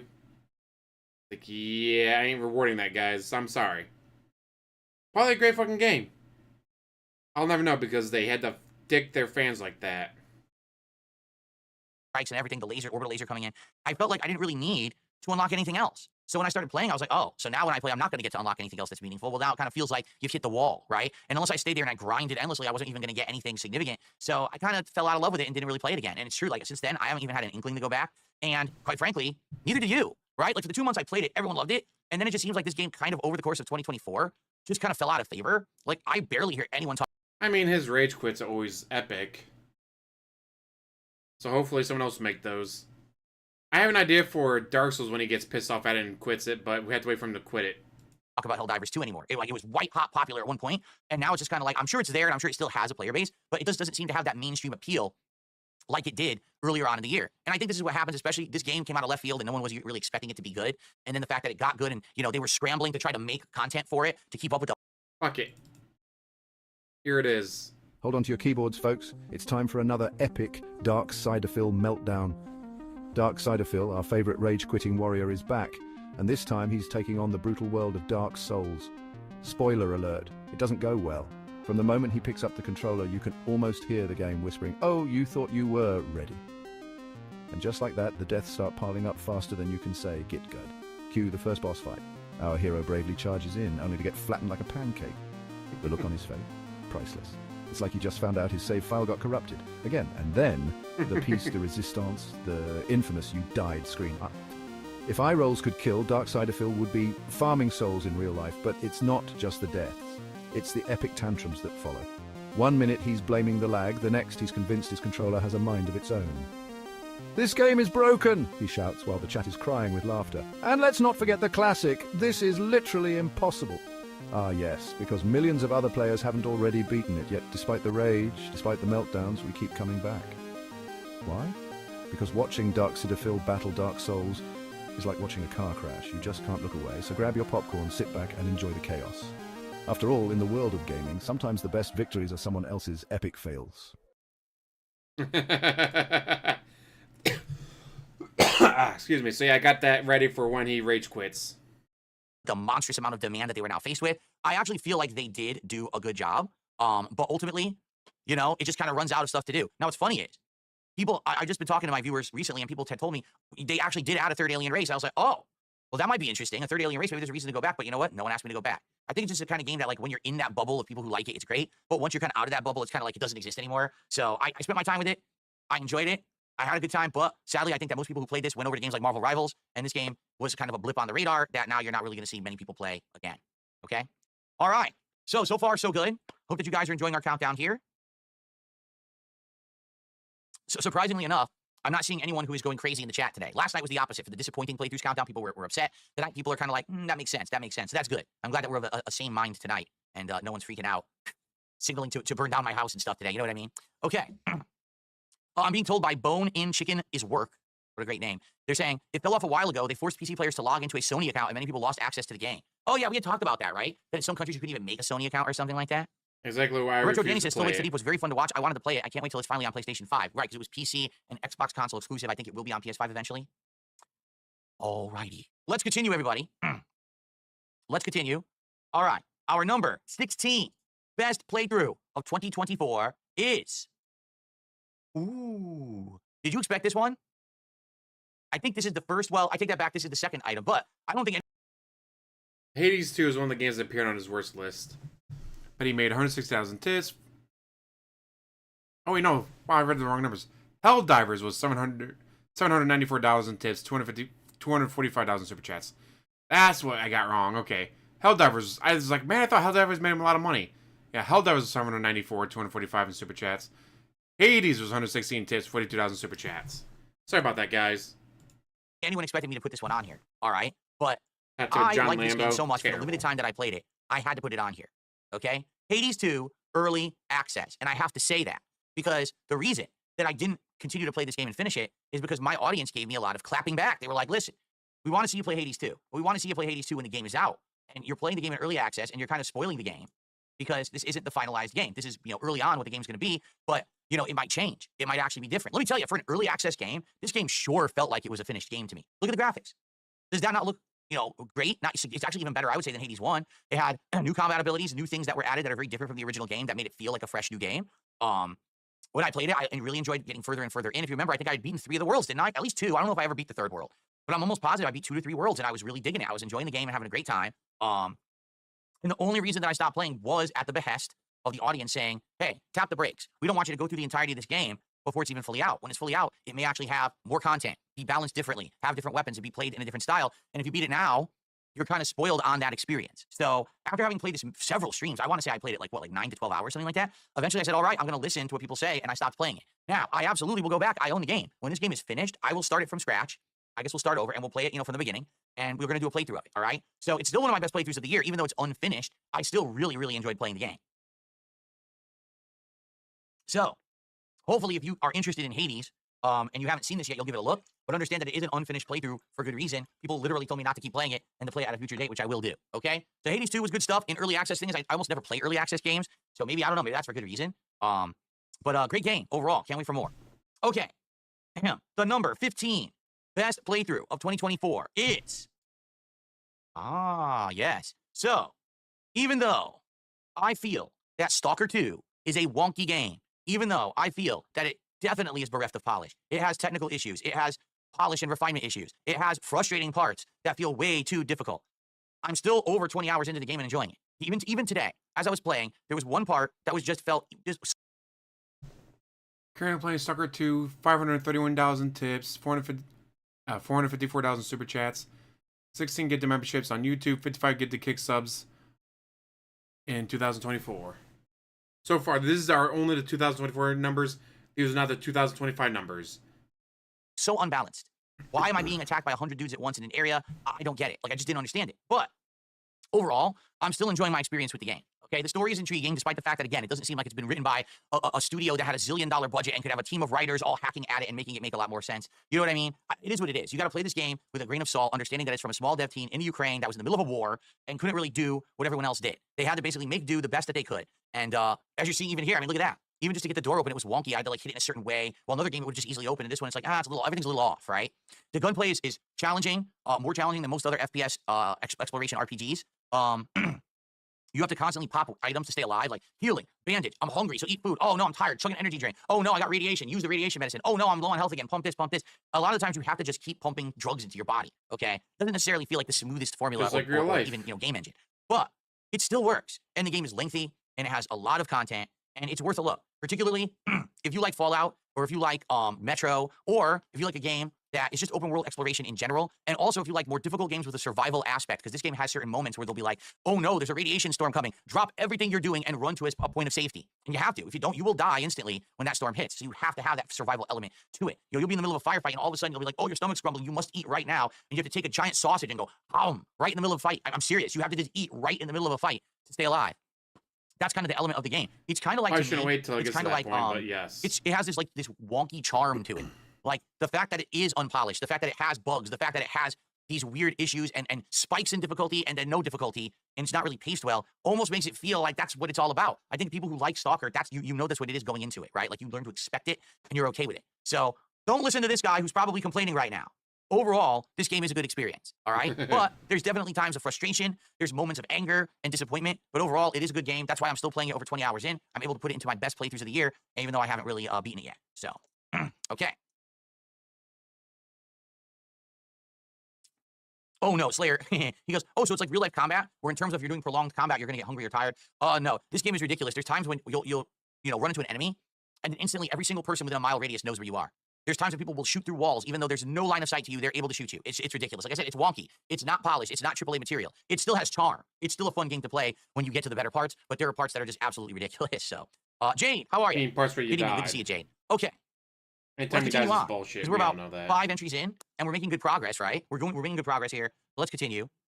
Ladies and gentlemen, the number 14 best playthrough of the year is, drum roll.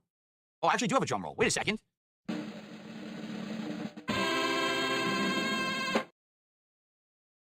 That was super annoying. Yes, that is right. Baldur's Gate 3, 2024 numbers only. 5,314,000 tips, 968,000 super chats, NA on Get the Memberships or Kick Subs. You all asked me, despite the fact that this game did not come out in 2024, would I have it in my countdown of the best I'm playthroughs in loving 2024? Stalker 2. The answer is yes. Ladies and Can't wait to gentlemen, play it it again, is Baldur's probably on Friday. Gate 3. Okay, now listen, I want to make something abundantly clear.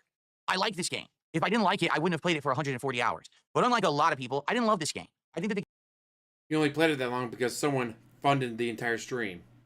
If that person had even missed one stream, you would have been up. I guess people don't want this game anymore, and you would have dropped it. But because someone showed up every stream, made sure you hit the goal, you kept playing and playing and playing, even though you fucking hated it. game had some shortcomings to it, notably the amount of investment that it required in order to actually be good at it and enjoy it. Also, the fact that the way that it plays is so starkly different from other RPGs that I'm used to, right? Most RPGs I'm used to are more turn-based, but the combat is kind of isolated to one part of a a combat area, even its own screen. It's not these big massive strategic rules about order and fighting this certain way and hitting the drop on this person and hitting this many turns or this many moves or this much this and that. It's a very complex game in that regard, right? It really is. And I went into it basically not equipped for that. Like, I didn't know what I was getting into. Now, when I started playing it, people wanted to see me continue. It was voted as Game of the Year last year. And so I said, all right, but, it really, really took me for a loop how long it was and how much of an investment I had to put into it to actually complete it. I don't know if I would ever do that again, quite frankly, invest that much time into one game like that, because 140 hours is an insane amount of time for one singular RPG. But for what it was, here's the thing. Since I played it, I now can say I've played this style of RPG. I understand what... He played it for 140 hours and never understood any of the mechanics. He would literally stand in fire and then be like, why am I on fire? I don't get it, guys. Why am I on fire? It doesn't make any sense. He would walk through poison. I don't get it. What's causing me poison damage, guys? Again, he played it for 140 hours, never understood any of the mechanics. Users had chat, person gave him so much fucking money, telling him what to do. What it is. I get why everyone was in love with it. Maybe some of the things there I didn't care so much about, like the social relationships and the amazing amount of customization and all that stuff that a lot of people really got into. People who actually role play as the characters and stuff. And I certainly didn't get that deep into the game. But I still really, really liked it. But is it my game of the year? No. I'm not saying that this game is not likable. I'm not saying that the game sucks. I'm just saying that this kind of a game is only going to appeal to a certain kind of player when it comes to being like a game of the year contender. And I'm not that kind of player, right? Doesn't mean the game's bad. Doesn't mean that the game, that's not valid if someone else said it was game of the year. It certainly could. It could be a valid game of the year for anyone. I mean, just on the sheer amount of content that's in the game. I played 140 hours and I didn't even do everything, right? I mean, that's insanity. When I'm talking about value, bang for your buck, this game has that in droves. Like, probably one of the best value investments you can ever make playing a video game because of the insane amount of content that's actually in the game, right? And hey, if you like the lore of D&D, Dungeons and Dragons, this game is probably so good for you because you've always wanted to see the best live action video game representation possible, and you've got it now instead of just tabletop gaming.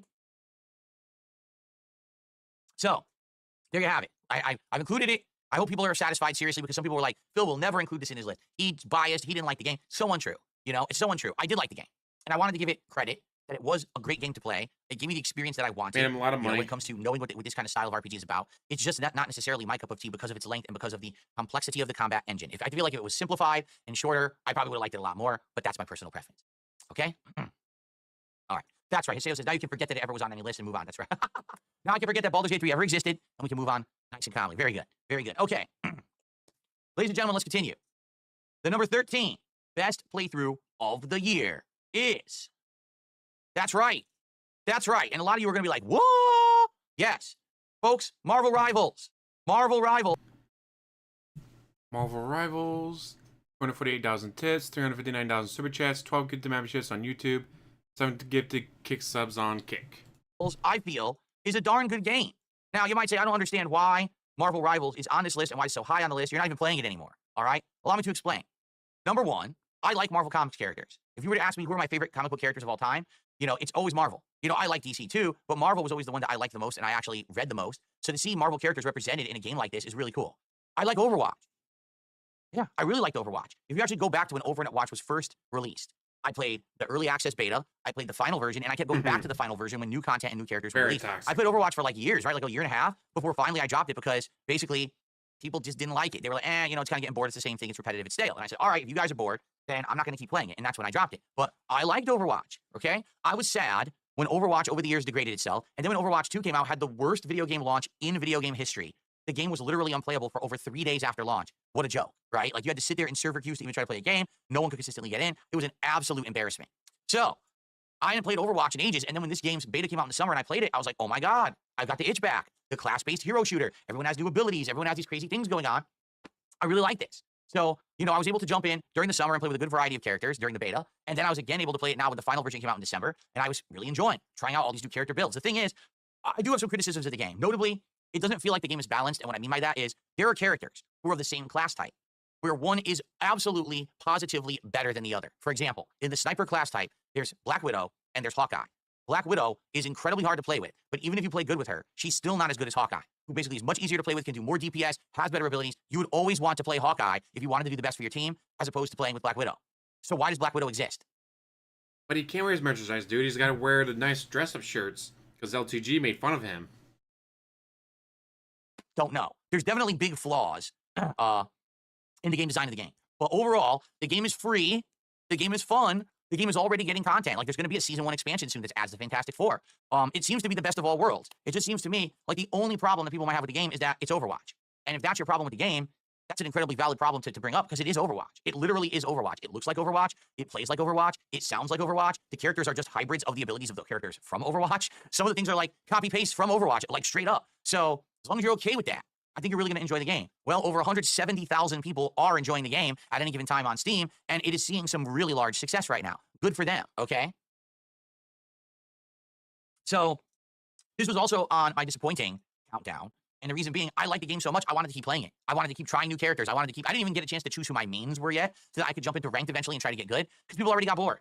And that's sadly the fact with a lot of these multiplayer games is even though they may work for a certain group of viewers, a certain group of content creators, I feel like my audience doesn't really like it that much. And therefore, when people stop showing up, I had to stop playing it. All right. But more power to them. I think the game is great. If you haven't tried it yet, I recommend it.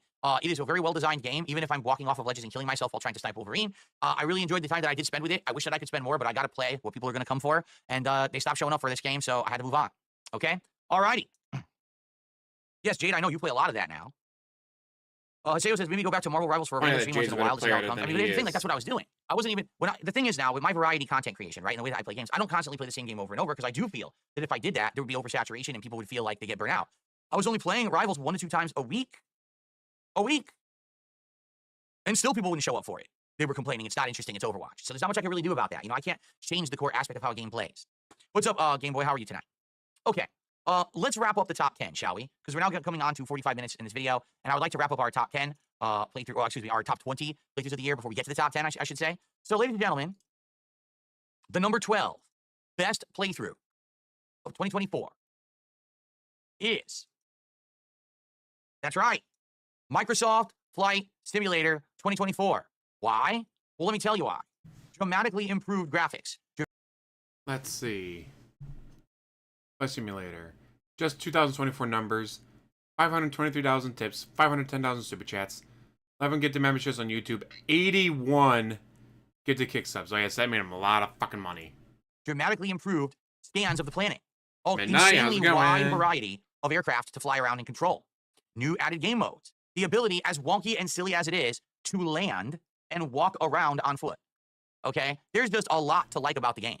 Right? It's silly, but also it is an incredibly good sim. Now, I'm not playing it for the sim properties. I'm playing it to just fly around and relax and enjoy doing aerial tourism with all of you. So if that's what you're looking for, check out my playthrough of the game. But I felt that so far, the times that I've played Flight Sim have been some of the most relaxing, satisfying, interactive times that I've spent with you guys in many, many months. You know, like playing this game has allowed me to chat while I'm also enjoying different parts of the world that I get to learn about. And a lot of the times you guys have picked where I'm going and then told me about those areas while I was there, which is neat, which is fun, which is exciting. I really have enjoyed relaxing. But ultimately, I think the most funny part about the game is when you finally go down on, look at this, when you go down on foot and you are walking around these various communities, that you land at, whether it's a theme park, whether it's just a street, a landmark. This is actually my backyard.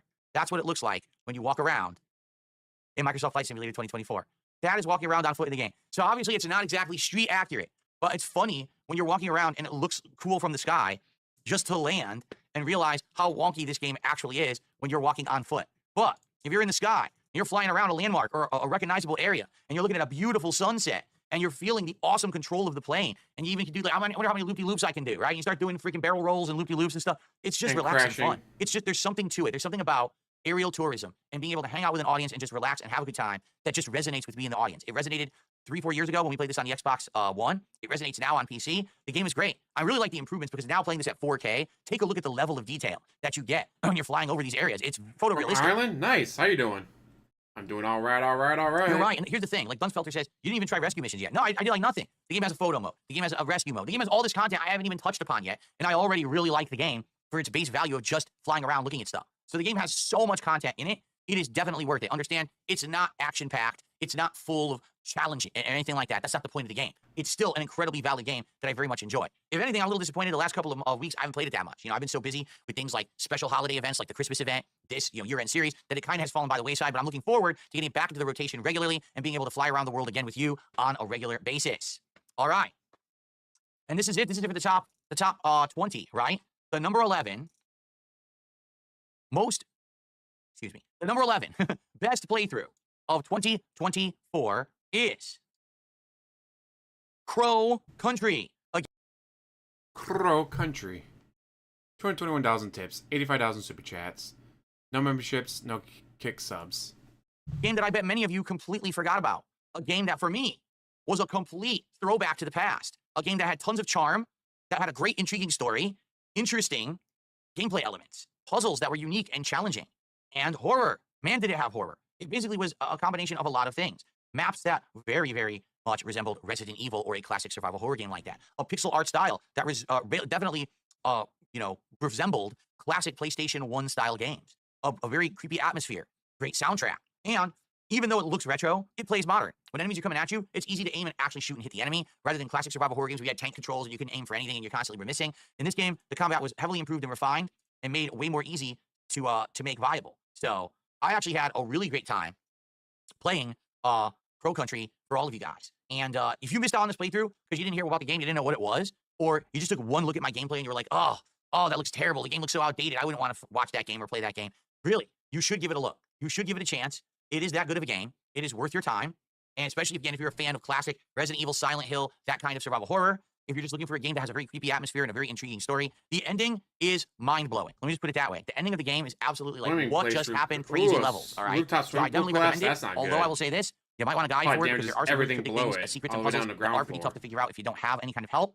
So I do recommend that perhaps you keep some help nearby or else you may find yourself very, very confused a lot of the time. But for the most part, it is an absolutely great game that I hope you'll enjoy. All right, one more. Let's squeeze one more into this part because we're only about 50 minutes in. Let's squeeze in number 10. Ladies and gentlemen, the number 10 best playthrough that I did in 2024 is Night Springs DLC for Alan Wake 2, okay? Let me tell you something. This is the polar opposite. Night Springs DLC. 65,000 tips, 23,000 super chats, no memberships, no subs. But he only played it for one stream, so I guess he's happy with that. Of my feelings about the second DLC that they made called The Lake House. If you loved Alan Wake 2, and after you beat it, you were left with lingering questions, such as, what actually happened with Alan when he was getting contacted, or supposedly people in town were getting contacted by him? Was that real or not? What's the tie of Alan Wake 2 to the game Control? Who the heck actually is Mr. Door, the character that kept showing up over the course of Alan Wake 2? Is there any explanation for who he is, how he has the powers he has? And whatever happened to the sheriff character, who Alan Wake kept running into during the course of the game, who seemed to keep disappearing and getting caught in various different places? Well, this game, or I should say, this DLC, answers all of those questions for you. It actually is, in my opinion, one of the best written, well-executed, downloadable content pieces I've ever played in any video game ever. For as short as it is, it's only a little over 3 hours long. It is incredibly, incredibly satisfying. It is everything that you ever wanted. And as you can see, it's ingenious. It's got different gameplay styles to it. It's not just, oh, you're playing Alan Wake 2 again.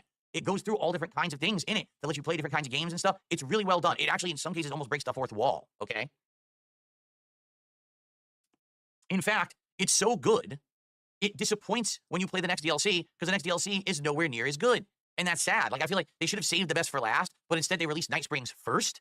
And because of that, it's actually a disappointment because you were hoping there would be even more of a build-up in their second DLC. But instead, their second DLC felt completely extra and superfluous and not interesting compared to the first. So if you have Alan Wake 2 and you've been on the fence about playing the DLCs, sadly, you can't buy them individually. You have to buy the expansion pass, and it includes both. But I might even go as far to say, just play Night Springs. You're going to enjoy the plots. You're going to get answers. You're going to enjoy the expanded world lore.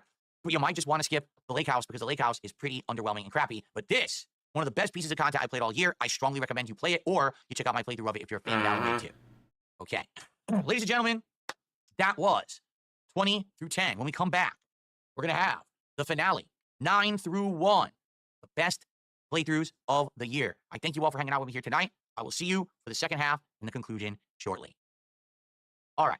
Whew, good stuff, guys. I need to take a short break. I'm out of water. I also want to pee now. He's out of gin, and he's got to make a whale call because he's only at $23 out of $150. While I am on the short break, guys, please support the stream. As you can see, basically, I've gotten 0 support since I started. We had a good amount of support to start, Womp womp. and then as soon as I started with the countdown, it completely stopped. So we're literally at $23. All right? We definitely can do better than that. Please support the stream tonight. Anything is appreciated. Super chats, super stickers, memberships, gifted memberships, subs, gifted subs, or tips. Particularly, I'm looking at Kick because we've had a pretty slower time with Kick these last couple of days. It would be great to get some subs tonight. Okay? But in the meantime, I got to pee. So if you can bear with me here, I'm just going to run downstairs, get more water, and use the restroom. Make a whale call. Oh, really? It's over? All right, I'm being told Monday Night Raw already ended. It ended around the 3-hour mark. That's good. We're ready for the second half. Now, guys, again, please support the stream.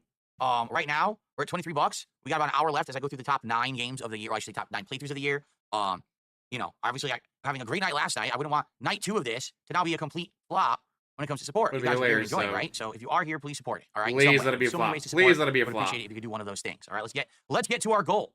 Let's start working towards next week's goal, shall we? We absolutely should. Okay. All right, ready?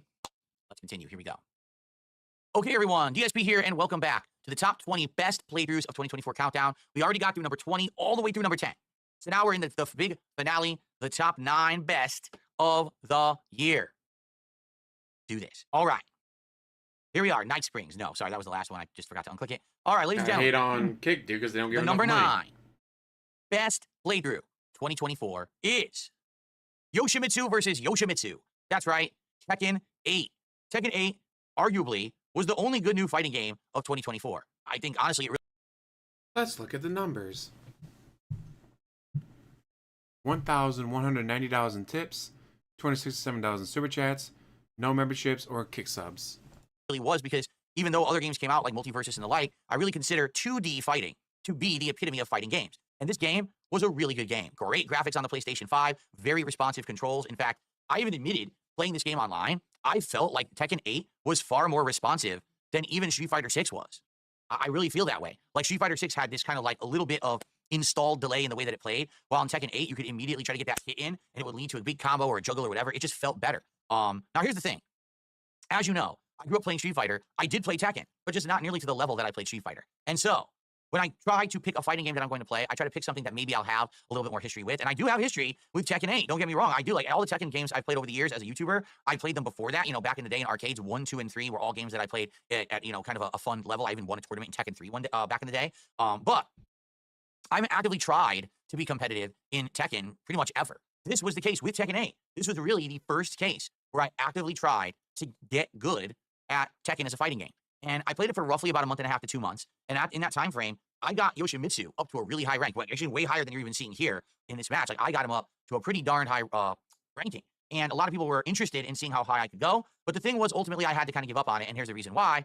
Everyone knows that kind of the big staple fighting game franchise that I play is Street Fighter. And after having played Tekken 8 for about 2 months, I hadn't played Street Fighter at all. And people were kind of starting to crave it again and say, you know, really, we would like to see you play more Street Fighter. And I was like, well, I can't play 2 competitive fighting games at once, and I hope you understand why. They're completely different. They're not even similar, right, when it comes to fighting game mechanics and the like. And it's just going to take a lot of practice to even stay at any kind of a level for either one of these games. So if you tell me you want to see me play Tekken 8 at any kind of a competitive level, well, then I sadly cannot focus on Street Fighter at the same time. It's got to be one or the other. And so after having this conversation, after having played this for, say, 2 months, people ultimately decided they wanted to see me go back to Street Fighter. But take a look. You know, I was doing well. I was getting great combos, juggles. I was really mastering the game at the level that I was playing. In fact, the only reason that I really gave it up was very simple. In order to get any better, I kind of hit the wall with Tekken 8. I would have had to consistently play all the time, people who weren't and even more. scrubs. All right, I would have had to dried play Tekken 8 2, 3, 4, 5 times a week to actually get better than how the level I that just I hate that already I'm no reached. good And at I just fighting wasn't willing games. to put in that level of commitment The because worst I'm a genre I've variety ever content played is creator. probably But I want you to fighting games. I understand, just this game cannot has play amazing them amounts well. of content. It's got a lengthy, very interesting story mode with various different kinds of gameplay and minigames in it. It's got amazing graphics. It's got a wide cast of characters. It's got a lot of content and fun things to do in it, including the virtual mode where you pretend to be an arcade player traveling around the world to enter Tekken tournaments and the like. The first of its kind. Never seen that in any kind of a fighting game, notably a Tekken game. So really well executed, really well done. Great content, great game, great value for your dollar. Strongly recommend it if you haven't checked out Tekken 8 yet. It's a great game. But sadly, I just don't have time to play 2 games at a good level, so that's why I never went back to it. Okay, Tekken 8, great But you fighting never game. played Really Street enjoyed Fighter playing at a good level. You still suck at it. Okay, that's right. The try-hard wall. People who are just playing one fighting game only, focusing in on it, I'm never going to beat those players when I'm trying to take my time among various different games or trying to go back and forth between Street Fighter and Tekken. It ain't going to happen. I would have to focus solely on Tekken to do any better. So there you go. Okay, continuing on. The number 8 best playthrough of 2024 is Balatro. 191,000 tips, 142,000 super chats, 2 gifted memberships on YouTube, 25 gifted kick subs on Kick. That's right. A game that I've only just recently started playing near the very end of December. It's a game that I didn't even know existed, but got nominated for Game of the Year. And when it did, I got interested in it. And I said, man, I want to check this game out. And I want to see what it's all about. And let me tell you, I know how to play poker. I played 5-card stud, Texas Hold'em, and other variations of poker over the course of my life. And so when this game, I heard it was all about poker, I was like, oh, that's actually kind of right up my alley. So let's give it a look. And let me tell you, I've only done maybe 3 streams of the game, but every single time that I've played it, I've had a great time. I absolutely love that in this game, you can start with different starter decks that create variables that make the game feel different. I like how, even though you're good at the game, you may have a bad run because it is a roguelike. If you're not aware, Balatro is a roguelike game where basically you are trying to earn points by playing poker hands, but you have to earn a certain amount of points within a certain amount of hands or else you fail and your run has to start completely over from scratch. Now, there's joker cards that you can get that will give you added variables, such as multiply my score by a certain number if I have a club in my hand, or if I played a diamond, or something like that. So there's many different variations and ways that you can play the game. I've had tons of fun. In fact, I've actually beaten the game twice, but each time you beat it, you unlock more content and more great stuff to make you want to go back. It's incredibly addictive. Even if you win, you want to go back and play again with a different deck, with a different play style, try different jokers to see if you can win in another creative or interesting different way. So very, very addictive game. But here's the thing. Not there's enough to stop you from playing If you're not WWE a fan of poker, champions. or you've never played poker before, I don't think this would actually be a very good game. Just being honest. I actually feel like it would be a disappointing game because it really is just poker, poker, and more poker. You need to love poker to understand and like Balatro. So if you're not into cards or poker particularly, this is probably going to be a skip for you and you're not going to care about it. But if you do happen to be into poker or, you know, competitive card play and stuff like that, you'll probably end up really liking it. It's funny because I said I never heard of the game, but it got nominated for Game of the Year, so I would try it. And then when I tried it, I was like, wow, this is incredibly good. I kind of get it now. This is why I got nominated. I just wish that a game like this maybe had gotten more notoriety before it got nominated for Game of the Year, because I didn't know anything about it. And I feel like if it hadn't gotten nominated, I never would have played it, and I never would have enjoyed it. Yeah, by the way, it's got a very chill soundtrack, despite the fact that it's trying to go for an 8-bit visual style or whatever. The soundtrack is very relaxing and fun and chill, and the game is great, and you can just sit there and meld with it and have a good time and have a good stream. The Balatro streams have been some great opportunity to interact with you guys, which I very much enjoyed. So, Balatro stuff, I've only done a few streams of it, but I've really enjoyed it. I will be playing it more in the future. Definitely one of my favorite playthroughs of last year. Okay. Whew. Continuing on. This is hard to do, to just talk constantly for hours on end without a break, let me tell you. Guys, he's tired from talking. My number He needed 7. a break. Best playthrough of 2024 is... I almost said Super Mario. Wow. Astrobot. Let's look at the numbers. Astrobot, 690,000 tips, 426,000 super chats, nothing on get the memberships or kick subs. On the PlayStation 5 Pro particularly.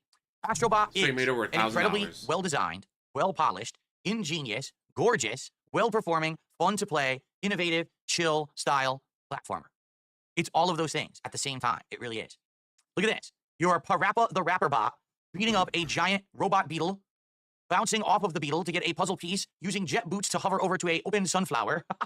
The game itself is just so well done. Okay, I like the fact that, number one, the game ties in so many different Sony properties into one game. It really feels like a crazy dream-style game where Kratos could be in the same realm as characters from The Last of Us, which could be in the same realm as, characters from The Last Guardian, right? It's pretty wild to think about that. Gone. I also like the fact that it's not He openly did not QC. rage quit it. Some platformers said he wasn't going to play the DLC and or it whatever. has that stigma. That, oh, this is Guys, a I kid's played game. enough I of don't it. I necessarily beat feel it. that playing Astrobot, although sadly a lot of people do still feel like it has that stigma. I don't believe that. I actually think that Astrobot is a good game for all audiences, for all ages. It also has a great amount of content. Has about roughly anywhere between 15 to 20 hours of content for a platformer. That's a great amount of content, honestly. I like the variety in the levels and the way that they're designed. For example, each level feels completely self-contained as a different world. Some are themed during different cultural things. Some are nautical, some are in the sky, some are underground, some is futuristic, some feels more like ancient. I like how there's so many different Sony properties. Here's Jumping Flash being represented in the game. And not only is it challenging stages based on, platforming skill, but also there's these optional puzzles and things to explore in the hub world as well. More platforming, more challenges, unlock more characters, more customizables. The game just has a ton of content. And then even if you want the ultimate challenge, it's got that too. It's got these ultra difficult Sony symbol stages that really put your platforming skills to the test. Yes, they made me rage during the playthrough, but at the same time, I overcame and I beat all of the challenging content of the game. How you quit in the last one? The only thing that I didn't do was all the collectathon stuff, because there's a few random odds and ends collectathon things that you can get that I didn't. But I literally beat every stage in it, including all the hardest challenge stages. So if I can do it, you can definitely do it. Before actually beating it fully, but it's high up on my list. It's number 7. But you're like, well, wait, it's not game of the year? No, not for me. You want to know why? Because here's the truth. This game is great. So was Super Mario Wonder last year. I would actually say they're probably about on par when it comes to Mario versus Sony, Nintendo versus Sony properties. They're about equivalent. I like Mario Wonder just about as much as I like Astrobot. They're great games in their own right. But did I say that Mario Wonder was my favorite game of last year? No.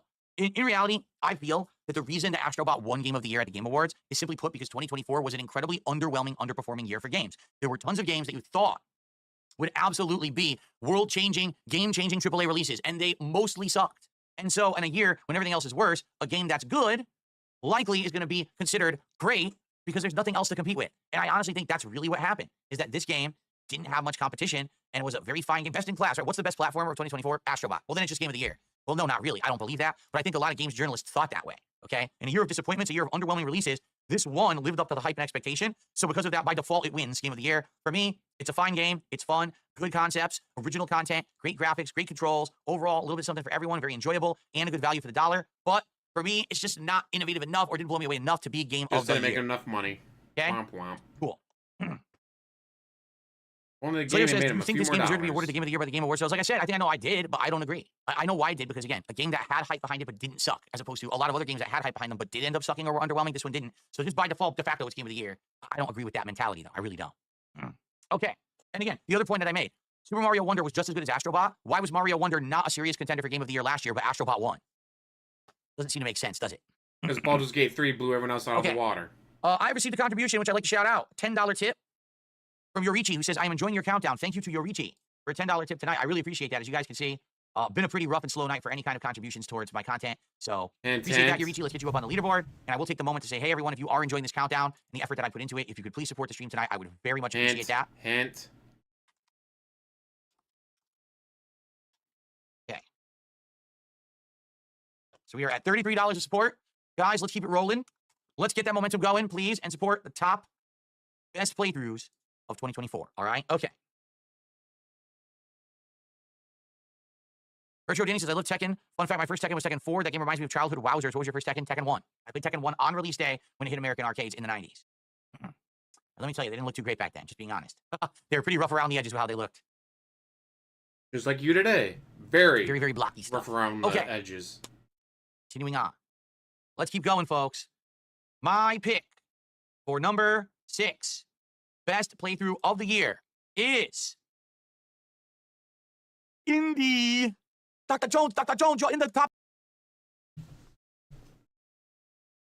Let's see. Indiana Jones, $434 in tips, $120 in super chats, 21 gifted memberships, 142 gifted kick subs. Again, only 2024, not anything that he made in 2025. Top 10. Ladies and gentlemen, Indiana Jones and the Great Circle. That is right. I really like Indiana Jones and the Great Circle. I like it a lot more than I thought I was going to like it. Quite frankly, when this game was announced and all we saw was this first-person combat, it left a lot to... There's something coming up I want to cover, so let's slow down to normal speed. speed. We're wondering, would it be any good? Well, I'm happy to report the game is good. It's got fun platforming. It's got interesting puzzles. It's got a great story with some great lore. And of course, you get to play as Indiana Jones. You get to whip the living shit out of a bunch of fascist. Out of what? Get to whip the shit out of what?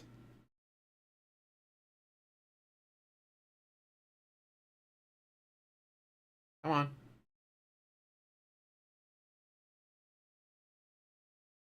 Great lore. And of course, you get to play as Indiana Jones. You get to whip the living shit out of a bunch of fascists and Nazis. Nah, you can say, well, he's about to say Nazis. But why would he censor? Why would he censor saying Nazis? Because maybe after saying fascists, he said Nazis after. So why did he censor himself if he was just going to say Nazis? Because he was not going to say Nazis. He was going to say, obviously, a different word begins with N. You get to punch them with your fist, and it goes whoopsh, whoopsh, just like the movies. It's very well executed. Now, it's certainly not perfect. The physics are a little wonky. And I would say one of its biggest strengths is also one of its biggest weaknesses. What do I mean by that? Well, several times during the course of the game, there are open world segments where you can wander around and you're free to explore and find content. Now, sometimes you'll stumble upon someone who has a mission for you, or you'll stumble upon a puzzle you can solve and get a rare collectible that then gives you experience points so you can level up. But sometimes you just end up going in circles, okay? You do. You just end up kind of like going in circles and not knowing what the hell is going on because you don't know where you're supposed to go. Sometimes the map will say to go one way, you go there, you're kind of confused, did I go to the right spot? So it's definitely not perfect, okay? But it's a great game. It is. It absolutely is a great game. Yeah, we all know what he said. It's fun to be Indiana Jones. It's fun to have a clone of you next to you. He said that about 2:32 mark. All right. Starting to bother me. Okay, that's better.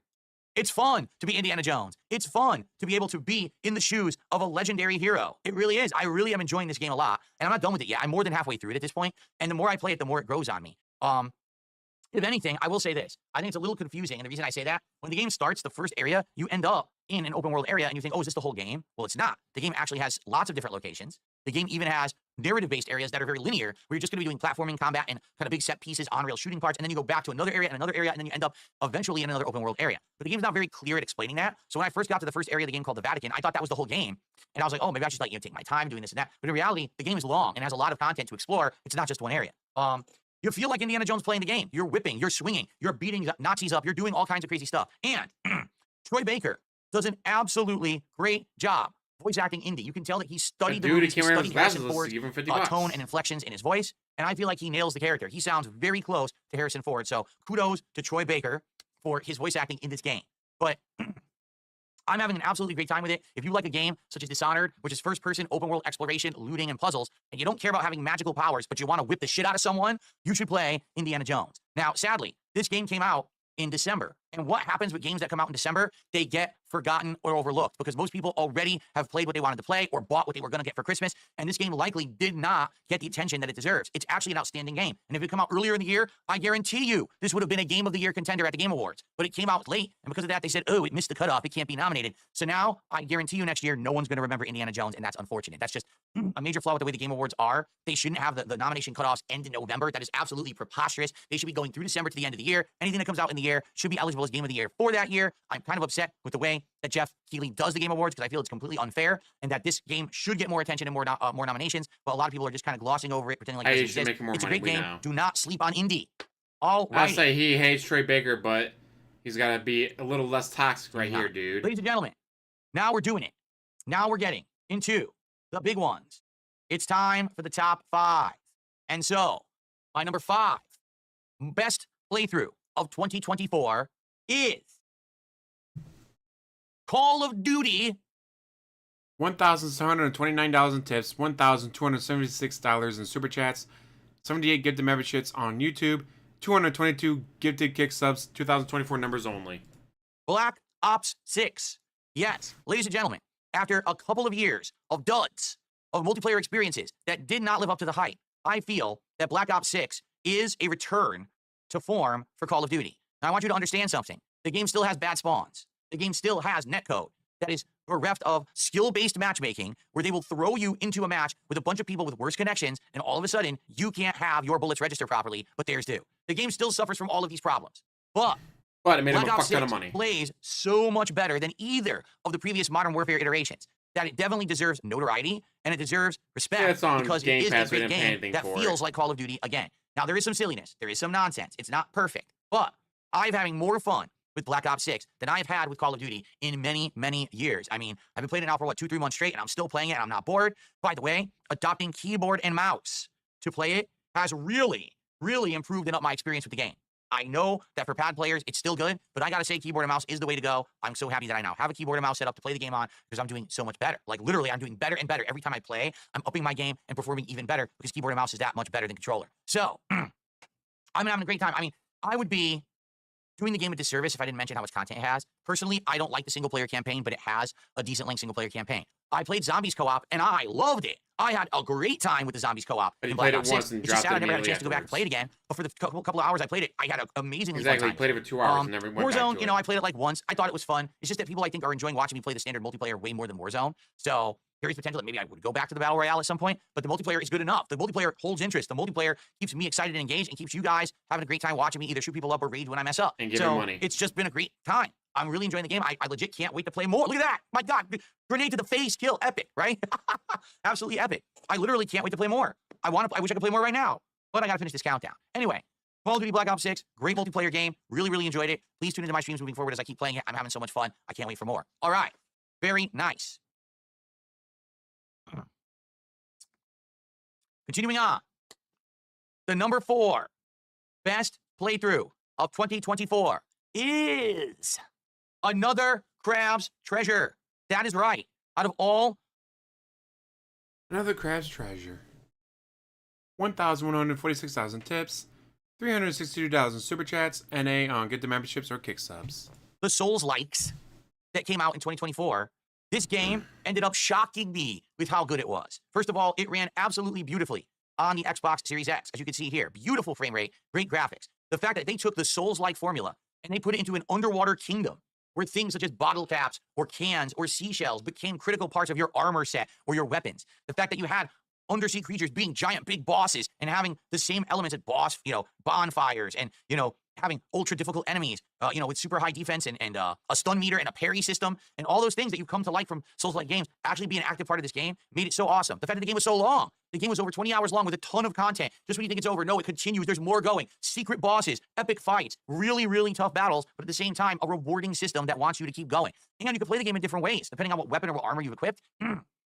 You could go for fully offensive combos and overwhelming tactics. You could go for a more defensive stance where you have a lot more armor on. You can block or counter or parry more before you counterattack. You go for ranged tactics because there's certain builds where you can actually shoot things. So there's a lot of ways to play the game and make it feel different depending on how exactly you want to focus on it and It's you want to play it Christmas, yourself. guys. You should have money. I love that about the game. It's not just a Not like one-go anyone ever experience bought like, say, anything for their loved Sekiro, ones. where almost everyone's playthrough ends up kind of feeling the same. In this game, there is so much to do and so many different ways to do it. I will say this. The QT charm of the game is great, but it does have a few flaws. As you can see right here, because this is made by a smaller studio, there are a few bugs and a few annoyances that happened during my playthrough. The camera's the worst enemy in DSP's existence. FromSoft. I happen to highlight one of them here in this clip that I made where I got stuck in a wall. Ultimately, I think I did get out of this wall. I think it took me over 5 minutes, but I actually did get out of the wall. All right? But you can expect that there will be some wonkiness and silliness to the game as a result. But at the same time, man, is the game fun. And I hope that you will give it a look if you haven't yet. By the way, it's on Game Pass. This is one of the best games of the year. Original, fun, creative, and it's on Game Pass. How could you possibly go wrong? So, By listening to do your not advice. pass on another Crab's Treasure. If you're interested in Souls-like games and you want to see a unique one and a fun one, this is one that very well may have gone right off your radar. You might have missed it. Definitely don't pass it by. Check it out. You're going to love it. It's really unique and fun and well-made. And oh no, that's a shame. But you see, it's that kind of game where you want to keep trying to do stuff. You want to keep going for that jump. You want to keep exploring. You want to see if you can get that new thing, that new hidden item that may be over there or whatever. It really opens itself up to open world exploration and fun in that regard. And that's one of the major reasons I really liked it. So, another Crab's Treasure. Great Souls-like attempt, underwater kingdom style, very unique art structure, great combat, great elements, even a unique and interesting story if you can believe it. Well executed, definitely give it a look. Okay. I'm even being told by DJ Sonic Swag that it actually got a New Game Plus update that made it even better.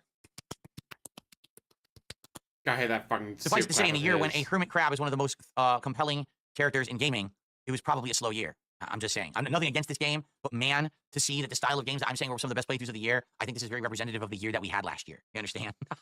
Okay. Ladies and gentlemen, It did produce some really good rating this is moments it. from him. The top 3 best playthroughs of the year. What games will make the cut? And what game? There was a boss that early on that's pretty much the same as in Elden Ring, where you come out of the starting area. Hey, there's a boss. You fight him, and he kills you because he's too strong for you. So you got to learn, like, all right, don't attack him, move on. DSP didn't do that with this crab boss, and he just kept dying over and over for hours. So finally, he got lucky. Games will be forgotten. About to find out. Thank you so much to Reee, who over on Kick just had a 2-month re-upping of their membership. Let me get that up on the leaderboard because re-uppings on Kick actually count for $5, so thank you for that. We're now up to $38 of support. Again, guys, it sure would be great to get some more support tonight for the best playthroughs of the year countdown, if possible. Please support the stream. Okay. This is it. Are you humped? Are you humped? Are you hyped? Are you pumped? I combine those two words into humped. Well, I'm humped. I don't know about you, but I sure am humped for the top 3 best playthroughs of the year. So let's get over there, shall we? Ladies and gentlemen, my number 3 best playthrough of 2024 is Elden Ring. Elden Ring, Shadow of the Earth Tree. 1,240 tips, 412 super chats, NA on memberships or subs. Shadow of the Ed Tree. Yes, that is correct. Another DLC made it into my Game of the Year countdown for a very good reason. This game was basically throwing everything at you if you liked Elden Ring, plus the kitchen sink. Like, I don't think they left anything out of this DLC. Crazy, over-the-top, amazing bosses, check. Improved visuals with awesome, colorful vistas, variety, and fun things to explore and check out, check. Insane amounts of new weapons, new play styles, and basically reimagining the way that the game can be played in various different ways, check. An incredible amount of content for the value that you're paying into it, absolutely. You know, and a map that is deceptively large because it looks small, but when you start to explore it, you realize that there's layer upon layer upon layer in said map, and that there's all this hidden content that makes it actually much longer than it appears. Yeah, it's got all of that stuff. It really is that good of a DLC. As you can see, fighting with a giant mutated sunflower in this video. As I go through this mansion full of enemies, and I'm, wandering around and exploring, hammering the crap out of stuff. And as you can see, it performs very, very well on the PlayStation 5. I'm sure it probably runs even better on PS5 Pro, but I played it on the PS5 and I had a great time with it. Runs even better on in PC. reality, I don't think I have any complaints. At first, I thought that it was going to be pretty short and not that good. But overall, as I played it more and more, I actually realized how lengthy it was. And I was actually quite pleased. The final boss, without spoiling, probably the boss that everyone would have really wanted anyway. Like, totally made sense that was the actual final boss of the game. And it was incredibly hard, but fair. That's another thing that I want to say about Elden Ring in general. Are there difficult parts? Yes. But I feel like they are pretty fair. The final boss was very, very difficult. The hardest of the entire series, I would say. Probably Melania took me a little bit longer to beat because I wasn't as good at the games when I first reached Melania. By the time that I fought the final boss of this DLC, I had played the first game twice. So I had gotten a little bit better at it, and I feel like that's why I did as well. And he used guys the entire time. He kept changing up his build for no reason. Like, all right, guys, I'm tired of doing this style, so I'm going to go change it. Oh, he changed it to exact type of build that you need to fight the next boss. Wow, guys, this boss was so easy. Yeah, because you watched a guy to tell you exactly what the best build for that boss was. As I did against him, changing my build, intelligent enough to change my build on the fly and try different things and figure out exactly what's going to work against. You didn't build it on the fly, you built it as the guy told you to do. I was just kind of going through the game once, doing jumping attacks and kind of fucking around and hope for the best. So, yeah, okay, I have one complaint. Just one. Literally, I have one complaint about Shadows of the Earth Tree. Sadly, there were parts of the map that I thought were a little too empty. Like, for example, there's a centralized kind of like haunted, cursed woods, or it's like the Woods of Madness. There's just nothing really there besides one optional dungeon and a bunch of generic enemies. There's nothing else there. I don't even understand why it's that empty. There's also 2 or 3 fingerprint areas where it looks like something amazing and giant will be there, and there's really not much there. There's just a couple items, and that's it. What's funny is there actually is a final optional awesome boss related to the fingerprint areas, but it's not even on the fingerprint areas. Very confusing. But overall, really enjoyed it. Great DLC. High production value, top of the line, great stuff. Absolutely not disappointed whatsoever with this DLC. Take a look at me, running in circles here with double smashing. Well done. A great way to give a send-off to Elden Ring, and we thought that we were done until they announced another Elden Ring game coming out this year that's not related to really the mainstream storyline, but instead this kind of what-if scenario, teaming up with other people and doing co-op combat and the like. That looks like it's going to be very interesting. But, man, I love Shadows of the Earth Tree. Definitely one of my favorite a lot of money. We know. The year. All right, now wait a minute. Hold on a second. If that's only number 3, then what the heck are the top 2?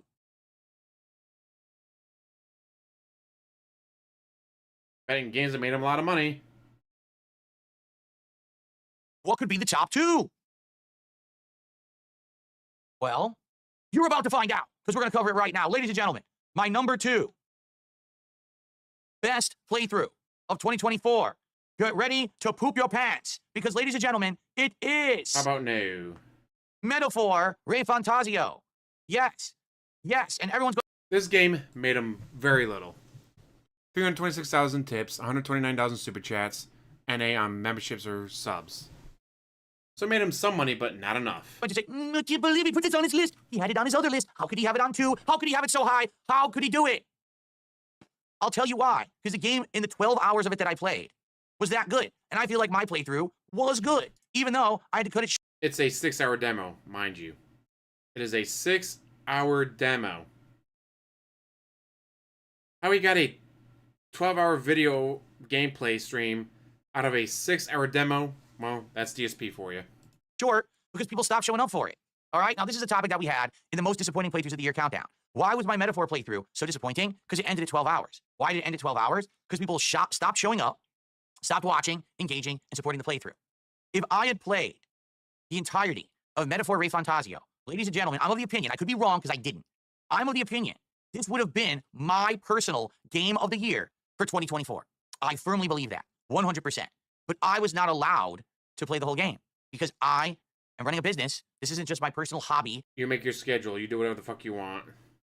Where I could just play what I want. I have to play things on stream that people are going to come by and watch and engage and support. Or else, why am I playing them on stream? I could just play them off stream for myself, right? And so I gave this 12 hours to get looked at and picked up and enjoyed by an audience that would come back and engage and support with it. And it didn't happen.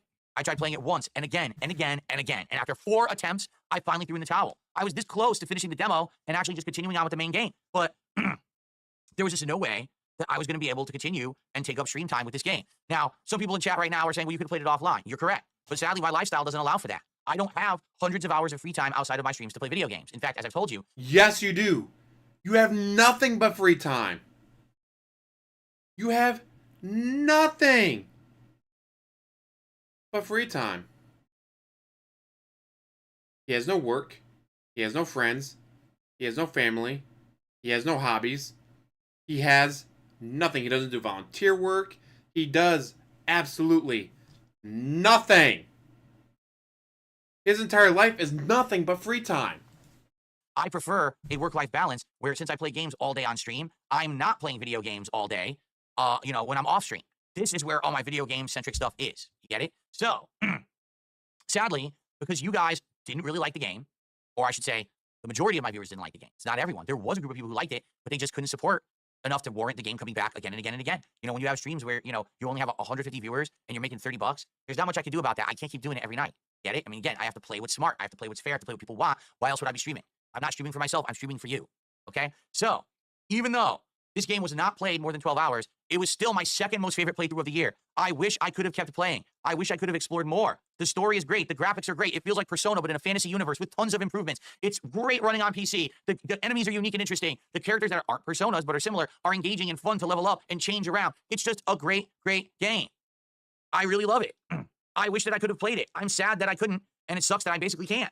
I'm locked out of playing this game because I don't have enough free time to play it, and it didn't work on stream. So, Metaphor, my second favorite playthrough of the year. I thought that it was the second best. I legitimately did, and I actually think it would have been my favorite game of the year if I could have played it, but I couldn't.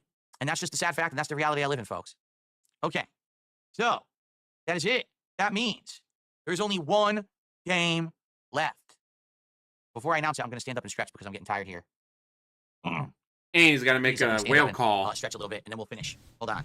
Whale call because it's only at $38. Mind you, he got up and walked supposedly earlier to go to the bathroom and stuff. So why does he need to get up and walk now? Oh, look at that. Holy shit. He gets up, stretches, and suddenly, amazingly, just like that, he gets a super chat. I wonder if they're connected. I'm gonna guess they're connected just a little bit. Yeah, I've been playing a fuck ton of Vampire Survivors. I only got like 22 items left to unlock, and I got everything unlocked on Vampire Survivors. Obviously, Diablo 2 Resurrected, been playing the new ladder season. Games on my phone. Yeah. Oh, all right, guys. Time for the finale. Ooh. Hypnotic Jinx is to the $20 super chat. This list is hype. Let's go, number one. When we find out your Game of the Year nomination. Yes, here we go. Let's get Jinx on the leaderboard. Thank you, Jinx. Sorry, guys, I'm losing steam here because it's tough to talk this long, to be honest. To not, like, talk back and forth with you, but just to talk to myself like this, like I'm doing. And I'm getting exhausted from doing it 2 nights in a row. I'm losing my steam. I'm glad that we're at the end here because I'm pretty beat right now. Thank you, Jinx. All right, now we're up to 58, excuse me, $58 in support tonight. Thank you, Jinx. Okay. See? Okay. All right, are we ready? Haseo just gifted 5 memberships to the community. Thank you, Haseo, for gifting 5 memberships to the community. Everyone who's getting one right now, please enjoy. That means that Haseo, hold on. Overall tonight, Haseo has gifted 10 overall memberships to the community on YouTube. We've got 0 contributions tonight over on Kick. 0. None. Nada. Zilch. Nothing. Nothing on Kick. Nothing. How many people are watching on Kick tonight? Hold on a second here. I got to look into it. How many people are on Kick right now? 47? There's 47 of you? I thought there would have been 4. 47 of you. And there's no one on Kick who is supported in any way. Really? No one. The sub that I got on Kick was a resub, an automatic resub. It was not an active sub, so nice try there. I think you know the point I'm making here. Is that I did not get Kick, you're supposed to give me more money. During a big night. Wow. Kick, wow. Where's all the money? What is going on? You don't have any money. You're a liar. You're a dirty liar. You have money right now in your person, on your person, in your home. There's money. I'm not saying it's spendable money. I'm just saying you're lying. You definitely have money. Okay. Okay. Are we ready to resume and finish here? I hope so. Very pathetic duel. How you doing? See, look. This is what happens. I talk so long. I'm serious. I'm like oxygen deprived. Seriously. Been talking for 2 nights straight, nonstop. But, you know, it actually makes me. He's oxygen deprived because he talked during a video. This man is struggling for his life. He may die unless you give him more money. It tires me out. So, okay. We ready? Let's do this. Let's finish. Here we go. The big finale. Okay. Hold on. Where am I? Here I am. Okay. Okay, folks. This is it. The big finale. What is the best playthrough that I did in 2024? Are you ready? Need a drum roll? Here it comes.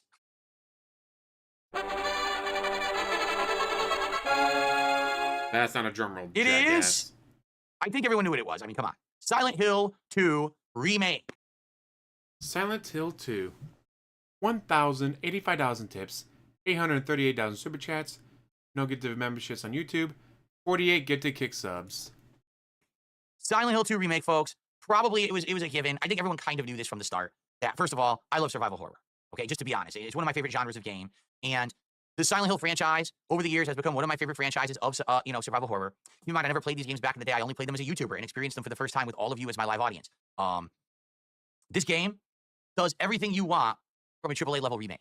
Okay, improved graphics, improved soundtrack, story that's the original, but even expanded upon in certain ways that make it even better. Great gameplay that's been refined upon and expanded upon. Now it feels like a modern game, rather than being stuck with old tank controls, locked camera angles. Instead, you get to actively play the game in a way that makes you feel more empowered. At the same time, the game's not overly easy. They've changed the challenge level and difficulty level of the game to make it feel tough, even though you have active control of your body, okay? Puzzles, completely redesigned from the ground up. Or some are identical. You don't know what the game's going to throw at you at any given moment because some things are the same and some things are dramatically different. Boss fights. Oh, Silent Hill 2 does not have a lot of bosses, but for the ones that they kept in there and they redesigned them to be so good. For example, I'm just going to say this. The abstract daddy boss is ridiculously good in this game. Over the top, way better than in the original. It blew me away how well done it was. Also, the final boss, way improved upon and much better in this game than it was in the original. I like that it still retains all of the options to have all these different endings. At the same time, it adds another ending or two, so there's something to aspire to, even for those who are hardcore fans of the series. You could still get new content out of it, which is really awesome. I love both the real world and hell world gameplay. I think that it's cool that it changes completely the atmosphere of the game, yet retains the same kind of classic gameplay style from the original. Honestly, the best way that I can really explain this game of why I like it so much. So, do you remember many years ago we had Resident Evil 2 Remake? So, you remember when you guys gave me a bunch of money while I played it? Up until this point, when we heard the words remake, we thought, oh, that just means they're going to take the original game and they're just going to patch it to run at a higher resolution. Maybe they're going to add a little bit more detail to the graphics. Maybe they'll fix a bug or two that was in the original. Maybe ability to save more often or save better, auto saves perhaps. And maybe just a tweak here or there. But for the most part, you would buy a remake, start to play it, and realize it's the same game. Resident Evil 2 Remake took the spirit of the original game and completely redesigned it and reimagined it as a modern gaming experience. It's definitely the same plot, the same characters, the same enemies, completely reimagined for a new modern audience, right? Silent Hill 2 Remake is exactly the same thing. Taking the classic Silent Hill 2 game and redesigning it and reimagining it for people who need more modernist things. I don't want to be hindered because I have to turn with tank controls and I can't see because the camera's stuck and I'm fumbling around in the dark. Instead, you want to be able to play and enjoy the game. And as you can see, with the improvements and refinements that they made to the engine, you absolutely are allowed to. Again, I like the fact that some of the puzzles are redone. So it's not feeling like if you just played Silent Hill 2 before you played this game, you could play this game and not feel bored. Because it feels like two completely different runs or playthroughs, a different game itself, instead of the same game twice. That's great. And I'm just going to say this. This is not a spoiler. I'm not going to spoil it. There was a plot device that was confirmed after the fact by the game devs that make it that this game directly ties into Silent Hill 2. And I don't mean that it's the same game and the same plot. I mean, actually, this game is actually the continuation of Silent Hill 2. That's all I'm going to say. And if you're like, what? What does he mean? I want you to play the game to find out. I'm not going to spoil it. I'm just going to say, play the game, and you're actually going to find out that this game is But you already basically the sequel, the direct sequel to Silent Hill 2. Okay? It's not the same game. It's not a reimagining. It's literally the sequel. Now, that doesn't get you to play it if you didn't yet. Hopefully, you'll go play it now, because it's that good of a game. Or if you want to watch me play it, you can. My playthrough is live, but it's that good of a game, you should give it a look. So, the modern reimagining of Silent Hill 2 for a modern audience, great gameplay mechanics, amazing. And, you know, at the time, they said that Resident Evil 2 Remake was kind of the gold standard, the poster boy example of what a remake would be. I would argue this game is just in line, if not even better.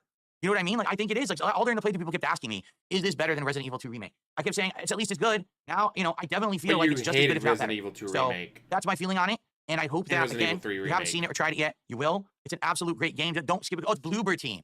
Bloober Team is great. Oh, but it didn't win many or any awards at the Game Awards. Who gives a crap about the Game Awards? Who cares about the Jeff Keighley Buddies Club? You stroke my dick, I stroke yours. Everyone's happy-go-lucky about what games they like. Everyone, we're going to conspire to vote for the game that's the feel-good game of the year instead of the game that's good. This game undoubtedly is one of the best games of 2024, no matter what a bunch of game journalists with agendas say. It really was that good of a game. Don't skip it. Don't miss it, because the game journos didn't kiss its butt. It's really Because the game journals didn't get 1,085,000 tips, 838,000 super chats, and 48 gifted kick subs. really good. All right, ladies and gentlemen, that is the conclusion of my best playthroughs of 2024 countdown. A weird year, to say the least, right? 2024 was a year when it had, on paper, it had potential to be one of the best for various reasons.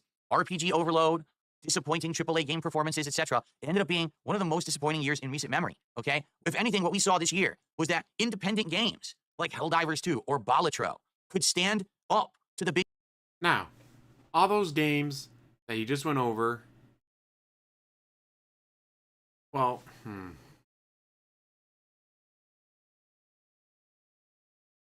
in total, between the best and the worst, he made, just from those games that he mentioned, just the games that he mentioned, $20,234 in tips, $8,440, $5,980 after fees and super chats, just from those games that were mentioned on this list and the list from the day before. That's not counting ad revenue.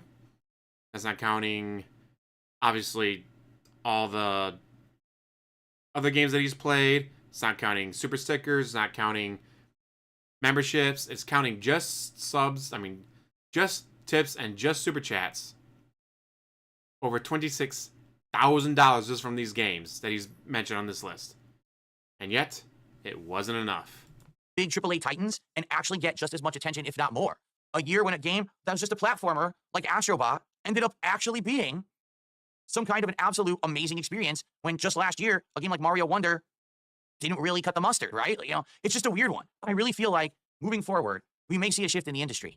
Maybe not. Perhaps, just perhaps, we will see in 2025 the AAA gaming industry recover. Maybe we will actually start to see big, high-profile releases get notoriety again. I don't know. You know, I'm a little worried. In my 16 years as a content creator and a YouTuber, I haven't seen a year where a lot of the AAA games failed as badly as they did this year. You know, games that you thought on paper, oh my God, Final Fantasy VII Rebirth is going to completely crush it. And then it underwhelmed and underperformed. That's shocking. So I'm curious how things are going to go moving forward. Underwhelmed and We'll see. underperformed for Perhaps you, this year is going to be more the jackass. same. Maybe we'll see a recovery. I don't know. Because you All want I to can see tell you Keith on a bikini. no matter what, I'm going to be here covering the games, having fun, having good times. Because that's the thing about the best playthroughs of 2024. It's not the best games. It's the best times we had together this year. And I would argue that these times were the best times overall, that we hung out and had a great time with games on stream. So if you didn't see some of these playthroughs, I urge you to give them a look. It's going to be a great time. You're going to enjoy that gameplay. You're going to enjoy the interaction I had with the audience, no matter what the game was. They were all great experiences. So thank you all. 2024 was an amazing year for me and my content, a resurgence, positivity, great, great stuff. I mean, take a look at me now versus the beginning of 2024. So the sky's the limit at this point. Let's hope for the best in 2025. I look forward to hanging out with all of you to enjoy playthroughs, games, culture, and the like. I'm along for the ride with all of you. I hope that you'll come by on DSP Gaming and now, of course, on DSP Gaming Real on Kick for my co-streams. Great stuff to come in the future, my friends, and I hope that you'll be along here with me. But for 2024, it's time to stick a fork in it. It was a year, that's for sure. It's time to move past it and to see if we got better stuff coming in the future. Ladies and gentlemen, for the top playthroughs, the best playthroughs of 2024, I'm DSP. I thank you for watching. I'll see you soon for something new. Have a good night. Peace out. Oh. And now he stopped recording. He has stopped recording at this point. So everything after this only exists because of restreamers like Rawphil and Dark Dave Mirror. Okay. I'm relieved I got through it, guys. I'm not even lying. I'm sore. I'm sore from doing this because 2 nights in a row, like over 4 hours of just sitting here talking about these games is very exhausting. Like, I like having a conversation with you guys, not just blabbing, you know? We should raid Kino Casino tonight. I totally forgot to do it last night, and that's on me. They haven't been on in a while, so because they hadn't been streaming in a while, I totally forgot, and I could have raided them last night, and I didn't. So we'll do that. Remind me here in a few minutes to do that, okay? Whew. They've been felting Trudeau for 2 straight hours. Oh, man. Very nice. What do you care? You're not Canadian. All right. So, guys, does anyone have anything last minute they'd like to talk about? Any last minute conversations? Any topics to bring up? Money. Any last minute Contributions. See? Maybe someone would like to add to the end of the stream since we didn't hit our goal. Maybe some last minute, tithings for the king's taxes, perhaps, to end the stream. I'm just saying, something at the end would be very nice, Say it'd be nice to get over. Retro Danny says it was very fun. He was happy Silent Hill 2 won Game of the Year. From those games. Well, he didn't win Game of the Year, it won Best Playthrough of the Year, but I understand what you're saying. Not aware, I have no initial thoughts about Raw. I'm going to watch it tonight. I don't know what happened on it. I'm going to find out, and I haven't spoiled. Am I planning on covering the new Borderlands? I don't know. Game Boy, it doesn't look very good to me. First of all, I didn't like Borderlands 3. I thought it was quite repetitive and boring, and Borderlands 4 doesn't look any better, so I don't know. Can we get a super sticker count? We do. Super sticker is included in Super Chat. Where you see it says Top SC, I include super stickers and Super Chats in the same thing. I'll see it. Yeah, we need to start planning on a new DSP Tries It because today we hit the goal to do the marathon. So now every support goal that we hit will go towards 60. When we hit 60, there's another DSP Tries It reward, and we have to figure out what it is. Earlier today, Iron Man the Power said that there's going to be new items at Taco Bell, but not till the 16th. That there's like a new burrito and a new version of the Baja Blast and something else too. And that would be interesting to try, but that's not till the 16th, and we're probably going to hit the goal before the 16th. So we have to figure out one other DSP Tries in between. I'm not sure what. I'm open to suggestions.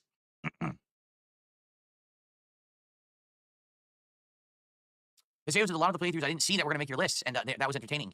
This was a weird year. Like, who could have predicted what this year was going to be? Honestly, it was such a weird year. I don't think that I knew until I started looking at all my playlists of all the games I played this year. I didn't know what was going to be in those countdowns. I had to really refresh myself on all the games that I had played in order to even know what the hell was going on, because it was such a weird year with underperforming games, underwhelming games that I loved but that I couldn't play because people weren't showing up for them. It was just so weird.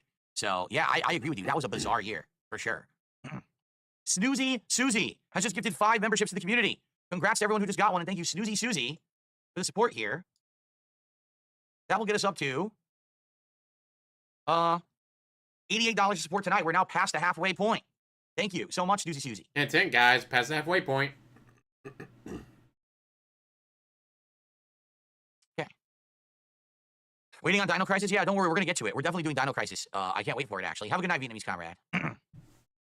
So Retro Danny has a haiku for tonight. He says, fireworks flying. Cheers for 2025. A new year coming. Thank you. Thank you, Danny.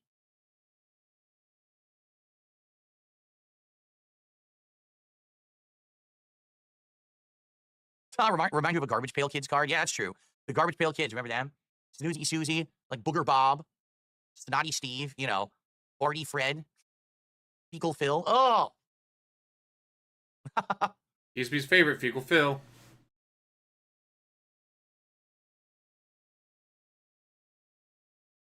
Is there a Sizzler in my area? No, the Sizzler here closed down. Why wasn't Like a Dragon Infinite Wealth on the list? 2 reasons. Number 1, it did not resonate with me like the first game, even though it had better gameplay elements with the 2 different, it didn't make them enough I money. felt like it wasn't as fun as the first game, and really the big letdown for me was the story. I thought that the whole second half of the story was not good, and the ending kind of sucked, honestly, and it made me feel like, man, it wasn't worth all the time investment I put into it. I think that the ending should have been dramatically better than it was, and because of that, I didn't really think about the game after I'd beaten it. Like, literally, once I beat it, it was out of sight, out of mind, and I never thought about it yet again. Even reviewing the playthroughs, for best playthroughs of the year, I was like, You know, it sucks. I really thought Like a Dragon Yeah, 7 Aries has been was good, but much she's better. still not the best waifu. I hope that they do better with the next one, to be frank.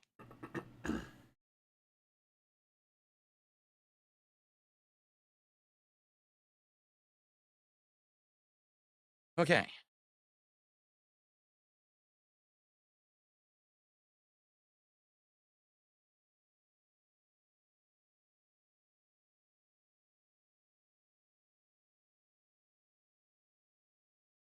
Am I gonna play the Yakuza Pirate game? I don't know. I'm on the fence. I really am. I'm on the fence. Like, I think I would enjoy playing it, but would people show up for it to hang out and support? Or is it gonna be every time I play it, I have 150 viewers, half the viewers complain the game sucks, and no one supports it? Because if that's the case, then I can't play it. I've got to do stuff people want to see on my streams. So I don't know.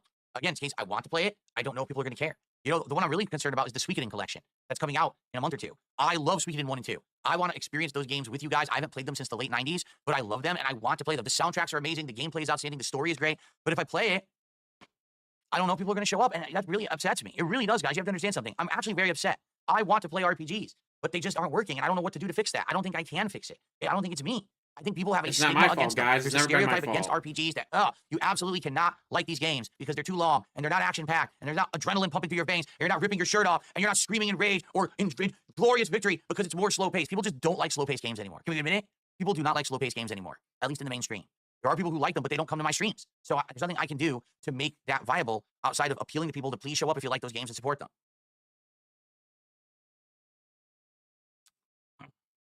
Show up and give me money, guys. Show up and give me money. We know. Woody Carl's at a $5 super chat. You ever missed the pre-recorded end of the year vids where you did voiceovers and funny editing? Yes, I do. Like, now that I'm getting into DaVinci Resolve, I'm like, I got a craving for it. I got a bug for it. I'm like, dude, I want to make a video, but it's like, look at tonight, right? I just talked over the last 2 days for like 4 or 5 hours straight. I'm exhausted. Tonight, I've got to get a little bit of setup for tomorrow's wrestling commentary show. I don't have time to do any editing tonight. I don't. After I'm done with the stream, I have to upload. I have to set that up for tomorrow, and that's it. I'm done. I got to go watch Monday Night Raw and go to sleep. So I love it. Like, I loved the editing that I did back in the day, but I just don't sadly have a lot of time to do it anymore because I'm a streamer now. You know, I changed who I was. I changed my content up. So now I just got to kind of live with that change. And, you know, that's what's allowed me to make a living. Even though I get that craving to edit, I don't really have time for it. No time, guys. No Dark Man says, time. "Is there any way for Hell. you to have at least a couple streams a month for you to play games you want to play?" See, here's the thing. When I got this big surge of attention in August, September, and October, and all of a sudden all my views went up, and I started getting people coming by and supporting in droves for my content, right? The sky was the limit. I was like, hey, I can play a game, and if I don't like it, I can drop it. And I could buy any game on a whim, and I could do this and do that. And then what happened is, if you look at the last few months, I did what I needed to do with the extra money I made. I got a new washer and dryer. I got fans installed in my home. I cleaned my house out from top to bottom, so now I can actually do things with it that I want. To do I that. upgraded all of my setup, head to toe, so now I'm future-proofed, right? I did all the necessary things I needed to do. I was smart. Instead of blowing the money on frivolous nonsense, like some people would have said, let's go on a vacation and go spend 10 grand. I didn't do that, right? Instead, I spent it on all the essentials that I needed right now. You mean no honeymoon for your wife? Also, since the start of Kino Casino arc, you made roughly $50,000 to $60,000. You're telling me there's $50,000 worth of upgrades in that office? See, 2 PCs, PS5 Pro. Although, guys, they were donated. They weren't donated. So it's 2 PCs, PS5 Pro, fancy gadgets behind you, like the microphone and one of the signs, capture card. You have maybe 10 grand worth of shit back there. So out of the $50,000 you made, how did you spend 10,000 of it on new upgrades and shit? But somehow that was all the money you made. And now in a position that if I keep doing as well as I'm doing, then yes, perhaps it's not a big deal if a few streams a month, maybe 2-3 streams a month, I can just play whatever I want. Okay? But now I'm in a position where it's like a New Year's hitting, right? And what I really should do if I'm smart is I should be playing stuff that blow your will brains keep out? making Yeah, me we money know. so that I can start to save money. Something that I haven't been able to do in many, many years. That way, if an emergency comes up, or, you know, I'm starting to put towards savings for a retirement, which I haven't done. I haven't been able to do that. You know, that's what No I really should be retirement, doing. guys. Instead I'm of, too well, now broke. that, Hell. you know, the immediate stuff has ended. Just lean back and relax and play games that no one cares about. It should be the opposite. It should be, oh, I'm committing now, right? I'm committing now to doing things that are going to make money and bring people in to watch because I need to keep doing that so I can do what's best for my family. You know, that's the position I'm in right now. Is that we'll take a look at the last few months, right? First, I had this burst. Now the burst is gone. The big burst in attention and support is pretty much gone. The Back down to burst the is same viewership gone, that I had, you know? guys. Why? Because I didn't ride the drama. I didn't want to be a drama YouTuber. And it was the only way that I could maintain would be a drama YouTuber, which I don't want to be. And you guys didn't want me to. You guys outright told me, do not, absolutely, do not be a drama YouTuber. That's not who you are. That's not what we want from you. So I changed for the better. You know what I'm saying? I said, no, I'm not going to keep doing it. And so I stopped doing the drama, and all of that, all those people just stopped coming by. You know, that's naturally what was going to happen. At the very least, I did the right thing with the money I made, for sure, right? I did the right things, upgrading the setup and doing the necessities No one around the believes home. that for a Is what I need to second. do. But now it's like, now I'm in a tough position. Allow me to explain. So now it's a new year, and I'm kind of back to square one. The good news is I am getting more support. Like, I am literally getting more support now than I was before all this happened. But now it's like, well, I can't do everything at once. So do I save money? Do I take extra days off to spend with my wife and family? Do I play games that I know are not going to make any money when I play them? Or what combination of the three? Because I can't do all three. I can't have 4 streams a month where I make 0, also be able to take extra days off to spend with my wife, and also have money for savings. It's just not possible. So now it's like, what's the smart thing to do? I don't know. I really don't know. I wish I had all the answers. I don't have the answers in this case. Like, I'm in a situation where things are good. Like, it's good to have more and to have positivity. And now it's like, so what do I control? Do I control the amount of money I'm making to put it in savings? Do I control my fun levels on stream and play things I want to play, even though I know I'm not going to make anything on it? Or do I focus on spending time with my wife? I don't know what I do. I really don't know what I do. To be honest, this week I was going to have an extra day with my wife, and we talked about it, and she decided against it. She was like, nah, I don't feel like doing it this week. We actually have a week or two. We have a week where we have a bunch of appointments that we have to have an extra day off. And I think that, weird noise. I think that that's what we were leaning towards at this point, is probably just sticking it out until then and working 6 days a week until then, and then that week having the extra day off. But yeah, being honest, I don't know what to do. Right now, I don't know what to do. It's a good position because it's better than what I was in. I was in, have to work 6 days a week, bust my ass, and barely making it. Now I'm in a good position. But now what do I do with what I've got? It's a tough question to answer. What's the balance? What do you do? Would I love to play the Suikoden collection when it comes out? Yes, but I doubt I'm going to make any money on those streams. So now what suffers because of that, right? Do I not get to have as much time off with my wife? Does that mean I can't save any money? Like, what do I do? I don't know. I don't know. Basically, completely different people in chats both said the same thing. Haseo and Jerkomarination both basically said, try alternating. Maybe take a month or two and do one of those things, and then take a month or two and do the next, and take a month or two and do the next. Could work. Could work. All right. Well, speaking of which, I really should get out of here because I got to do the daily wrap. I got to upload. I have to set the scenes for tomorrow's wrestling commentary show to be on my stream deck so that I can easily just jump to those scenes with the button. I also have to set up the pop-ups, the React pop-ups to work because they weren't working in OBS because, remember, I said they had screwed up. So I need to get those working. So just a few quick things to do before I sign off for the night. And because of that, I gotta get out of here so I can work on that stuff. Now, to remind everyone, tomorrow, there is no podcast tomorrow. Tomorrow is the premiere of my pro wrestling show, Smark Guys, The Revival. Myself and Ashton from Kino Casino will be doing co-op commentary on Monday Night Raw, which we're both going to watch tonight. And then we're going to hang out and talk about it tomorrow. It will not be broadcast on this channel on YouTube. It will be on the DSP Reacts channel, at DSP Reacts. So head over there and subscribe now so you can talk during the show. If you're here on Kick, you're in the right spot. The Kick channel is where I'll be broadcasting that. That's going to start roughly around 11:30 a.m. Pacific time and probably run 1 to 2 hours depending on how much we have to talk about, okay? Then, if there's extra time, which I think there will be, we're going to come back over here to DSP Gaming, and we're going to do some Indiana Jones and the Great Circle. And then the late stream tomorrow night is Call of Duty Black Ops 6, okay? I think. I'm pretty sure it's Call of Duty Black Ops 6. Double check that. I need to know for the daily wrap anyway. Yeah, He's Call got of Duty to Black Ops 6 on the late stream. stall. So there you go. Now, you're wondering, when's the marathon that we just qualified for today? Wednesday. Wednesday will be a day-long gaming marathon. Now, will it be a Rageathon, or will it be Mega Man, or will it be a combination of those two? We'll figure out. Well, let's try to figure that out over the course of tomorrow. But there'll be a gaming marathon all day on Wednesday with food. I'm going to order some food for a episode of Feasting with the King and booze. I have that set of 99 fruits shots, 99 bananas, and a whole bunch of other fruits that I'll take in over the course of the day when I get levels of support. So that's going to be a great marathon all day long Wednesday, and then we'll get back to regular gameplay on Thursday. Okay?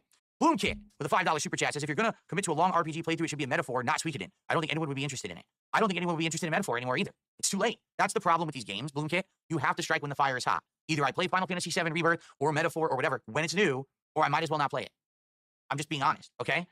If you can't play older that I would games, bring you in any suck. attendance or interest in Metaphor. If it didn't happen when it launched, there's no way it's going to happen now. At least with Suikoden, it'll be a new game, right? So at least there's a chance that maybe I would get some initial interest, being that it's a brand new collection coming out, that I would get people to come hang out with me and watch it. So there you go. Thank you for the super chat, Bloom Kid. All right, guys, I got to get out of here. Everyone, thank you for watching. I really appreciate you. I'll see you tomorrow for the wrestling show, Smart Guys, The Revival, and for gameplay here on DSP Gaming, all right? Better Everyone, keep peace out. Have a good stalling. night. I'll see you all. Oh, Get Real the Blessed did a final $2 super chat to round us off at $100 of support tonight, which I really appreciate. Doing the 100 tonight is nice. Thank you for that. And everyone, please have a good night. See you tomorrow. Peace out. Sad face. And so he didn't hit the goal, even after stalling. Womp womp. Well, that, I am not going to stall. I'm going to get the fuck out of here. It's already 8 o'clock. I need to get a shower and make food and all that, get ready for bed. Man, that was a long one. That's what she said. So I gotta say, it was great to watch that awful It's absolutely awful WWE podcast of his with PPP because PPP tried. He really tried to make it entertaining. He tried to keep the energy up. He tried to make it so people would be interested in all that.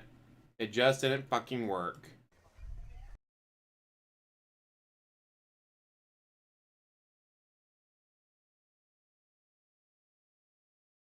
And he's at, where is it? 603.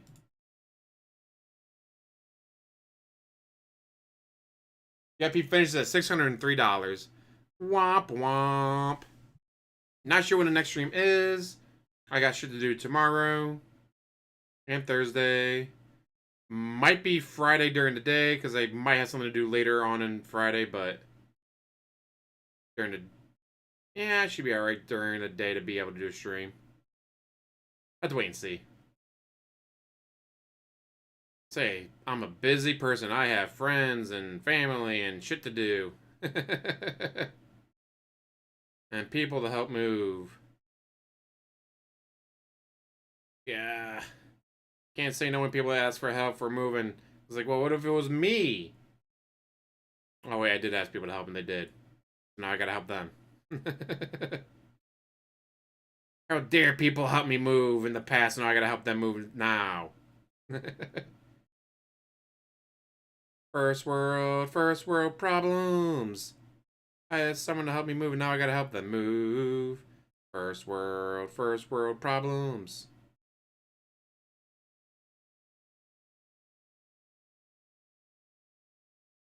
Ah, fuck.